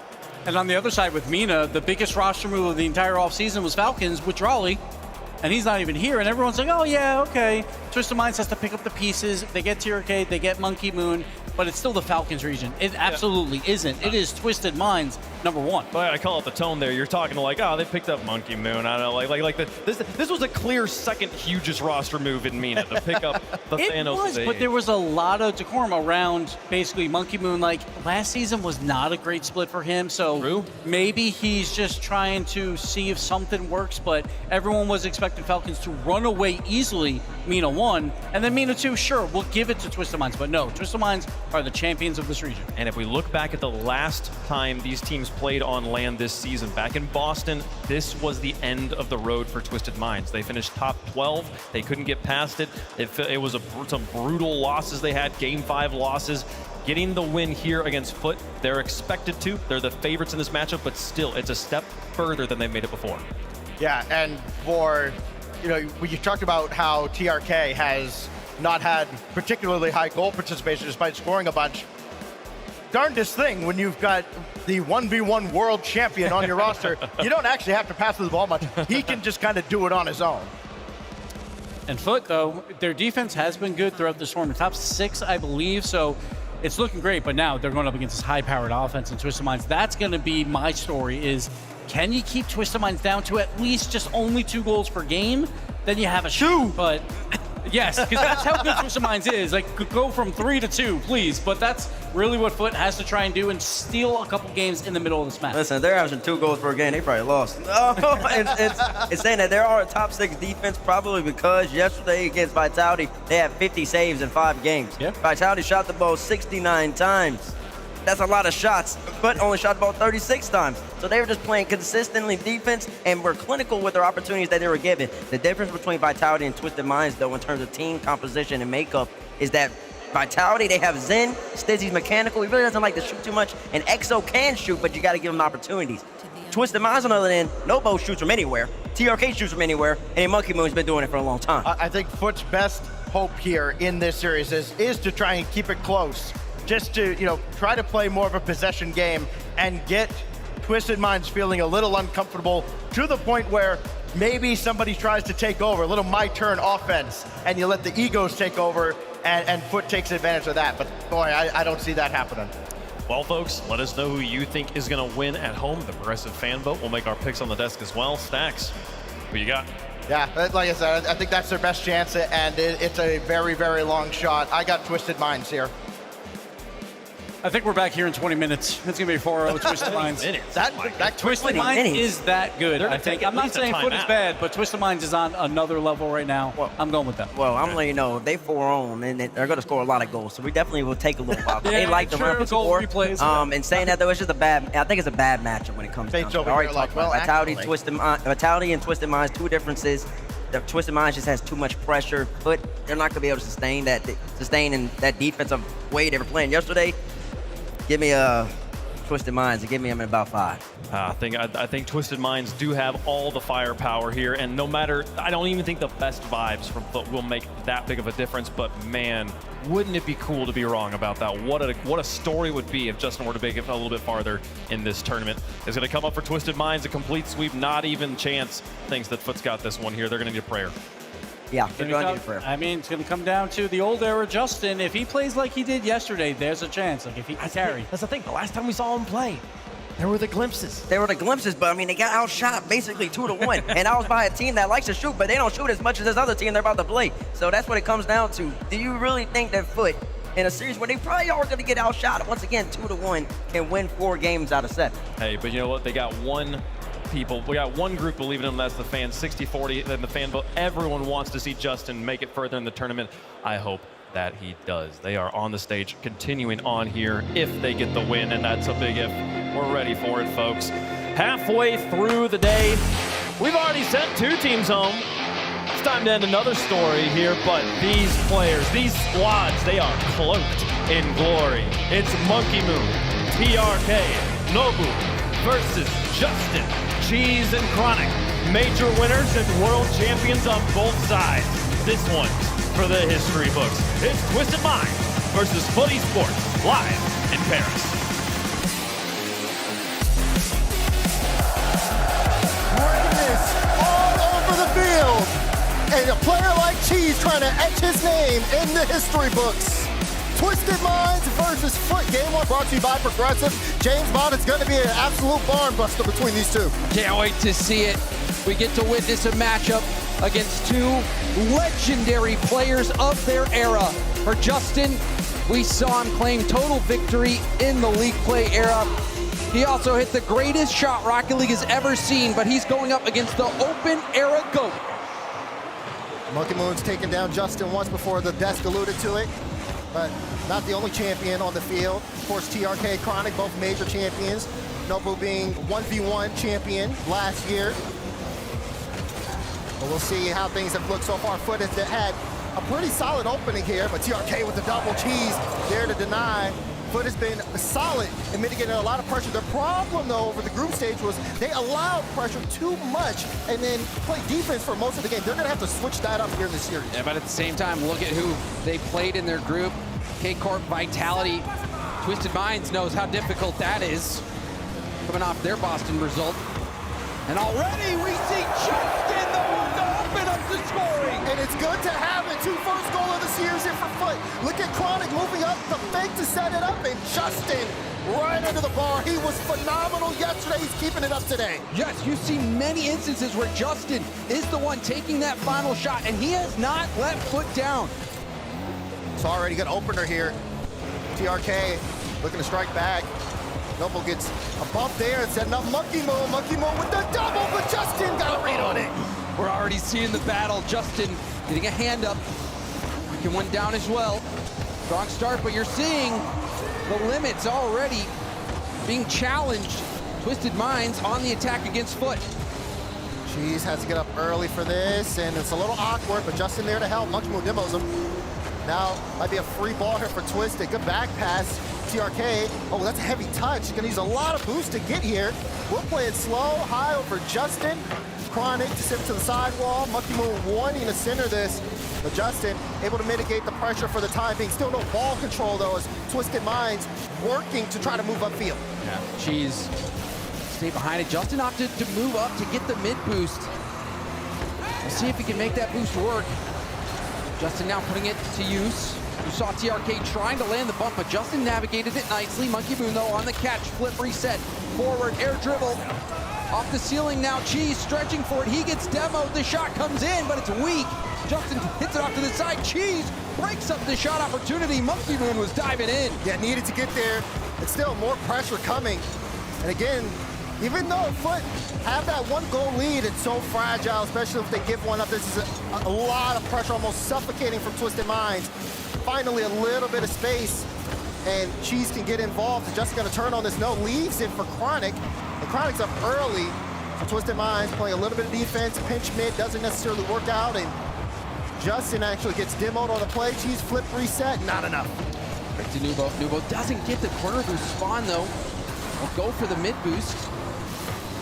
But you're seeing, after the early part of this game, that's why Twisted Minds is able to been able to put up such incredible numbers in one of the best offenses that we have here. Number 1 in goals, number 2 in shots, number 1 in assists, number 3 in shooting. They've been lighting it up, but this one goal from Foot has been enough so far. It has been. They're looking to continue to hold on, but they haven't been able to build off of offense here so far. Now what we're seeing is a little bit of pressure out here. Maybe Chronic can add one to the total. That one goes under Monkey Moon. Chronic, though, will be able to play a 50 here. Justin trying to wrap around TRK. It doesn't work. There's the bump. There's an open look. Cheese just has to get past TRK. He has no boost. And he gets it through. Cheese scores! It's a play that you need to be looking at. Is this bump? Justin had his crosshairs on Numo. And it was such an amazing and effective bump that you saw how much time Cheese had to even get to that ball. That was fantastic. Justin is stepping up on this stage. It's about remaining consistent. Everyone going into this one thought maybe one-sided here against Foot, but Foot are showing up early. They are, but you're right. You have to be consistent. This is a marathon, not a sprint, these best of sevens. A lot of work ahead of them. Time for Twisted Minds to come back as well. We saw what Furia was able to do against NRG with a 3-goal deficit late. Will it be a 3-goal deficit here? Chronic, light lob, couldn't get it on target. But Foot stealing some boost. Now Justin going for the fake. The double tap just off, and no one was there for the shot. Yeah, still more pressure though. I think this is 7 shots to 6 for Foot here. Twisted Minds, now they've been playing on the back end, need something more here. Infield pass, no, that's gonna be blocked out. Good save by Cheese. Noble doesn't have enough boost there to make contact, so then now Chronic moves that one quickly upfield. Final 30 seconds here. Game looks like it's drifting in Foot's favor, as right now Twisted Minds cannot get out of their own half. Justin. Nice stop defensively. TRK gonna go for a lob pass. Broken up again. Foot have been so solid. They held up under that pressure. Nubo gonna go for one last effort. Monkey Moon on the 50. Pushing it forward, and that is gonna be game. What a statement from Foot. The veteran, Justin, the one at the vanguard. What a way to kind of lead the way there in scoring as well. Justin, 100%. He only took one shot. It was all he needed. 100%.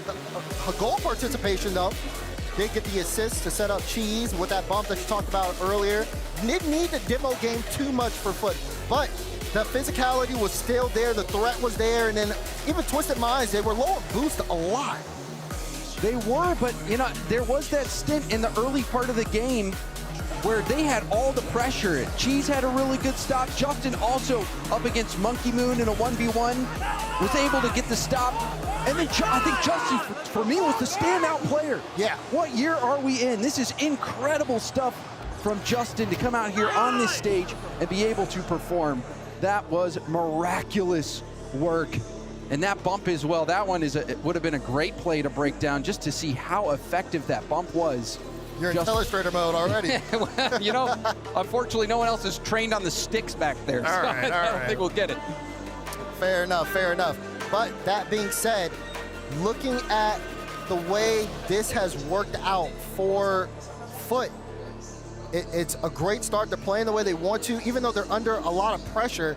It has been shown that, okay, yes, they can break, but they can also show consistency and even some resilience here. A lot of smiles across the board as we get ready to get into game 2. And for Twisted Minds, we are going to have to see some adjustments because it's not the start they want. Yes, they generated some opportunities, but they just couldn't find the back of it. Yeah, and you gotta be able to. And who do you look for? I mean, Monkey Moon, 2-time world champion in this open era. Nubo, 1v1 world champion. TRK, the first MENA major title. He was the one to help bring that home. Such superstars on this team. Is going to take a superstar performance to help get Twisted Minds over the top. And we see Monkey Moon, the one to get Twisted Minds on the board.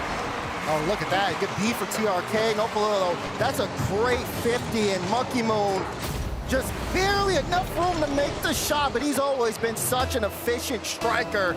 Twisted Minds with the opening salvo to kick us off, and now we have to see Foot play from behind. Nubo challenging off the ceiling. It's a nice one, but Justin was there to help.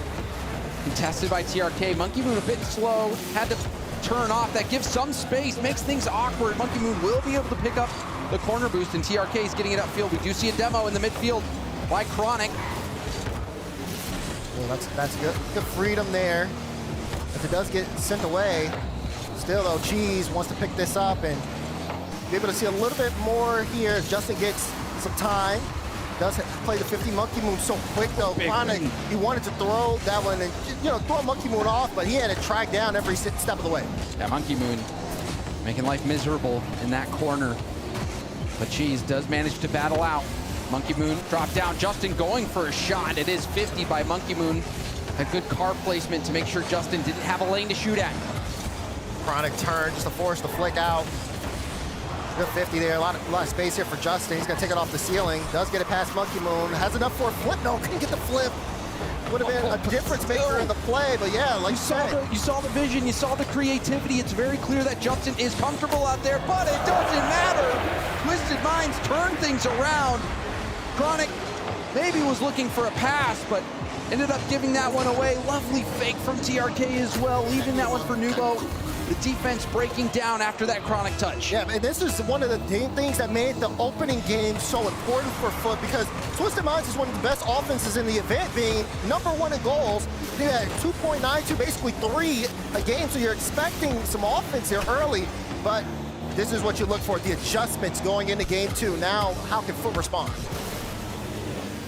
TRK. Down. Oh, a double for Monkey Moon. Sent that right across the goal line. Twisted Minds have hit a different gear. Doink shot from TRK was fast. Chronic, another 50.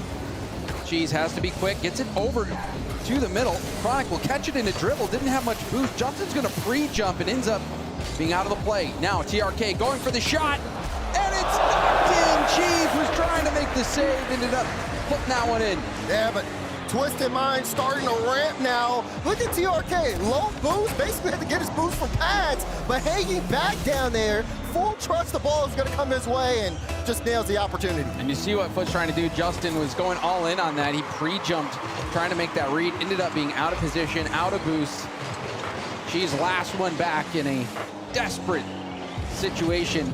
Couldn't make the play, and now a comfortable lead here from Twisted Minds. The desk feeling very strongly like they are the clear favorites. Even the coin on board with the Twisted Minds pick. Fans at home though, lots of fans for Foot. Watching now, want to see something different here. Chronic, nice light touch, kept it close. So was able to play a 50 there, leaving Monkey Moon last back. Justin crashes it. TRK, great rotation to force Cheese to act quickly. Monkey Moon doesn't have boost here. Chronic got up early and just used it to play another 50. That was great for Monkey Moon though, because even though he didn't have boost, he basically was able to get 2 50s out of that.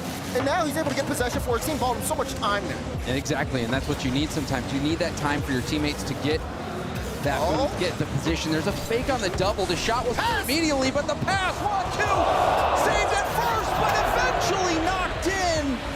Amazing ball movement here by Foot. Yeah, you have Chronic faking the double, goes to Justin, you think it may, okay, Justin, you normally see a shot there, no. Pass the Cheese, tries to put that one on, and then it just broke the defense down enough. So Twisted Mind showing a little fight here, but there's not a lot of time left in game. Like I said before, we saw Furia do it. Maybe Foot can do it as well. 2-goal deficit, under a minute and a half to go. Justin had a brilliant game 1, quieter in game 2. Good touch from TRK. We'll get a follow there. So Chronic will be credited with the save. You see Cheese on the wall. We're trying to run interference there. He's got to get out. Wasn't able to get the bump. Now he has to sit in net. Ball not going towards the net at all though. So a free one for Justin. Hard hit. Looking for a follow there. Oh my God! What was that? That was the most powerful 50 you'll see in this game. Justin threatens off the ceiling. We've seen people go for double, for flip resets off the ceiling. Justin just powers through. Muscle from Justin. That knocked the wind almost out of me. Well done. Now, there's about a full minute to work with. A chance for Foot to steal this game away from Twisted Minds. It looked like they had locked this one in, and one more insurance goal would be enough to do it, or so it seems to me. TRK off the corner. Justin gonna go back wall. Good read, send it across. Chronic playing high. Cheese under it. Cheese backflip though. Didn't really have the boost to go for. I think it was just the presence. But now Cheese had to play a 50. He was so low boost on the play. Justin leading the charge once again. Chronic waiting in the wing. Chronic will get a piece, but too hard of a touch. Goes to Monkey Moon. He's going to look to kill time here. Justin ball gets away from him. Right now, Foot don't have the possession as we get into the final 10. And Justin was demoed off the field. That's going to slow things down even more, but Justin will be respawned back in the play. Now, going for a corner pass. Awkward read, it's a double commit by Twisted Minds, but Hugo's still on the ball. He's going to try to shield this, guide it to the ground, but Cheese will get it. Cheese in the air, reset, pushes forward. Can they keep it up? Yes, he can. TRK hits it away, and is he gonna get past Chronic? No, Chronic gets one. Cheese is there, needs to probably get involved. No way, this goes off the back wall. Justin wants to keep it up, but it's too far away. Oh. The Twisted Minds take game 2. We're tied up in the series. Yeah, but it looked like, right at the beginning of game 2, Twisted Minds made the adjustments. Maybe they were gonna walk away with this game, maybe walk away with the series, but in the end, Foot really became activated. They came roaring back. Excellent job from Twisted Minds closing that out under pressure. And you know, Monkey Moon, he was the one to lead the charge. He got that goal that activated Twisted Minds, and then everyone got involved. Twisted Minds working as a team to get the job done. And you know, it's as heavy or as one-sided as the predictions were, I think we might be in for a much closer matchup here on the pitch. Does feel a little bit more, it's a test of composure and honestly kind of a chess match at the same time here, because for Foot, it does feel like, you know, they're fighting a Goliath, so to speak. But they've been doing that all season. They've been doing it all tournament since they were assembled. And honestly, just looking at both of these teams, I love the fact that they were formed after unpredictable circumstances. Yeah. You didn't see TRK coming available. That wasn't in my bingo card. And didn't see Monkey Moon going to Mina. The team with TRK and Nubo didn't expect that to happen. On the flip side, there was instability for Justin and Cheese and Chronic. They were all looking for a team to really make a run. Something feels different. Let's see what this game has in store. We talk about circumstances here.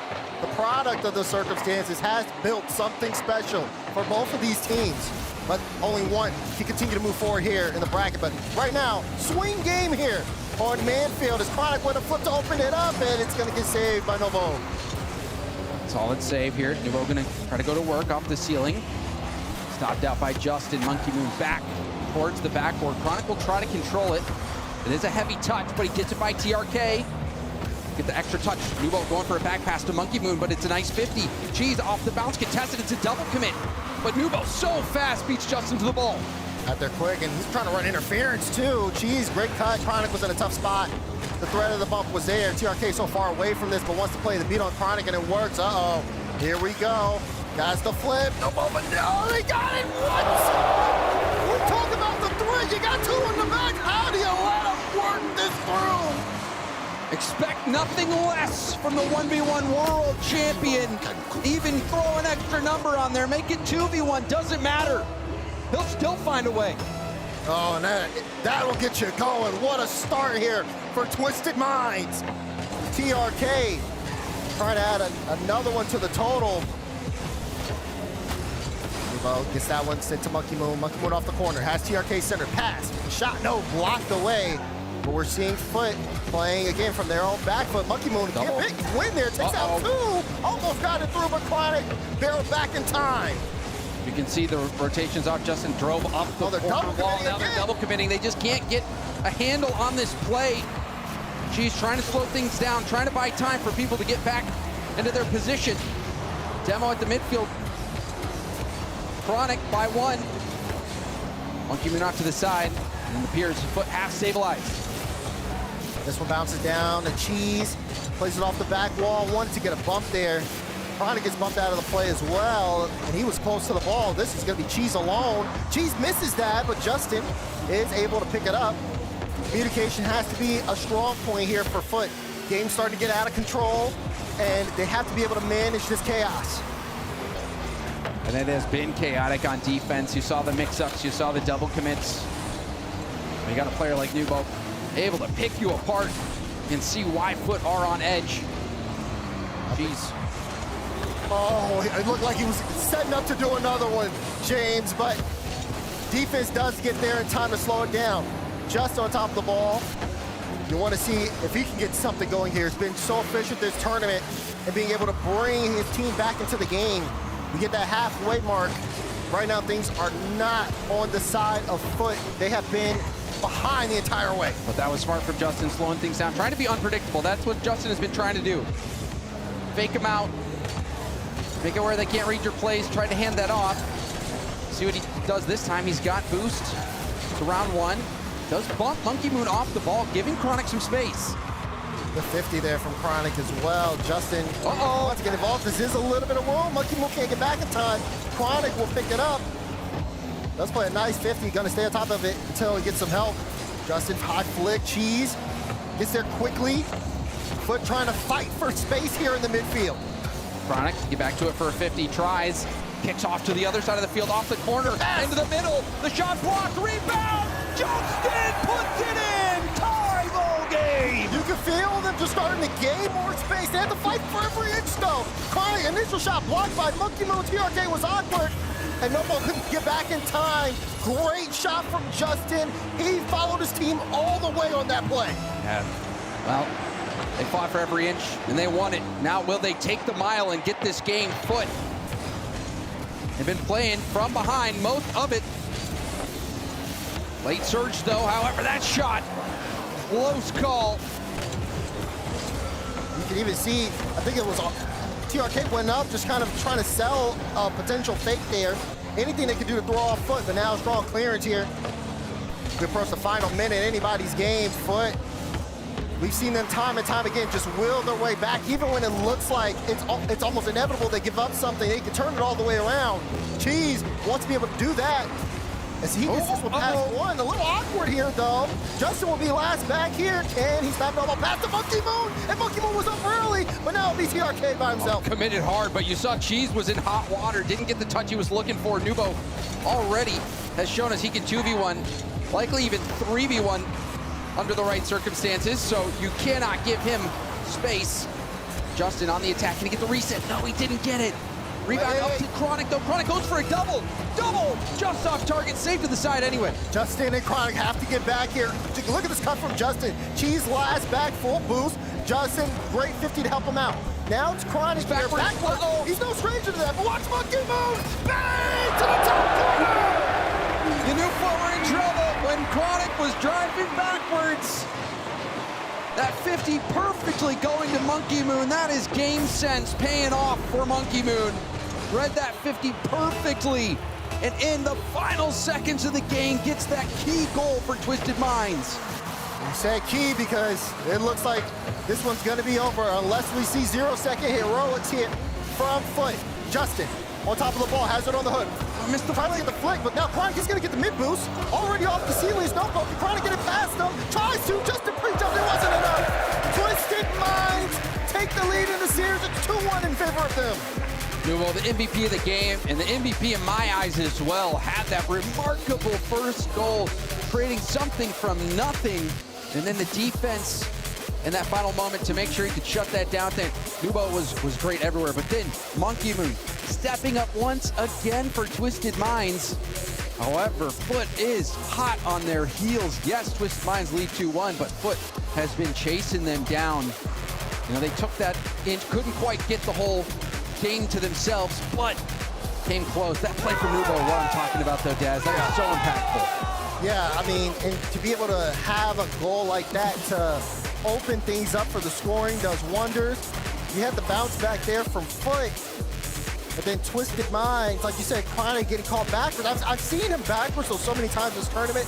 I'm thinking he's comfortable at that point, but the 50, he just couldn't control it the way he wanted to. It's much more awkward trying to get that 50. The one thing you really do not want to do is have that ball do what it did. Yeah. A slow roller to the middle that sets up a perfect shot. That is the nightmare. A lot of times, you know, you try not to jump into the ball, try to just kill it, so that if a shot comes through, it's going to have to deflect off your car. You just don't want that ball to get away from you, especially into the middle of the field. But that's exactly what Twisted Minds is trying to do, and that's what Monkey Moon is playing for. He saw that Chronic was awkward. He knew that his teammate had the advantage on that 50, and the rest is history. Yeah. Monkey Moon getting the job done. So cool, so calm under pressure. It's what it takes to become a multi-time world champion. But then, you know, you think about a player like Cheese on Foot, trying to get further and further in a tournament.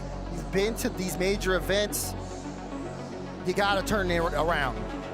Something has to change. You've been playing a close series against some of the best teams in the world. And you see how close Foot are. It takes that little extra bit. But the reality is that on this stage, against this caliber of opponent, that little bit, it is a mountain. And you think, you look on the side of Twisted Minds, they've all been under that level of pressure. Grand Finals pressure, 1v1 pressure, World Championship Grand Final pressure. If there's anyone who's capable of handling the moment, it is Twisted Minds. This is where they're the most comfortable. When players look back, regionals, yes, they are important, but it's these international events that you really have as the crown, or the jewel in your crown. Cheese looking to find that. He's had some crazy regional runs, but internationally, we know he's capable of more, but can he get there already? We see a kickoff strat from Foot. Moments like these are what you play for. What can Foot give us here? Eyeball straight down, Cheese taking his time. Gets it past one. Flip reset, trying to get it past Monkey Moon, who comes through and crashes the play. See Chronic wanting to run interference. Infield pass, TRK got it. High ball, Cheese will get there. Send it back to the midfield, but it should go straight to Monkey Moon, who's looking for an infield pass. That one gets cut out as well. Foot is doing a great job of making sure to, after the timeout, to really interrupt the midfield here. Good job so far. Oh, dangerous ball, pinched off the post and up. Nubo off the ceiling, gonna go for a 50, bounces high off the backward again. Cheese out of boost, still a dangerous ball, and Monkey Moon will do enough to get this over the line. By the time the play is over, everyone from Foot is at 0 boost. Chronic uses the last of it to try to rotate back into the play, but Twisted Minds, the pressure just too much. Yeah, you could even see on the replay, zeros across the board for boost. Oh, that's a big miss. Oh, hold on. And Chronic will pick up one, and we're tied. A freebie given away. What is that? That is uncharacteristic. But Fort will take it. Wow. You won't see that too often. You probably won't see something like that again. Shocking error. We'll see if that is the difference in this game or if Twisted Minds can still pull it off. Nice there from Cheese. Got him up on Monkey Moon. Give a little space. Oh, that was Chronic. Cheese waiting to go in. Justin gets a demo on TRK. Wants to slow down the offense. Looks like Foot starting to take more time. Feels like they may have been too aggressive in the past, so they want to be able to space things out, make their pressure point that midfield more than anything. Twisted Minds still not in a tough position yet, just trying to work around this. Chronic will be first to this ball. TRK staying on the back wall. Corner boost defended. Whoa. Demo. Chronic backwards. This time lands the pass and blocks the shot as well. I think it's because there was a 1-1 between Chronic and Noble. Chronic kind of backed off of him. He hurt the crowd, giving some booze there. Maybe a chance here for some karma. We don't know what's about to happen. Cheese in a tough spot. TRK gonna swat it. There it is. Wow, talk about a roller coaster there. Chronic then getting blasted on that 50. Cheese bumped off the ball. Twisted Minds get one back. That mistake wiped from their memory. Listen, it may not be a written rule, but it strikes true every time. Ball don't lie. Moment. Justin wants to get one back. TRK will take a demo from Cheese, and for a great first touch from Noble. Looking for the double. Oh, almost got it all the way. What a save from Cheese. No boost from Cheese either. Remarkable save. That's going to keep Foot in it. Nubo, low 50. He's going for the pass. Slashes it up. Serves a free goal up to TRK. But look at that 50 into a perfect pass. Yeah, I mean, just able to get so creative. Great read on where the defense is and just moves around them. TRK again, just full faith that that's coming right to him. Nails the shot. Another kickoff strike here from Foot. Chronic does have the boost, but TRK hits the back pass to a full boost. Monkey Moon. Monkey Moon gets a 50. Chronic hits it off to the side. TRK's there, 19 boosts in the tank. Goes for a team pinch. Monkey Moon to the center. Play broken up. Now Foot can't get out again. This is just Twisted Minds all in control. Demo after demo. TRK says no time for you. Even Monkey Moon getting involved. They're not scared to be aggressive, and it's working. Another free one here. Is it gonna go in? Monkey Moon, Monkey Moon is cleaning up for Twisted Minds. This is that game sense. Nubo goes for a contact play. Monkey Moon with a quick turn. Able to clean up that goal that Nubo's able to generate the opportunity for. We're seeing Nubo be a catalyst for Twisted Mind in this game. We've seen this side of Foot before. This is not what you're looking for from them. Just trying to get a good foothold, get a good beat. It's been tough, it's been awkward. Look, no follow there. Chronic in a tough spot, Justin, no boost. And that one to the top right corner. This is Twisted Mind's game. They're getting the win here after the foot timeout. You might as well call it Twisted Mind series. What it feels like, Daz. Twisted Minds running up the score, and there's a good reason to do that as well. 100% of the proceeds of the Paris bundle going to players at this event. And if you can be one of the top scorers, one of the top players that's making saves or making assists, you will walk away with a big chunk of that prize or of that bundle money. So great reason to pad the stats. Right now, they're running up the score line. Chronic, though, will get a big goal to bring the deficit to 3. Minute 13 left. Doesn't really feel possible. Maybe if they can pull something off on kickoff, we have been seeing Foot running a play. I mean, a kickoff goal would do it. And they muster this one up. You see Cheese able to get through. Chronic, maybe. Oh, gets it straight down. Justin tried to follow. That's the entire team. Cheese wants to keep it alive. That's not the best touch out of Monkey Moon. And Cheese could have won that. Maybe there was a chance there. But now down by 3. Giving your best shot off the kickoff. It's not looking feasible at this stage. Cheese, ground to air. Going for a bump. Double. Justin going for the double. Whoa! Even that saved.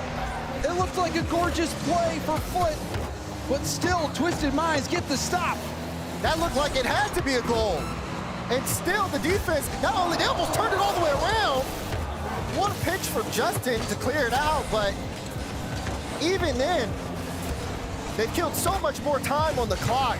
This is all Twisted Minds. And it's Foot with their best counter punch. It almost came back to hurt him. Justin, shot blocked again. There's a lot of pace behind that, but just not enough. Time ticking down. Twisted Minds will put this series on match point. Twisted Minds are surging. And looking back on the group stage, obviously neither one of these teams were able to win their group. Twisted Minds came within a game of getting the job done. Foot had some very tough opponents in Vitality and K-Corp, but despite not winning their group, these looked like the 2 hottest teams that didn't win their group coming into this bracket play. We were wondering, could this be match of the day? After the first couple of games, it seemed like Foot was in it, but man, Twisted Minds have put the pedal to the metal.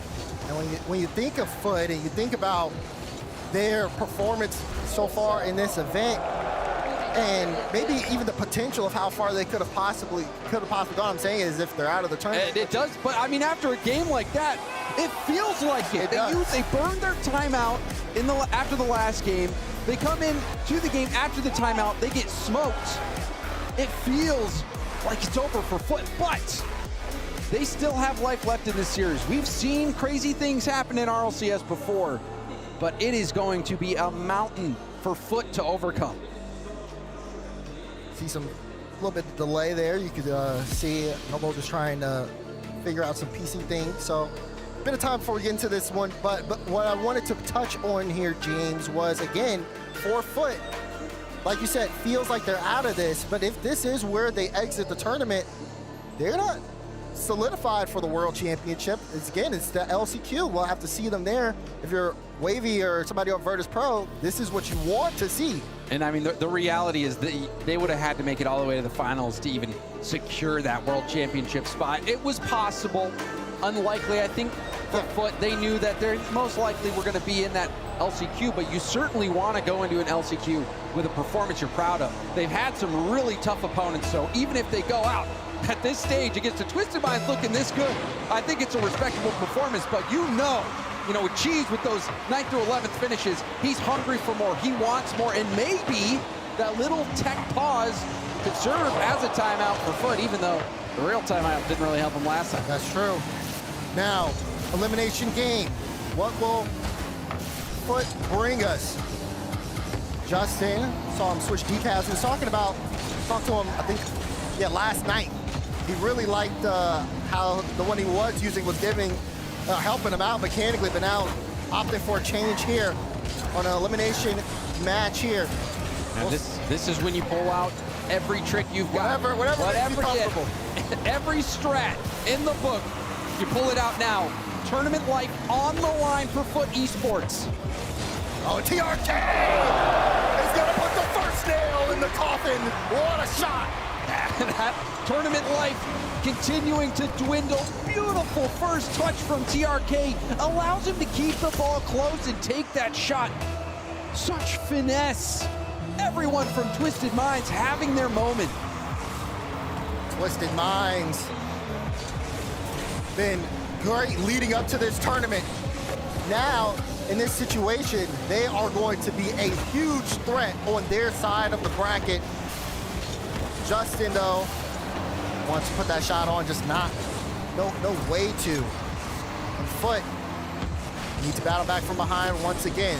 That's a B pass one. Justin on the back wall. Opts to get it. TRK tries to get involved. Foot able to bounce it out. The Cheese turn things around here. This one goes off the ceiling past him.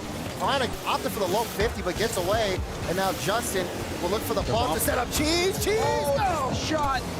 Was trying to recover and get a double, but that shot needed to be on target now. Tested Chronic. Had to stretch to make that save. Doesn't have much boost to work with here. Will still go for a pass, and that's blocked. It's bouncing towards net. Cheese. Low boost, gets back, and will get demoed for his trouble. First touch. Almost trying to get the follow-up, and you saw Monkey Moon just drive towards the ball. Now he's got a flip reset. First touch, gets the follow, but not enough. TRK wants to keep this one in play, and that touch kind of gets away from Foot. A little bit of crashing here, but Monkey Moon doesn't need boost to bang that back to the orange half. Justin trying to stay behind it now. Ground to air, popping it straight up. Monkey Moon bumped a little bit. We'll see if that's enough. Give Chronic a free look on this ball. Gets a reset uncontested. Now the challenge comes. Foot keeping it back in. They've been getting demoed left, right, and center. That's going to slow down the attack. And now counterattack here for Twisted Minds. Misread from Cheese. It's awkward. Everyone's missing. Corner boost stolen by TRK, but now we see a double commit from Twisted Minds in their offensive corner. Yeah, but Monkey Moon is not scared to go when he sees those two double commit. He's done it time and time again over the group stage. Cheese now trying to get that through. Good read from Monkey Moon once again. He's playing phenomenal. He just has such a great read of the game and knows exactly when to get involved. Yeah, his game sense has been immaculate. Rocket League IQ off the chart. Again, Monkey Moon getting a big stop there, reading that lane. Now TRK, bump, set up Novo, shot, no, just off target, pops it up high. Justin is gonna take it, has a little bit of room, looking for the bump on Monkey Moon. Chronic went there as well, so now Monkey Moon gonna take time. Cheese gets up early, gets demoed though, and it'll get sent downfield. Still Twisted Minds holding on to the possession. Can TRK create here? They'll get sent back to Cheese, and Foot just slowly trying to battle their way out. Will they be able to? Twisted Minds have looked so confident, so composed. They've been delivering. There's that shot, almost faking out the defense, but look who's back again. Another stop from Monkey Moon has been critical. He doesn't have boost here, but still able to get a touch. Got the follow-up block from Justin. Right now, all of Foot are in the blue half. Cheese just got the midfield. He's gonna be on the right wing. Justin can make contact. He didn't have boost either. Twisted Minds holding on by a thread. That's all they need. Justin got the flip straight down to Cheese, and Monkey Moon low boost stop again. Twisted Minds holding on for dear life. It's been quite an assault from Foot. Now the drop down pass. The shot back by Monkey Moon. They cannot get it around him. He's inevitable. He's willing. Twisted Minds to close this series out. TRK, he's looking for the insurance goal. Chronic, that was outward. Strikes at the worst time for Foot. Cheese hits it into his own net. Oh, he was trying to zone out Monkey Moon. That's a mistake that is going to cost you. That was zooming in on the trash can. That's a tough one. Wow. Shocking there.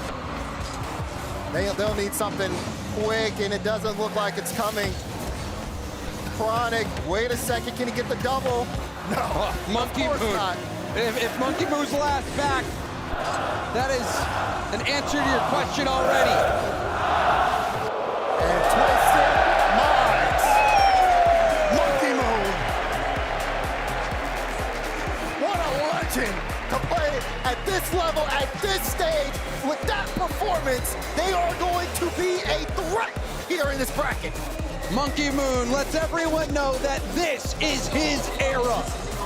He is the GOAT of the Open era, no questions asked, and he has another result to point back to. He was phenomenal in this series, defensively, offensively, he was doing it all. They call him Thanos for a reason. He is a boss, a final boss, and he is not where he's supposed to be just yet. He still has more to do. His legacy is not finished, and he's continuing to write it. But for Foot, this will be the end of their Paris major run, and they'll have to look towards the LCQ for a chance to qualify to the World Championships. Yeah, but you look back on the results. If you're just looking at the numbers, you might think it's a little bit disappointing, but look at the quality of opponents that Foot had to play. This was still a good run. I'm sure they're going to want more, but for them, looking forward to the LCQ, I think they can be confident that they are capable of making a run. And we will send it to Leaf, who's standing by with Monkey Moon. Give it up for Twisted Minds and Monkey Moon. Monkey Moon, I have to ask you, how does it feel to be back here in front of the French audience? Première question, ça fait quoi de revenir là et d'être devant la foule française? Je suis extrêmement content d'être là. Merci à tous de m'avoir supporté pendant ce match. So happy to be there. Thank you for the cheerings during this match. I like it. Now, I want to talk about the landscape of everything. You guys just have knocked out another North American team. They're having a bit of trouble right now with the world champs also gone. How do you feel about the landscape of Rocket League internationally now at this land? Tu penses quoi un petit peu du niveau de toutes les équipes à travers le monde? Là, les NA sont en train de sauter les unes après les autres. Il reste plus que Shopify Rebellion. Il y a Energy qui vient de sauter. Vous venez d'éliminer Foot. Pour toi, quelles sont les meilleures régions en ce moment au niveau pro Rocket League? Moi, je dirais qu'en ce moment, entre les MENA et Europe, on est les meilleurs. Forcément, je pense que les NA, ils ont un peu de mal toujours contre l'Europe. Mais je pense qu'on est largement au-dessus en ce moment.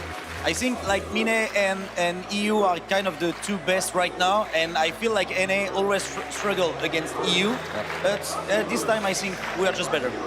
Clearly, you guys are just better.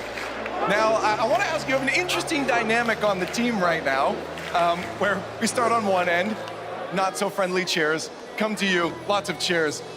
Do you think maybe by the end of this you'll be able to convert people over, or is this going to be a hard audience? Alors, il dit que c'est assez particulier parce que c'est vrai qu'on est passé sur les caméras, on vous a vu. Bon, d'abord, on est passé sur un de tes teammates qui est pas forcément très apprécié. Puis ensuite, on est passé sur toi qui a été vraiment cheers. Est-ce que tu penses que tu vas réussir à faire apprécier Nubo au public français? Oula, je pense que ça va être compliqué. I think it's going to be really hard. We got our answer. And how you feel to just you, like people cheering for you after it? Non, moi je suis très content qu'ils me supportent quand même si bon, Nubu avec ce qui s'est passé à Lyon parce qu'il a battu Moxie, c'est un peu plus compliqué. Mais tant qu'ils me supportent moi, j'espère qu'ils vont continuer comme ça. Et merci encore les gens. Say thank you again because you're cheering for me.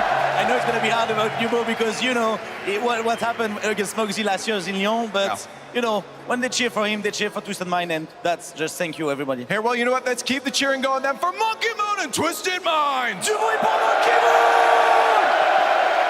Monkey Moon continues on at the Paris Major. Meanwhile, Chronic, Justin, and Cheese make their exit. Foot Esports, they put on a show here. And we were talking as that match started that Justin, one of the only players of the old era that's still competing in any capacity, and really the only world champion at this level that got his world championship before the Open era. And it was great to see him play, but his story does end here. And they absolutely challenged Twisted Minds those first 2 or 3 games. It was like, all right, Foot, you could absolutely win this match, but it just comes down to it's a long series, and it felt like the dam would break at some point because of Nobo and TRK. They're so good offensively that they're going to break down a defense, and then you know who's going to clean it up? It's going to be Monkey Moon every single time. Right place, right time, and just shoots it into the perfect corner, and that was the recipe for success. Shoots it to the perfect corner. Exactly. We'll see it in the highlights. Game number 3, ball slides out to the middle. You got to place it top right corner. That's why he's a 2-time world champion. Me and Stash were talking about it. Yeah, he's a janitor, man. He just knows exactly where to be at the right time. Give Foot a lot of credit. They're going to make a lot of noise in the LCQ, whatever the roster happens to be. I imagine it'll be some part of this core here. I mean, they battled and they battled and they battled, but there's just too much offense on the other side. Bates, you said after Foot got game one, I was like, what did I say? I said in 5. It's going to be in 5, and sure enough, Twisted Minds never looked back. They never did look back. Every single game since, other than game 1, Twisted Minds outshot this team by at least 1 shot. In game 4, they outshot by 8. Game 2, they outshot by 6. So it's just too much offensive firepower. That's why I was saying Foot played well against Vitality. But Twisted Minds are just on a different level, I would say, at this point in the season offensively. With their pressure, it's just too much. And then the game 5, big mistake, a big own goal as well. You just can't be having those. But it was just because of the confusion on defense, because of how much pressure they had to sustain the entire time. Some confusion happens, and then we see Nobo right here, like 1v1 plays. He's like, no, I'm not going to pass it. Everyone expects a pass with the back wall. He's just going to take the shot himself. The slow plays. TRK and Nobo, the 2 best mechanical players on the field, and it shows. Where's that monkey moon slot? I know it's coming soon. There's a great play, by the way, from Foot right there. Cheese arrowed so early that whipped the ball back middle, and all 3 for Foot there. But here we go. Monkey moon right corner, top right. Justin has everything else covered. Puts it perfectly. It doesn't have to look flashy. It's all about the location, and that was off the outside post and in. And then here they come, 50-50s, and this is what they do. This came off a build-up of about 15 seconds, 2 50-50s, ball bounced up high. Foot actually gets an empty net right here, and you're like, okay, but you're still winning, and here they come. The barrage is incoming. Bad read right there from Cheese, gets bumped out too. And TRK just slots it bottom left just because. It's all about the placement stacks. Yeah, and this is the game, I think, that you finally felt like their will was just broken, because every pass that Twisted Minds wanted, they got almost for free. And it felt like they could have gotten even so much more out of that game. Yeah, like it felt like Foot, they began to just camp on the goal line, but when that happens, it opens up that midfield for the passing. And I love Monkey Moon because he put up 0.8 goals per game, 0 assists. And that's exactly what a janitor does, right? He comes in, cleans it up. He's not going to pass it to anyone. He's going to finish those shots. Yep. Also, 2.8 saves per game as well. Monkey Moon doing it on the defense side, and there is that own goal by Cheese to seal the deal. Top 3 worst own goals I've seen in a long time. It was rough, and that's when Monkey Moon's like, I got you. I'm in your head. Yeah. I mean, it's exciting, too, because, I mean, I think the crowd's going to be on his favor. I think that when they go up against, I believe they play Furia now on their side of the bracket, if I am correct. They do. It's Furia versus Twisted Minds tomorrow. Furia versus Twisted Minds. We saw Furia earlier. They ended up with more shots than NRG, but it felt like NRG had more pressure. And Furia did ultimately end up beating NRG off the counterattack. They're going to have to do that again against the Twisted Minds, I would say, whose offense is looking much better than NRG's current. They look like one of the best teams in this tournament for sure. Obviously, the tournament hasn't ended here, so we can't get the full picture here, but just reflecting on Foot's season so far, coming into Paris versus how they're exiting Paris. Did they, in global power rankings, are they trending upwards or down? Do you feel like, how do you feel? I think they impressed with the competition that they had to play against. There was times when they challenged. There's a couple things they still have to fix, but if they can make it out of that LCQ, I think many people would predict they would make it out of the play-in tournament because they have looked so good. And then they're one of those sneaky group picks where, like, if they get one upset win, like we saw it last year with Wildcard, making it through the groups, that could be an avenue for Foot. Well, tomorrow, Twisted Minds now top 8 here in Paris, and they'll have that date with Furia. So already an improvement over their Boston results here, Stacks, and they could have a chance to make it even to the top 6. Yeah, and that's a pretty favorable looking bracket, other than the fact that what comes next, if they do beat Furia, is a showdown with 2 juggernauts. Or, granted, you've got all juggernauts up at the top, but I think they'd much rather have the lower loser between those 2 upper round 2 matches. We'll see how deep that run goes, folks. We got action tomorrow as well as Championship Sunday before we crown the champion here in the Paris Major. 3 matches down on the day, only 1 left to go. And you know everyone's been waiting on Vitality. I was waiting on Zen, right? See them play. But honestly, Bates, I'm maybe more interested in watching Ninjas in Pajamas. I want to see how they bounce back. I mean, I want to see how they got bounced back, too. From when they played Gentlemen, they got ugly. Yeah, I was about to say, I haven't seen Ninjas play yet. Let's see. They are about to. Oh, no, it was Twisted Minds. They didn't play Gentlemen. They played Twisted Minds. They got ugly. They put up a lot of goals, then they give up a lot of goals. We haven't really seen the true Ninjas in Pajamas. We're going to see them, or we better see them against Vitality. If we don't, it's going to be a very quick exit. They're going to join all the near airport teams out in CDG by the end of this. It is their final opportunity. One of those two teams going to be going home. Folks, don't forget about the Paris Major Bundle. It's in the shop right now, 1,000 credits, and all of the proceeds go to the prize pool here. It's one of the easiest ways you can directly support the Rocket League players here as they're competing. We're going to take a quick break. When we come back, the final match of day 3 of the Paris Major. Ninjas in Pajamas taking on Zen and Vitality. You won't want to miss it.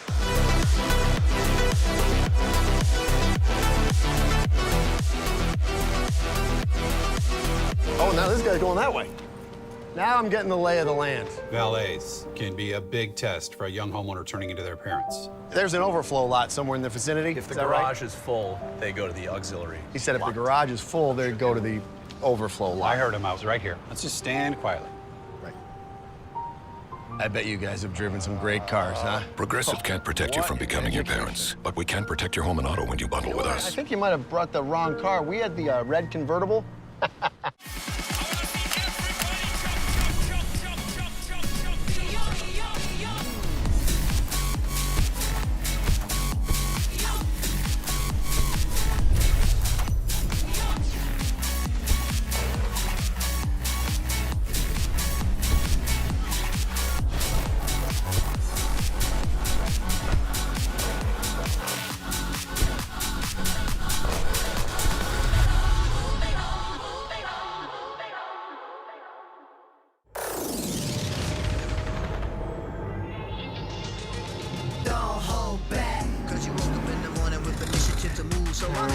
Don't hold back. Galvanize. Trajectory and balance look good. You're confirmed to go for orbit. Every day, Michelin innovates to move the world forward on the road and far beyond. Michelin, motion for life. Push it to the limit, I can't go no more. Red light, no way, I'm coming back home. Long dirt road, all on my own. I'ma be the greatest, write my name in the stone. Write my name in the stone. Yeah, I'm coming back home. Yeah, I'm coming back home. Write my name in the stone. Cause I'm coming back home.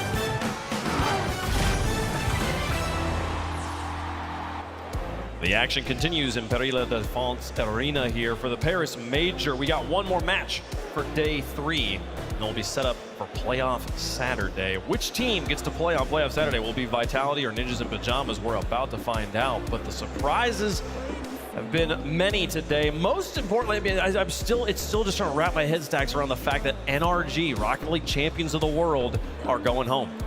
Yeah, this has been a nightmarish start for North America. Hey, Space Station took care of business. Yeah. Other than that, near airport. By the way, 26.5 kilometers exactly that way, for anybody that was wondering if they need to get to the airport. And I thought I was the hater of NA on this desk. Well, I would say, honestly, SSG getting the win there at the beginning of means it's not a disastrous day. If we had lost all 3 of the matches we had today, I'd feel that way. I think the way that we lost, you know, the way you lose NRG, the way they lost that series, where it just felt like everything's just so uninspired, right? Like, this was not the normal NRG at all. You know, all the credit to Furia, because, you know, Furia is a team that has been moving in the exact opposite direction, and they have reversed course brilliantly. Yeah. You know, we finally got Bad Man Yan back on land. Yeah. But, you know, watching those 2 series back to back, if you're a North American fan,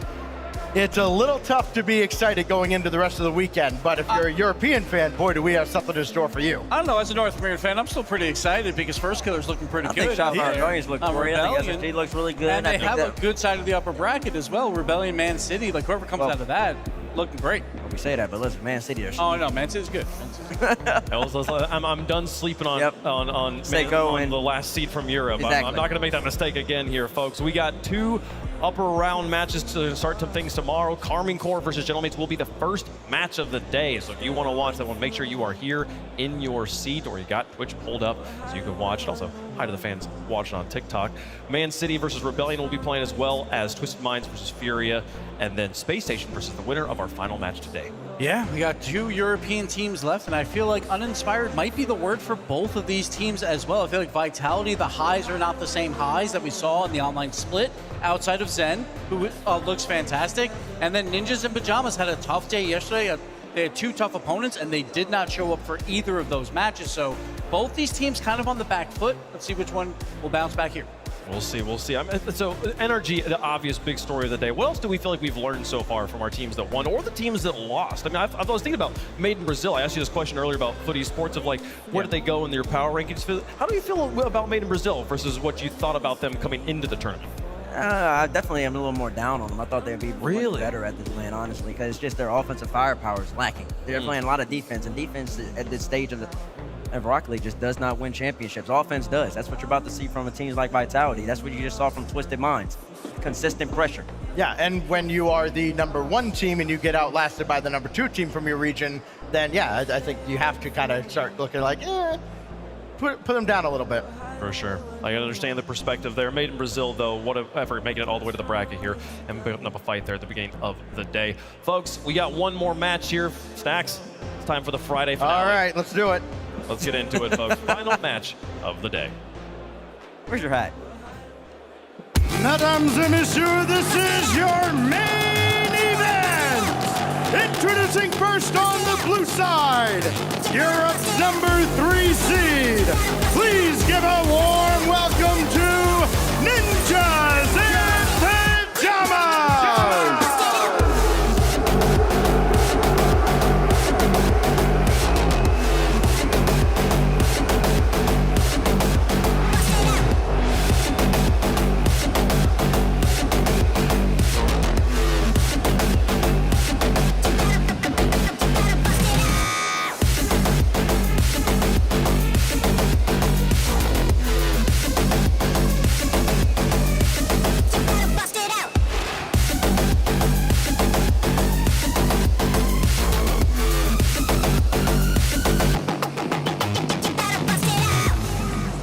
Ninjas in Pajamas, the EU 4 seed, mostly because we haven't seen them peak just yet. We have 3 two-time regional champs in Europe, and Ninjas in Pajamas is not one of them. They've been to multiple grand finals, though, and they just fall a bit short. We saw that in the Copenhagen LAN as well. They need to take that next step, that next elevation to their game, and let's see if they can do it. We all know when they peak, they are so incredibly deadly. That's how they get to those grand finals, but it hasn't come all together in a full weekend just yet. And according to yours in his interview, he said that Ole, when he is on his game, he's a top 3 player in the game. I said yesterday, I have not seen that yet once. But in saying that, Ole is a great player, and when he is on, he makes plays happen. I really do think that he's the question mark. He's the missing piece. When he's going, they have a chance. To be fair, Ole has been statistically great so far in this tournament. He has been the offensive leader. CRR, I think, is still kind of coming onto his own. I think a lot of people had high expectations for him coming into Paris. The crowd, maybe not so much. They're definitely not behind him. What did he do to France? What? Am I missing something? I don't know. He's not Vitality is really what it comes down to. But, you know, again, talking about, Jory is making that kind of bold claim about Ole. It is a bold claim, but you like having that confidence in your teammate. Well, I mean, you do. And honestly, looking at yours, he kind of had a step up last year, going all the way to a grand final. You want him to get right back to where he's at. Stacks, I think we've made them wait long enough. Let's get the Golden Bees on the stage. And their opponents on the orange side, your overall #1 seed, the pride of the Golden Hornets. This is Team Vitality!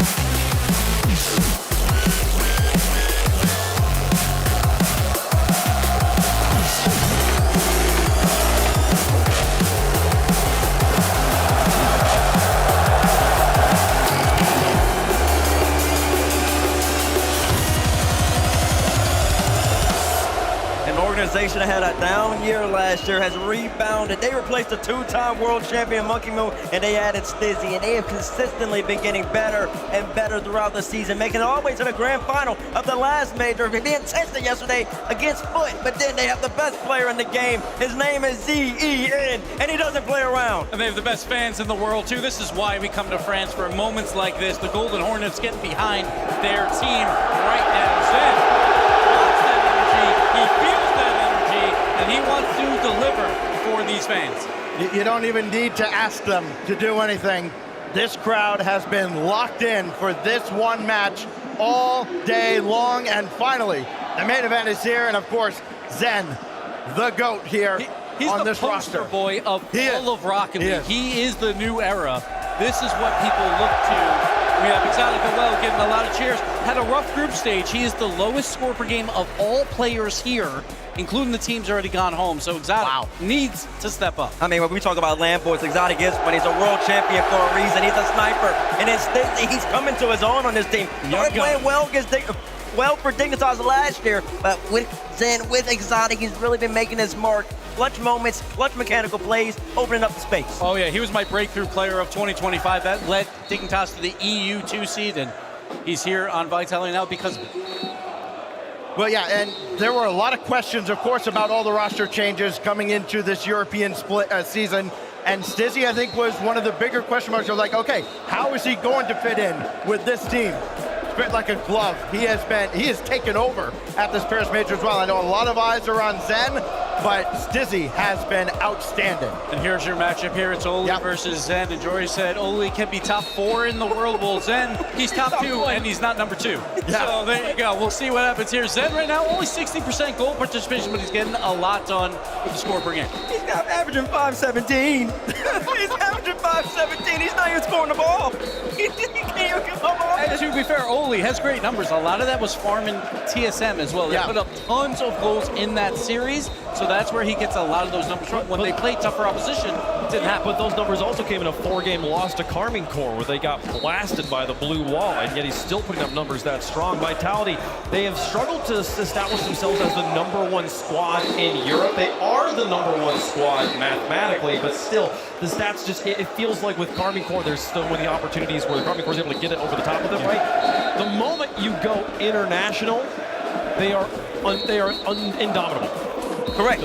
But we're not international right now. We're in a regional. And that's the big question because NIP struggled internationally yesterday. We did not win a single game, dominated by Twisted Minds. Yeah.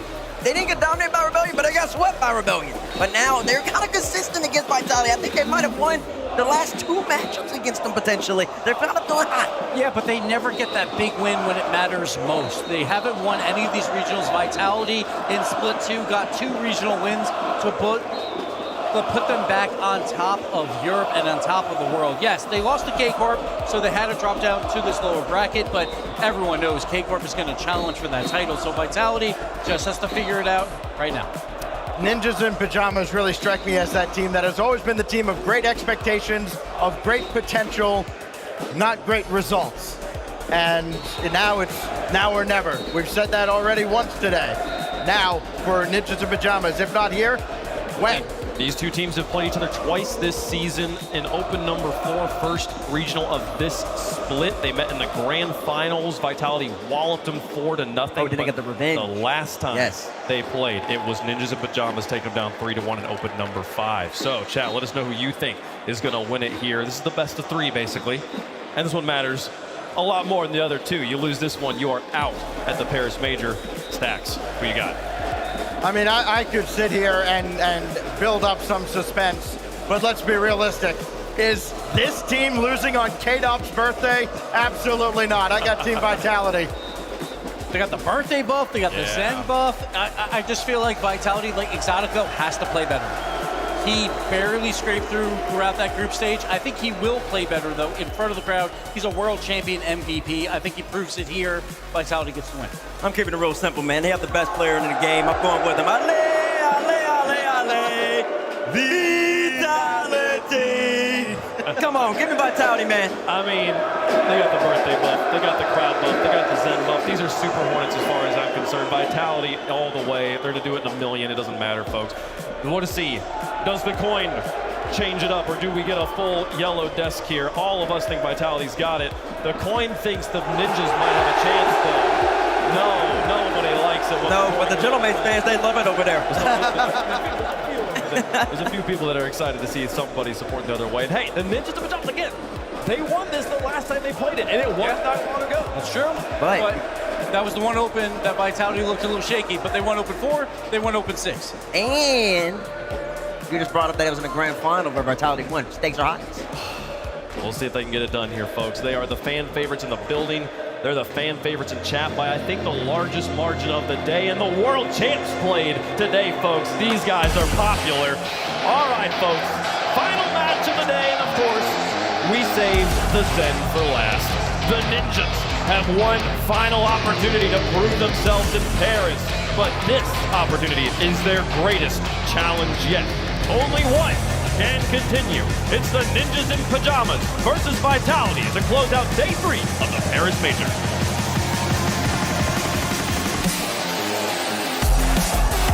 Redemption. It's such an easy concept, but putting it off is a completely different thing. Last time we were in France, it was the Ninjas in Pajamas that eliminated Vitality before we even made it to playoffs. Hercules, game 1, brought to you by Progressive. This time, they want it to be different. The rematch we've all been waiting for, Vitality. I'm here, but you gotta prove me and the rest of the world wrong. Off the kickoff, it's Stizzy. This is a player that we really want to see step up and lead the charge, but it's gonna be Exotic off back.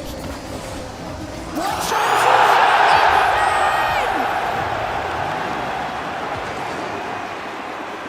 Took no time whatsoever. Vitality from the off have put their best foot forward, and both these teams are so momentum focused. This could go 4-0 either way, and it's an awful mistake. Vitality show us their best, and then they show us the rest. CRR places this one to the backboard. It's a rough clear from Exotic and an easy cleanup from none other than Jorius. NIP very familiar with this Vitality roster. They've met up 5 times before this. Vitality falling 4 at their feet. 1-1, off kickoff, another bounce up. Here's a follow, trying to waterfall it down. It's a shot denied from NIP. Now Oli, he's got low boost, so he wants the 50. Good position here for Exotic, got plenty of time. CRR on the way. 2 Spaniards on the field. One of them got a considerably nicer reception than the other one. As Stizzy, they're colliding into each other. CRR gets rid of it. Zen so far not on the ball. Exotic tries to land on it. Stizzy, nice challenge from him. Takes the first time shot, and his compatriot just gets rid of it. I like what I'm seeing from Vitality too. They're playing this one a little bit differently than what we've seen in the past. Holding Zen a little bit further back until needed. Nice little hand up there from Vitality to slow CRR down into the center from Stizzy, trying to break Vitality out of their half. I feel like Zen's just perma third man at the moment. I feel like this is like a Hit the ball in the wall. There we go, there he is. Off the demo as well, goes off the ceiling. Nobody available to take an immediate shot. Stizzy, no further from him. Exotic called in. Looking for the back pass. Zen will go around 1. He's past the second. That's an outright whiff there from NIP. Don't want to be seeing any of that, because you give up opportunities. Show them the way, Stizzy. Zen with a clean 50 into the dead ball. Stizzy double off the side. Vitality are here to fight. Team that's needed to rebuild. A very disappointing 2025. They've been rebuilding ever since they won their World Championship. Went from there, won that, thought we were going to be seeing a dominant era from them. Went to flip and spin, and suddenly it was all away! What a save! Stizzy looking to try and keep this going. Can't find an infield. NIP are holding on. Now on the break. CRR, time, backboard, double, leaves it for Oli!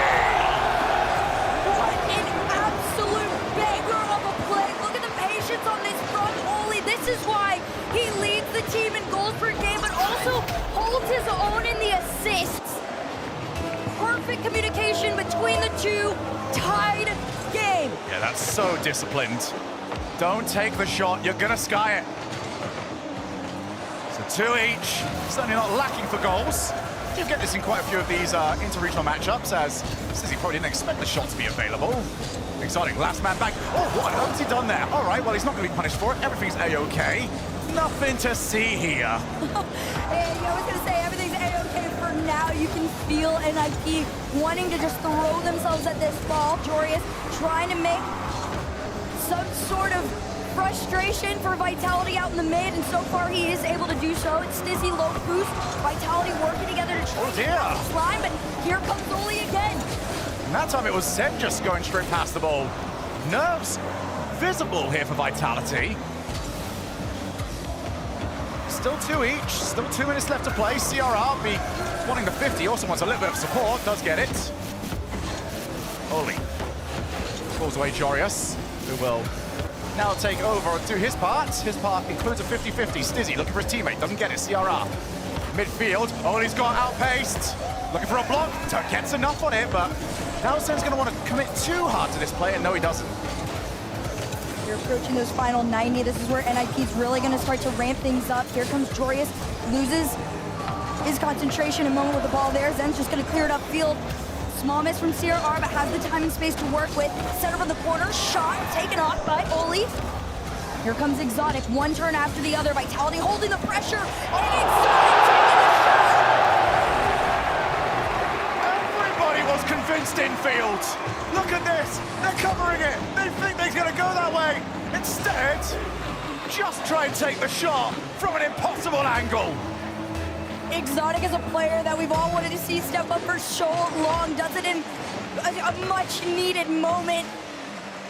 That minute 13 starting to count down. Vitality gotta hold on. Here comes Zen. Quarter of a take to work with on this. Taken away and sent on into the orange. Back pass to boom it forward. Double demo in the back end. Could this waver Vitality's defense? 1 minute. Zen, reset, good enough on the challenge. Exotic's on his way. Vitality, this needs to make sure they don't get in their own way a little bit here. As nice little self-pass there from Zen, demoed for his troubles. He'll be back in just a moment. Scrap heap into a full car. Oli, not a good touch from him. I do feel like Oli has really struggled here in game one. A couple of uncharacteristic misplays from him. Had a very good showing last time he was over in France. Well, braver than many to try and take it that late. Listen, if you've been able to take down Vitality more than once, in this case 4, I would expect that level of disrespect to their defensive line, but for now, Vitality holds their lead. 8 seconds left to go here in this game number 1. 5 on the clock, Oli up in the air, over 1. Can he get past 2? He's got the time and space. Flip, goes to the side. This could hit the ground, but it's still up in the play. NIP, bounce it to the center. Oli's gonna have to make the quick cut, but instead, it's Zen for the win! Vitality take game 1! Exclamation point! Who's supposed to be scoring on 0 seconds? Quick hint, it's not you. Vitality take game number 1. And Zen, well, they were talking on desk, I think he was averaging like 5.15 per game. He just dropped 5.96. He's above his average. He's pushing for more. He wants that 600, he wants to go gnarly. I love what we got out of him, and also, I love the way that Vitality is bringing Zen to this series. Most of the time when we watch this head-to-head, the reason Vitality seems to struggle, from what I have seen, is Zen feels this overwhelming power to do everything. Yeah. They have him finally, in the kindest way, on a leash. They've got him playing further back as third man. It's a different story, and it's clearly showing. I think it's also like Zen's own choice on a lot of the time. I think that is a criticism that can be levied against him of. When he doesn't trust his team, you can tell, because he doesn't leave his side of the field. Yes. Unless it's absolutely certain he's going to get a goal. And we saw glimpses of that at the start of this game. We saw a nervous Zen where he just, okay, Stizzy, Exotic, do you want to go and do that? And then we'll worry about the rest of it. But he settled down, became a lot more involved in the gameplay after that. Still, mistakes from both sides. Agreed. Need to get rid of those. Need to do all about your peaks, less about the rest of it. And to be fair, coming into this series, the bar is pretty low for Vitality. Taking that game 1 win is a pretty big deal. Again, like we've said in this head-to-head, Vitality, the only time they've beaten NIP was a 4-0. It was a clean game. So we'll see if we're getting a back and forth, or if Vitality can take this game 2. Momentum might stay in their favor. Zen around the corner, tries to make a setup. Instead, it's a big clear for NIP. Boom, straight back to them. Oli's got 100 boost and he's on his way. Really need him to find his way into this series. Not the greatest game 1 from him. Goes around, good 50. Who's up next? All about that second man in this series. Who is the faster? Who believes in their teammates more? Go immediately off the backboard, CRR. Anyone going to 50 him? No, so he's going to go hunting for them instead. And in the back end of things too, I've seen Joris multiple times head-hunting Vitality, slowing them down from cheating into their side. We'll see if he gets back in time to help out with this. For now, it's going to be CRR. Uses everything he has to just keep possession for now. Exotic already taking charge. CRR did a good job just disguising that he's completely out of boost. Exactly. Stizzy. First time, Musty. That will be saved. And now CRR trying to find a break. 10 boost to his name, yet nobody's challenging. He's done very well here, but the lack of support, maybe the lack of anybody expecting to even get that far. Stizzy takes a reset of his own. A lot of air dribbles into challenge. I think Vitality will be more than happy to play that game at the moment. Jarius backboard, couple of demo attempts, but where's the follow? A little bit too late. Oli was trying to mess with them in net. Instead, it's Stizzy being handed off this ball over to the side here. Another shot, just a bit high. And into that corner there, but that's not going to slow the Vitality pressure down. You see the lead. Vitality taking turns on the rotation out. This time they got to play it back to their side. Just respecting NIP being able to get out of their half. NIP really want these demos. Not finding too much success. Stizzy, last one. Able to get a clean enough 50 on the second. Now Jarius outpaced them entirely. A little bit just too relaxed there from Vitality. Not anymore. They're on the break. What a save. Keeps it out. But now MIP need to wake up because now they got a Zen taking his time looking for goalkeepers. Not able to find any. Joreuz has been such an impactful player on his end of the field, a little bit quieter in terms of getting his name called out, but he has helped in such clutch moments. We saw Zen on the other end trying to start something here. Instead, Vitality will roll themselves on back into their side. Here comes CRR, 50 forward and up. Stizzy's gonna try and take this away. He does. 50's back to the other half as we approach second half of the game completely scoreless. Well, that's a great set from Exotic!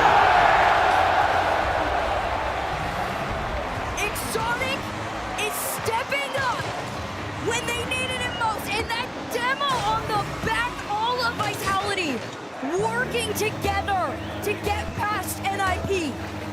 And his own setup touch. He managed to convince Joreuz that it was going to bounce towards him.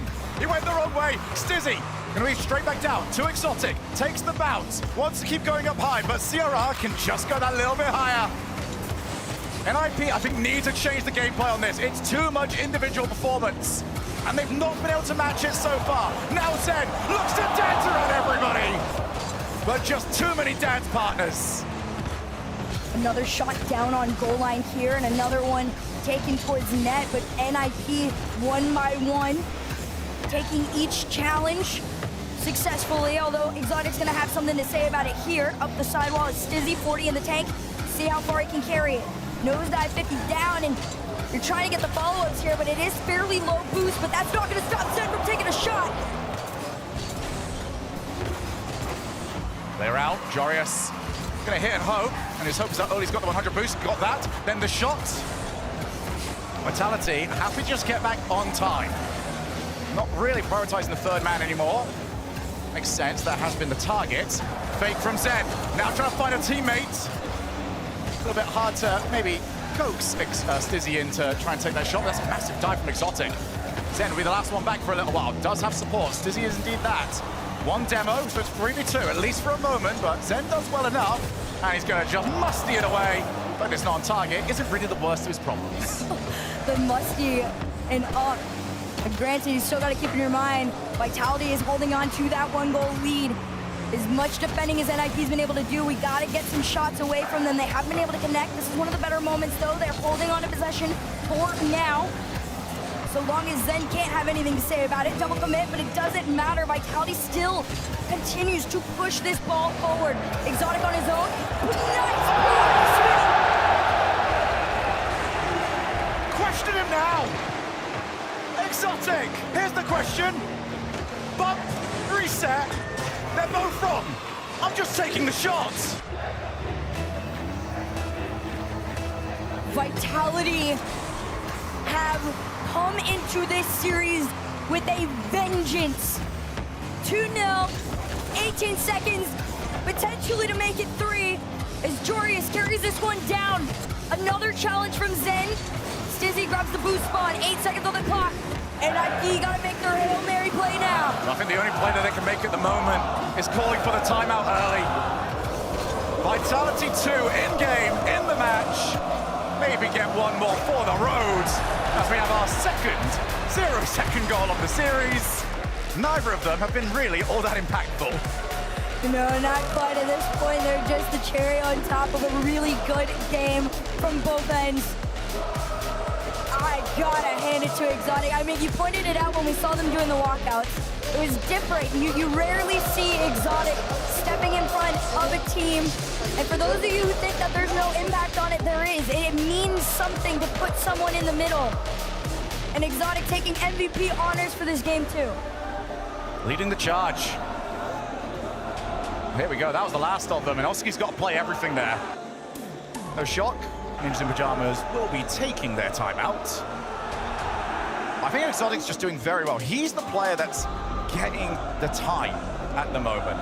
Very rare, but he's getting that little moment where, okay, I'm not immediately challenged. And I feel like the usual Exotic takes the shot first time. This Exotic is spotting things. He's got a few ideas for himself, and he's executing on them.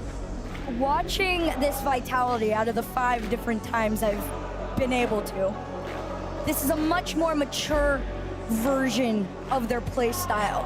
Now, granted, on the other end of things, NIP still putting up the numbers to show us and remind us that they were in charge. CRR, well over 700 points in this last game, although unfortunately it meant nearly nothing. Yeah, a lot of those were saves. And maybe the most backhanded compliment in Rocket League is, wow, that team's playing some really good defense. Usually means. It means you're not doing well, but we're proud of you. Yeah, it means that the ball is on the wrong side of the field. Yeah, I might want to fix that sometime soon. Well, a lot of things getting fixed at the moment.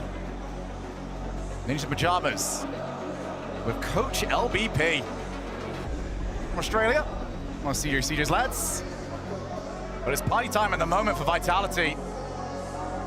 Mixed results over here in Europe. Dusseldorf crowned themselves world champions. In Lyon, well, they lost to the team in front of them. Eliminated. None of their fans went anywhere. They stuck around to boo every other team that was French. And we really appreciate them for that. But this time around, they've got theirs. And they're going to cheer them all the way. I'm sure you guys can all hear them at home. I love that we then go to the gentlemates and Casey. You know they're not even up on this one. This is Vitality's home. They want a different story. France has seemed to always belong to Zen, and they're hoping to claim Paris on that road to another victory. We got game 3. And Ninjas in Pajamas need to change the way this is being played. It's too much down to the air dribbles at the moment. As we are going to start with yet another one. Here's Dizzy. They kept reasonably quiet. But my issue right now with the air dribbles for Ninjas in Pajamas is their second man is not the quicker. So they're always trying and chase up. Lying up very much the same way as Zen's chasing after the ball that just got away from it. It's Dizzy. Pass one, takes the 50 on 2. Here comes Exotic, immediate challenge, but a little bit of time, and Zen's already on his way back. It's a clean beat, but Joria ceiling reset, has got early downfield, only looking for goalkeepers, but the first man challenge just too good. Right now, NIP's game plan has been to send somebody forward, headhunting that line of defense, or staying a little bit too far back and trying to slow Vitality down on their initial challenge. The gameplay has to change, otherwise you're going to continue to get the same result you did in games 1 and 2. The problem with that is we don't actually know if they're finding bugs or demos because the ball doesn't get far enough. What's the play going to work? Well, there's not even a shot on target just yet, so how are we supposed to know? It's unfortunate we don't have any elephants on the field or giraffes, so they're not going to quite make it to that ball. It's Exotic on his way, and he's on his way back. Okay, well, at least it's some defense. At least there was a new idea to getting rid of Exotic. You just bump him off. Zen making his way all the way down the field. Look at this catch. He knows he's got the time and space, and the miss. Vitality are not going down. They're sweeping him aside at the moment. Vitality, the #1 seed from the region, are proving to NIP why that's the case. Stizzy, power clear from him. Whatever was said during that timeout, it's not worked whatsoever. He is hit. Zen back on land, showing even the people that he has fallen to that is not happening here in Paris. Zen now on his way up the wall. CRR pre-jumps, does well with it. This is what I mean, even Zen's actually first man up to his own touch. Fake out on 1, now he's gonna fake 2!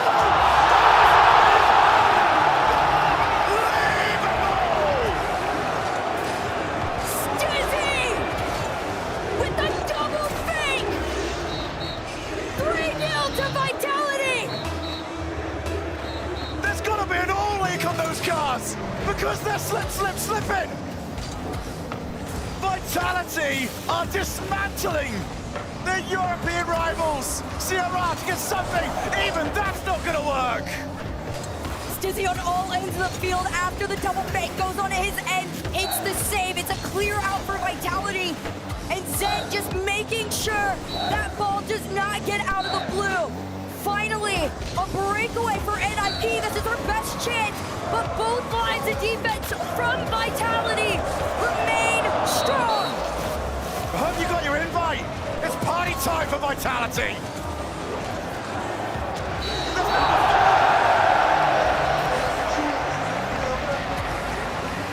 The Hive collecting point after point.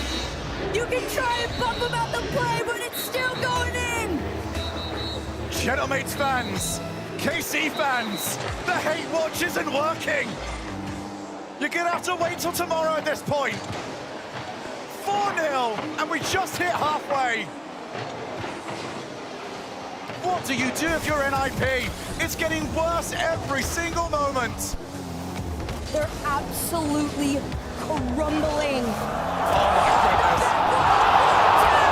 Where's the follow? Oh, that's the one you don't believe in. Okay. Okay, Exotic. Okay, Stizzy. That one felt personal. Ninja in pajamas. Well, that's about as close as they got to good news so far. So Exotic now going to go by himself. He's got Zen over in support. On his way in, Stizzy, sidewall skip, he's past 2. Well, Ninja Pajamas, I hope you got some kickoff plays ready. You're gonna need them because our time is running out. They can get something, but they've got to start hitting the ball. Vitality are playing great. Ninja Pajamas can't get out of their own way. The 1v1 comes through and Stizzy's off the ceiling. Even on no boost though, this will 50 all the way into the other end. CRR was waiting for the collect, but Exotic had other plans. Vitality a comfortable 4-goal lead. And like we said, NIP gonna find something here. Time is running away from themselves. Stizzy looking for the skim, can't quite get it. Maybe if you're in the Batmobile, that might have worked out, but maybe for a different time, as there's the first. And okay, time to really flick through the notebook. Kickoff play number 97, that might be the one. The fact that it took 2 players from NIP to completely commit on the play, to move them out of the way, to be able to take a shot, just says something about the level Vitality's at. Off kickoff, down to Oli. Jorius should have been up already. Still manages to get the beat on Stizzy, but used everything in the tank. Oli off the crossbar. One final minute in a center, but Jorius, he turned. Well, kickoff play 97 was actually pretty good. Just have to commit to it. You're running out of time anyway. Now Sierra on the turn. Oh my goodness! Will anything work out? NIP, you are showing you can do it, but you got a full commit on the play. A failed multi from Stizzy means nothing more than Vitality still is in charge. That could be another one. Backboard for Stizzy. You know the rest. Exotic and Stizzy, an absolute power couple right now. Double off the back of his car. Just really showing NIP who is boss. If there was any hope here, it's gone. 5-1. Timeout used. A reverse sweep required in front of a hostile crowd, apart from a few pockets.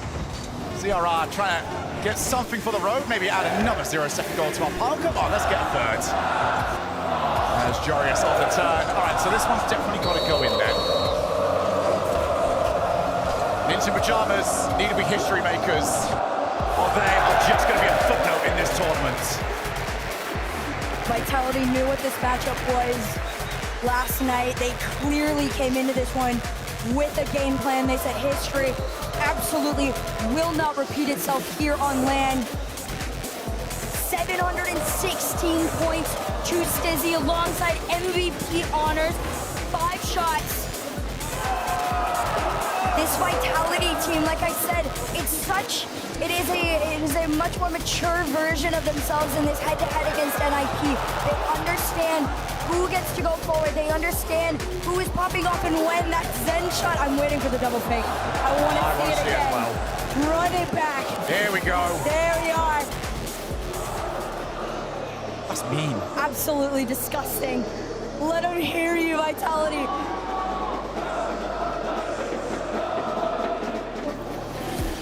They're loving every moment.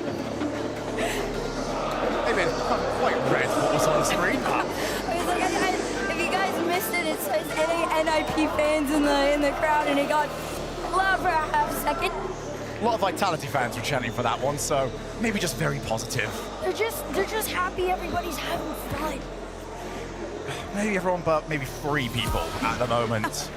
NIP, a very long road ahead.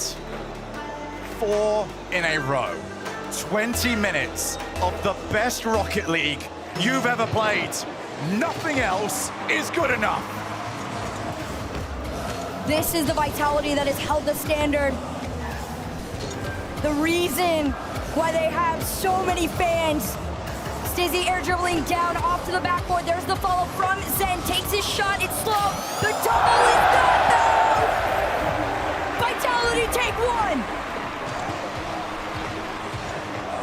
The slow-ups are destroying NIP. Every single time they think this is going to be an immediate shot, Vitality cool their jets, just take a relaxing sit down and say, I'll take this shot when I'm good and ready. Vitality, it is such a new level of confidence in this head-to-head, and I can't stress it more than enough. They look incredible. It's NIP's game to follow. They try to go for the center play on this one, completely read out back into the corner here. Pressure still can be sustained. Another setter, but no follow. NIP just seems snake bit. Nothing works, because guess what? It usually doesn't for them. Okay, there's a little bit of something. Oli back down, didn't get the reset. Backboard, who's around for these sort of plays? There's no real belief that Vitality will maybe make a mistake. Nice pass though, CRR, pop, leaving it for his teammate. In comes Oli, but it just takes too long. Vitality can set up around that. Now the 1v1 onto Jorius right here. Jorius does play the patient game. Works out for him, but can they get the ball cleared? This ball, even when they were able to knock Vitality off of it, stays back. They're finally past line. Exotic had already committed on this, so Stiz is gonna have to make a quick cut. He does bump off a little bit of recovery, but that clear is great for Vitality. Oli gets the block. Down, Jorius leaves it again, but not quite getting the outcome that they're after at the moment. Just over 3 minutes left. NIP have at least steadied this series for the time being. With that demo, third man can't come in for the shot, although Vitality, miscommunication. So they might be able to just recycle this NIP and go again. Nice little pass over there to Exotic. We'll see what Vitality can do here. Even on no boost, this shot is still a threat. Double up the corner. Very weak clear. They're gonna have to pinball it around, but Vitality cuts it off right at midline. Vitality are pre-jumping more often than they're regular jumping. Jorius moving clear, and it's exactly the demo. Managed to make that somewhat awkward for Stizzy. Zen just hits it downfield, and looked like Oli got hit by the ball more than he actually hit the ball himself, but he is past 2. Chance to try and break. Exotic on the trip. That just takes away all the momentum. Still 1-0, still a chance here for NIP. I definitely do not count NIP out of this. They've hit that 0-second shot before, not when it mattered most, but now could be a different story. Floating around Vitality off the backboard. Can somebody take it? Jorius is gonna have to go and collect it out mid. There's a demo that could open up some space for him. Takes his time, had the flip, but Stizzy, even on low boost, disrupting all of NIP's plans. Yeah, Vitality's first man challenge just too good at the moment. Every time they go, it's usually just to get the play started as Oli down to CRR. Almost able to get to it, but on the breakaway now, Vitality, Exotic. He's just always on this spot. Definitely been practicing the backboard so far. Best performance to this point from NIP. First time they've had some defense to play in quite some time. So 90 seconds to go. Stizzy's absolutely in! What do you even do? Reset. Just takes the shot. Actually, I've got an answer for you. You just watch, because that's all you're going to be capable of doing when you defend against this guy. This version of Vitality is absolutely disgusting. Off the kickoff, NIB tried their hardest, but already completely depleted on their resources. Ends up the air. It's a race to Vitality to 3!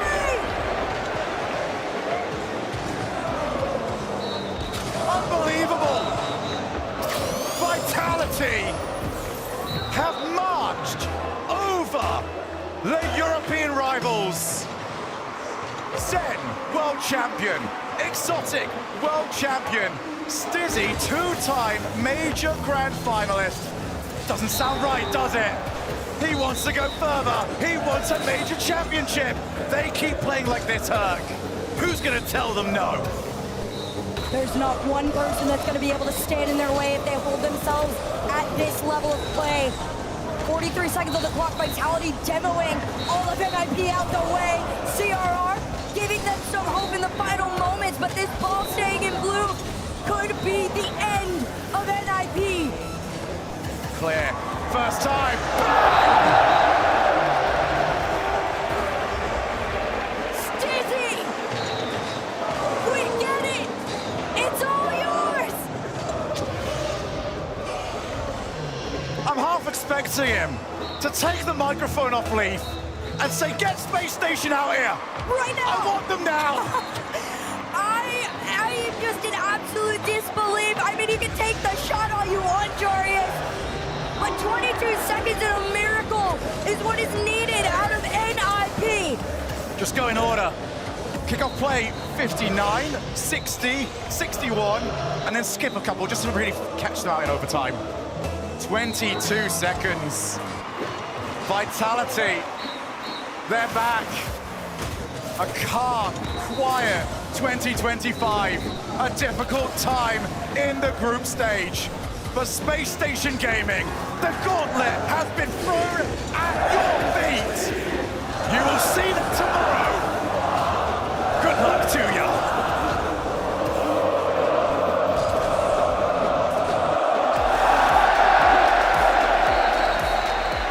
A dominating performance from Vitality. All curses have officially been broken. There's nobody you can put in front of Vitality. There's no caster you can place on the mic that could stop this team from success.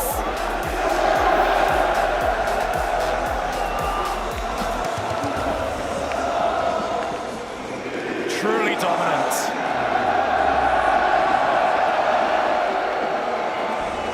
It's good to see it again. Welcome back to the Age of Zen. And he's got a truly devastating team around him. Stizzy in that series. Oh my goodness. Oh my God, that performance from Stizzy alone. He was the guy. He was MVP by far. MVP. That performance proved exactly why that roster move was made, why he, in particular, was sought out and brought onto this roster.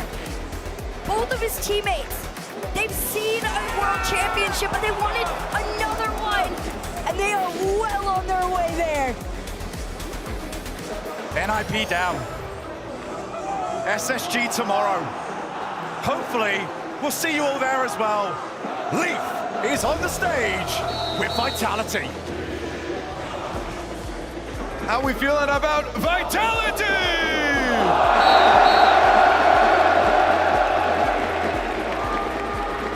Exotic, it must feel good to be up here right now.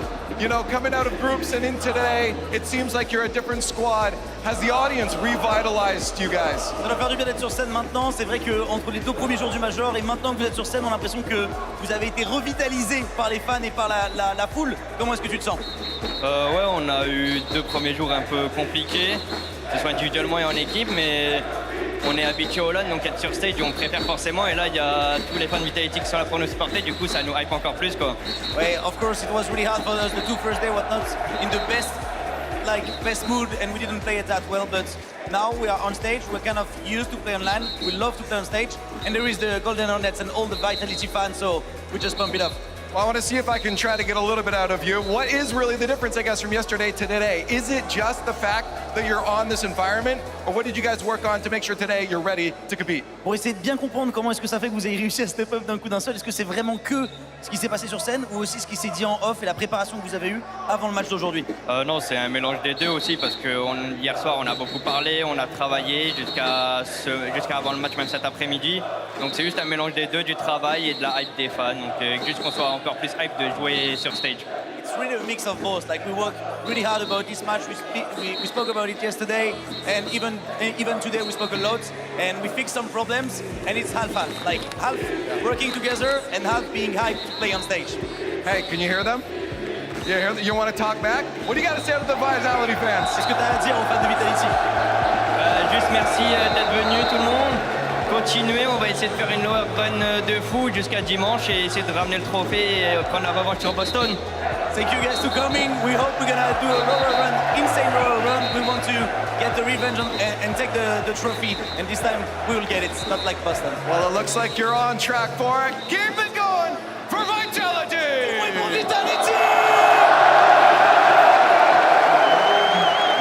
One of the best squads in the world right now, and looking like the best squad playing today, absolutely dominating Ninjas in Pajamas, bopping them out of this tournament. And that lower bracket could be a curse at times, but sometimes it's exactly what you need. You need that confidence builder going into the weekend, and Vitality did exactly what they needed to do here. A dominant 4-0, got all the members of Vitality involved, and they're looking hot going into Saturday. And it's amazing what happens to a team when you know you have an extra life, you already know you're not really going to improve your standing that much versus when your back is against the wall. Yeah. We look at yesterday, Vitality, and you kind of got really all through the later stages of group play. Vitality was like kind of, but then the exotic that showed up today is very capable of leading Vitality very, very deep in this bracket. And everybody was on point. There was no weak link at all. This Vitality is very, very dangerous. I mean, there wasn't a point in the series when they weren't in control. This series felt over halfway through game one. Yeah. I mean, Ninjas in Pajamas, we were talking about like power rankings. They had a very bad tournament. They won 3 games against TSM and didn't win another game. 0-3, 0-3, 0-4. And it's not just that they went 0-3, 0-3, 0-4. It's about 2 of the 3 of those. They got absolutely They got absolutely destroyed by Twisted Minds. They got destroyed by Vitality. 4 games, y'all. Vitality shot the ball 38 times. They only had 19. Stizzy out here has 6 goals. Zen's got 6 goals. Exotic averaging 281 points. I think he still got 3 goals. Yeah. It don't matter. They're just out here putting on a show. Scored 2/3 of his shots. That's what his shooting percentage was. It was that open for them. They would have so much space in the air as well for Zen and like for everyone on this team. Right there. I mean, maybe they're just good. This is a good show match here. They know it's a squash match. People came to watch Zen v Zen, and that's what they got to see. I mean, you know, unfortunately for Ninjas in Pajamas, Vitality's offense made their net look like, you know, the gif of the security guard that's not really actually doing his job, just letting people walk by? That's about what that half of the field looked like, because Vitality basically scored at will. I mean, it turned into free play in game number 3. I was out there talking to Jack and Reynolds on the watch party, man, and they said, oh my gosh, Exotic's going for musties. He's going for resets. That's how you know it's over. Zen's accepted going for his ultimate. I mean, you're saying musty, ceiling reset, musty. Stizzy in game 4 came from the right side of the field, got to the left, got the reset, corrected course, and then dunked it in top left corner. The team shot over 40% in that match, almost 4 goals per game. Pure domination, but it's just Ninjas in Pajamas, man.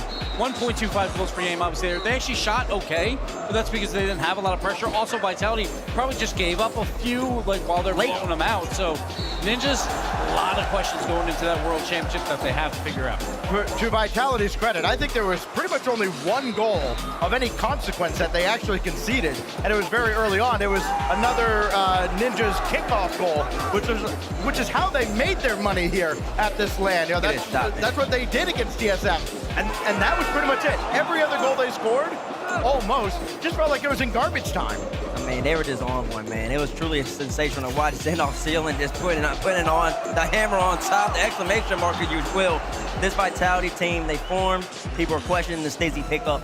I think they've shown so far this season that Stizzy is starting to gel. It is working. They have already succeeded significantly more than they did last year with a 2-time world champion in Monkey Moon. I mean, you look at the stats right here, y'all. You have 65% time spent ahead. And 0 for Ninjas. Zero for They were Ninjas. never leading the game, and they got 2 kickoff goals, Ninjas. In that game one, they had a few goals, but besides that, it was all Vitality all day. And again, yes, you don't want to be in the lower bracket, but it is much better to get this confidence builder now to go into that weekend with this extra round that we added on a Friday. This has really benefited Vitality, because if they went into Saturday after taking down Foot in that mediocre game 5, then they would be in trouble. But now they really feel like they can run the table throughout this lower bracket. Yes, K-Corp beat them earlier, but if they meet again, I mean, who knows? It was close, though, against K-Corp. It took an Atal, remember, off the ceiling, bringing it back down, bottom right corner shot to really open that up in game number 4. Those two teams were trading blows up to that. I'm not going to lie, it might just be dyslexia. I've had to check that result every day because I'm like, who won that match again? Because it felt so back and forth because Zen was still very strong, but ultimately it was Karmine Corp taking it down. Before we get to what you were to say, Stax, this Telestration station is open. It's back up. James Bot, Let's go. You got some ideas down there. I'm excited to see which delicacy you picked, which morsel of Vitality excellence you're going to demonstrate for us here. There was a lot to pick from, but for me, the biggest play that caught my eye was the Stizzy fake. And so I wanted to get a closer look at that one. And that's the play that we have right here. So this is picking up right after Zen won the race to the mid boost, and he also won his 50. You can see Oli, no boost there in the corner as we start moving forward. And when you have no boost, you start to get desperate, okay? Oli gets absolutely dusted, maybe even fake challenges trying to set it up for Jorius, but Jorius hits this ball into a perfect setup for Stizzy. And you can see Zen doesn't miss a beat either. Zen, low boost. Jorius, low boost. CRR, low boost. Olio, boost. Low boost. And when you're low boost, you panic. You can see Jorius panics a little bit, goes for the challenge. Stizzy hits him with the fake. The worst kind of embarrassment you can imagine as a Rocket League player. But Zen, also, look at this zap dash he does here. He lands off the wall, gets a zap dash right into Oli, who's defensive. He's just a fish out of water here. Boom, see you later. That leaves CRR in an isolation play. Stizzy fakes the flick, knows CRR has no boost, and is able to just drive that into the opposite corner. That was a complete dismantling of the defense by Vitality. You can see how they were so dominant. That's sick. That's really, really cool. That's one of those plays when you're on defense, you can never elevate that pass into the mid, so it bounces off. Well, thank you, James, for that awesome play, but thank you, guys. Have fun. You gotta hit that off the curve. You got it. Like for Jorius, you cannot put yourself in that spot. That's why he gets faked out. And that was the whole series where Vitality has all the positional advantage. They have all the boost advantage as well.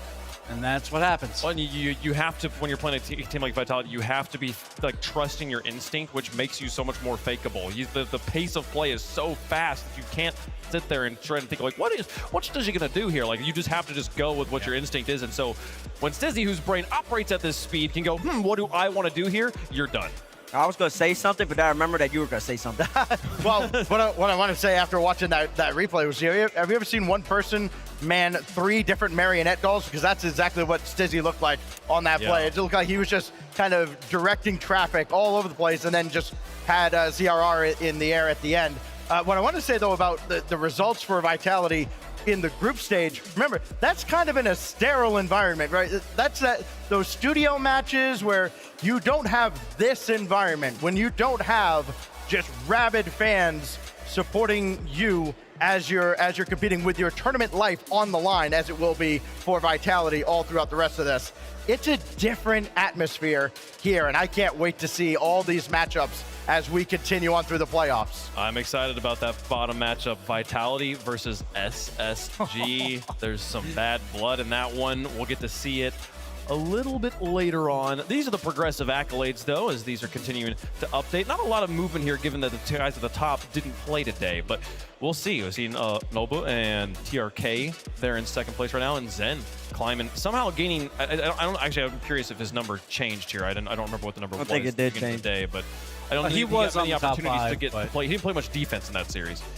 Yeah, but if you don't give up a lot of goals, then that actually helps your number 2. So if you just get a few saves. But we also see Twisted Minds, probably the best offense here so far throughout this tournament, starting to move up that goals per game and assists per game list. So see if they can continue that tomorrow. Seems like we have 2 very hot teams in that lower bracket. Twisted Minds and Vitality. It's going to be a tough task for the other challengers. Hey, we thought we had some hot teams in NRG as well.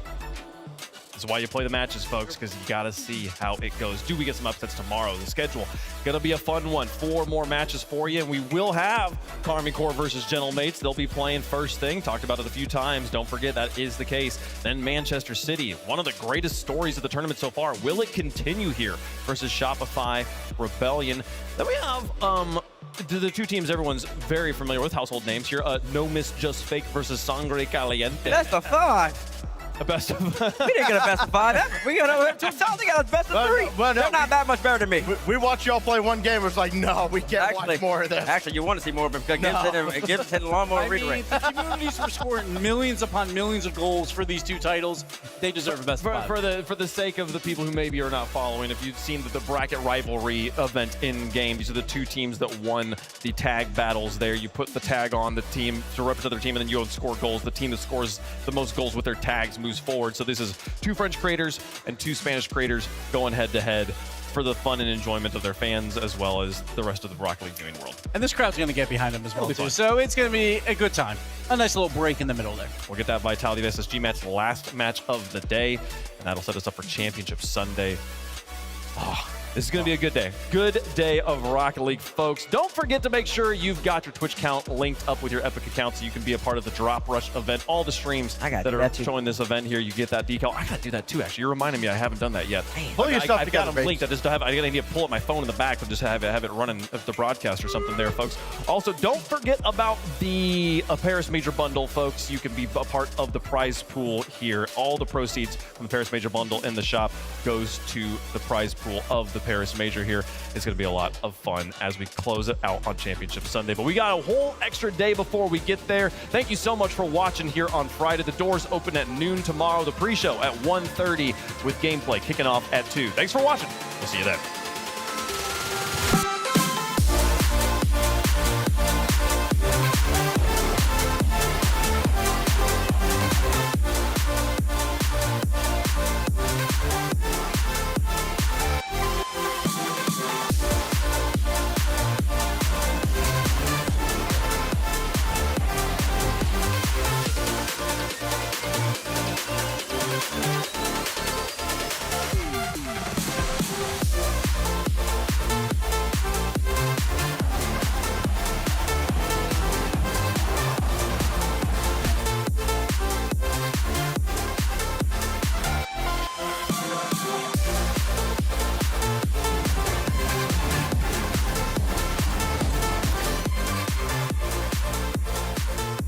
I want to try an experiment. All right. To help you unbecome your parents, I want you to try a game called Rocket League. Ooh, is it a puzzle like my crossword? No, picture soccer. Okay. With a car. What do I hang my feet outside the window? No, not your car. But you said think of... It's a video game. Oh, okay, I get it. Where's the cartridge? No, it's an online thing. Is there a joystick? Not like the ones you're thinking of. But I need to get some quarters, right? Nope. I gotta blow in the cartridge. Again, like no cartridge, but you'll need a username. Username, huh? How about Keith_9914? The bathroom code? That's the only number I can kind of remember easily, so.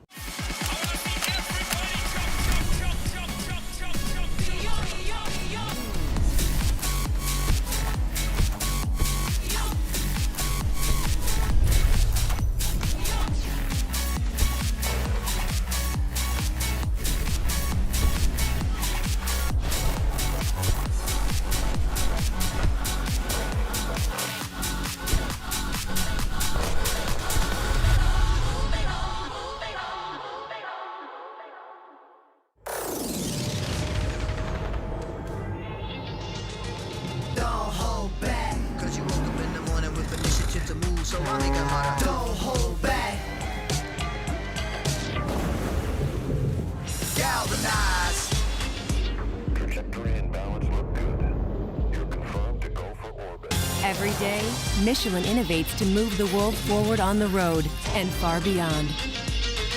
Michelin, motion for life. Push it to the limit, I can't go no more. Red light, no way, I'm coming back home. Long dirt road, all on my own. I'ma be the greatest, write my name in the stone. Write my name in the stone. Yeah, I'm coming back home. Yeah, I'm coming back home. Write my name in the stone. Cause I'm coming back home.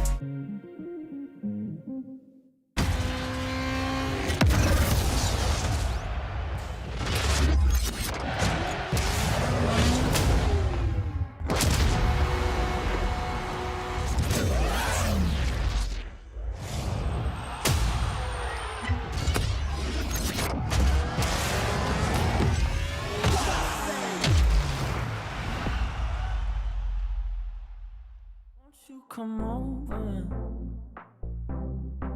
dying to know where you came from. We're breaking open, feel like our future's just begun. And all I know is that we lost time. If we stay right here, we could free ourselves inside. We'll stay awake forever. We'll hide away where no one knows. Let's run away together. Just lead me into your world. We'll stay awake forever. We'll hide away where no one knows. Let's run away together on our own. Just lead me into your world.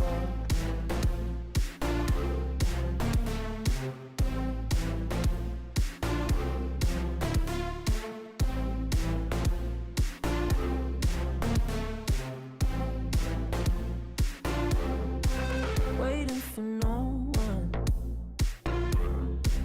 We're headed straight up for the sun. They'll never notice. We'll take these cities on our own. And all I know is that we lost time. If we stay right here, we could free ourselves inside. We'll stay awake forever.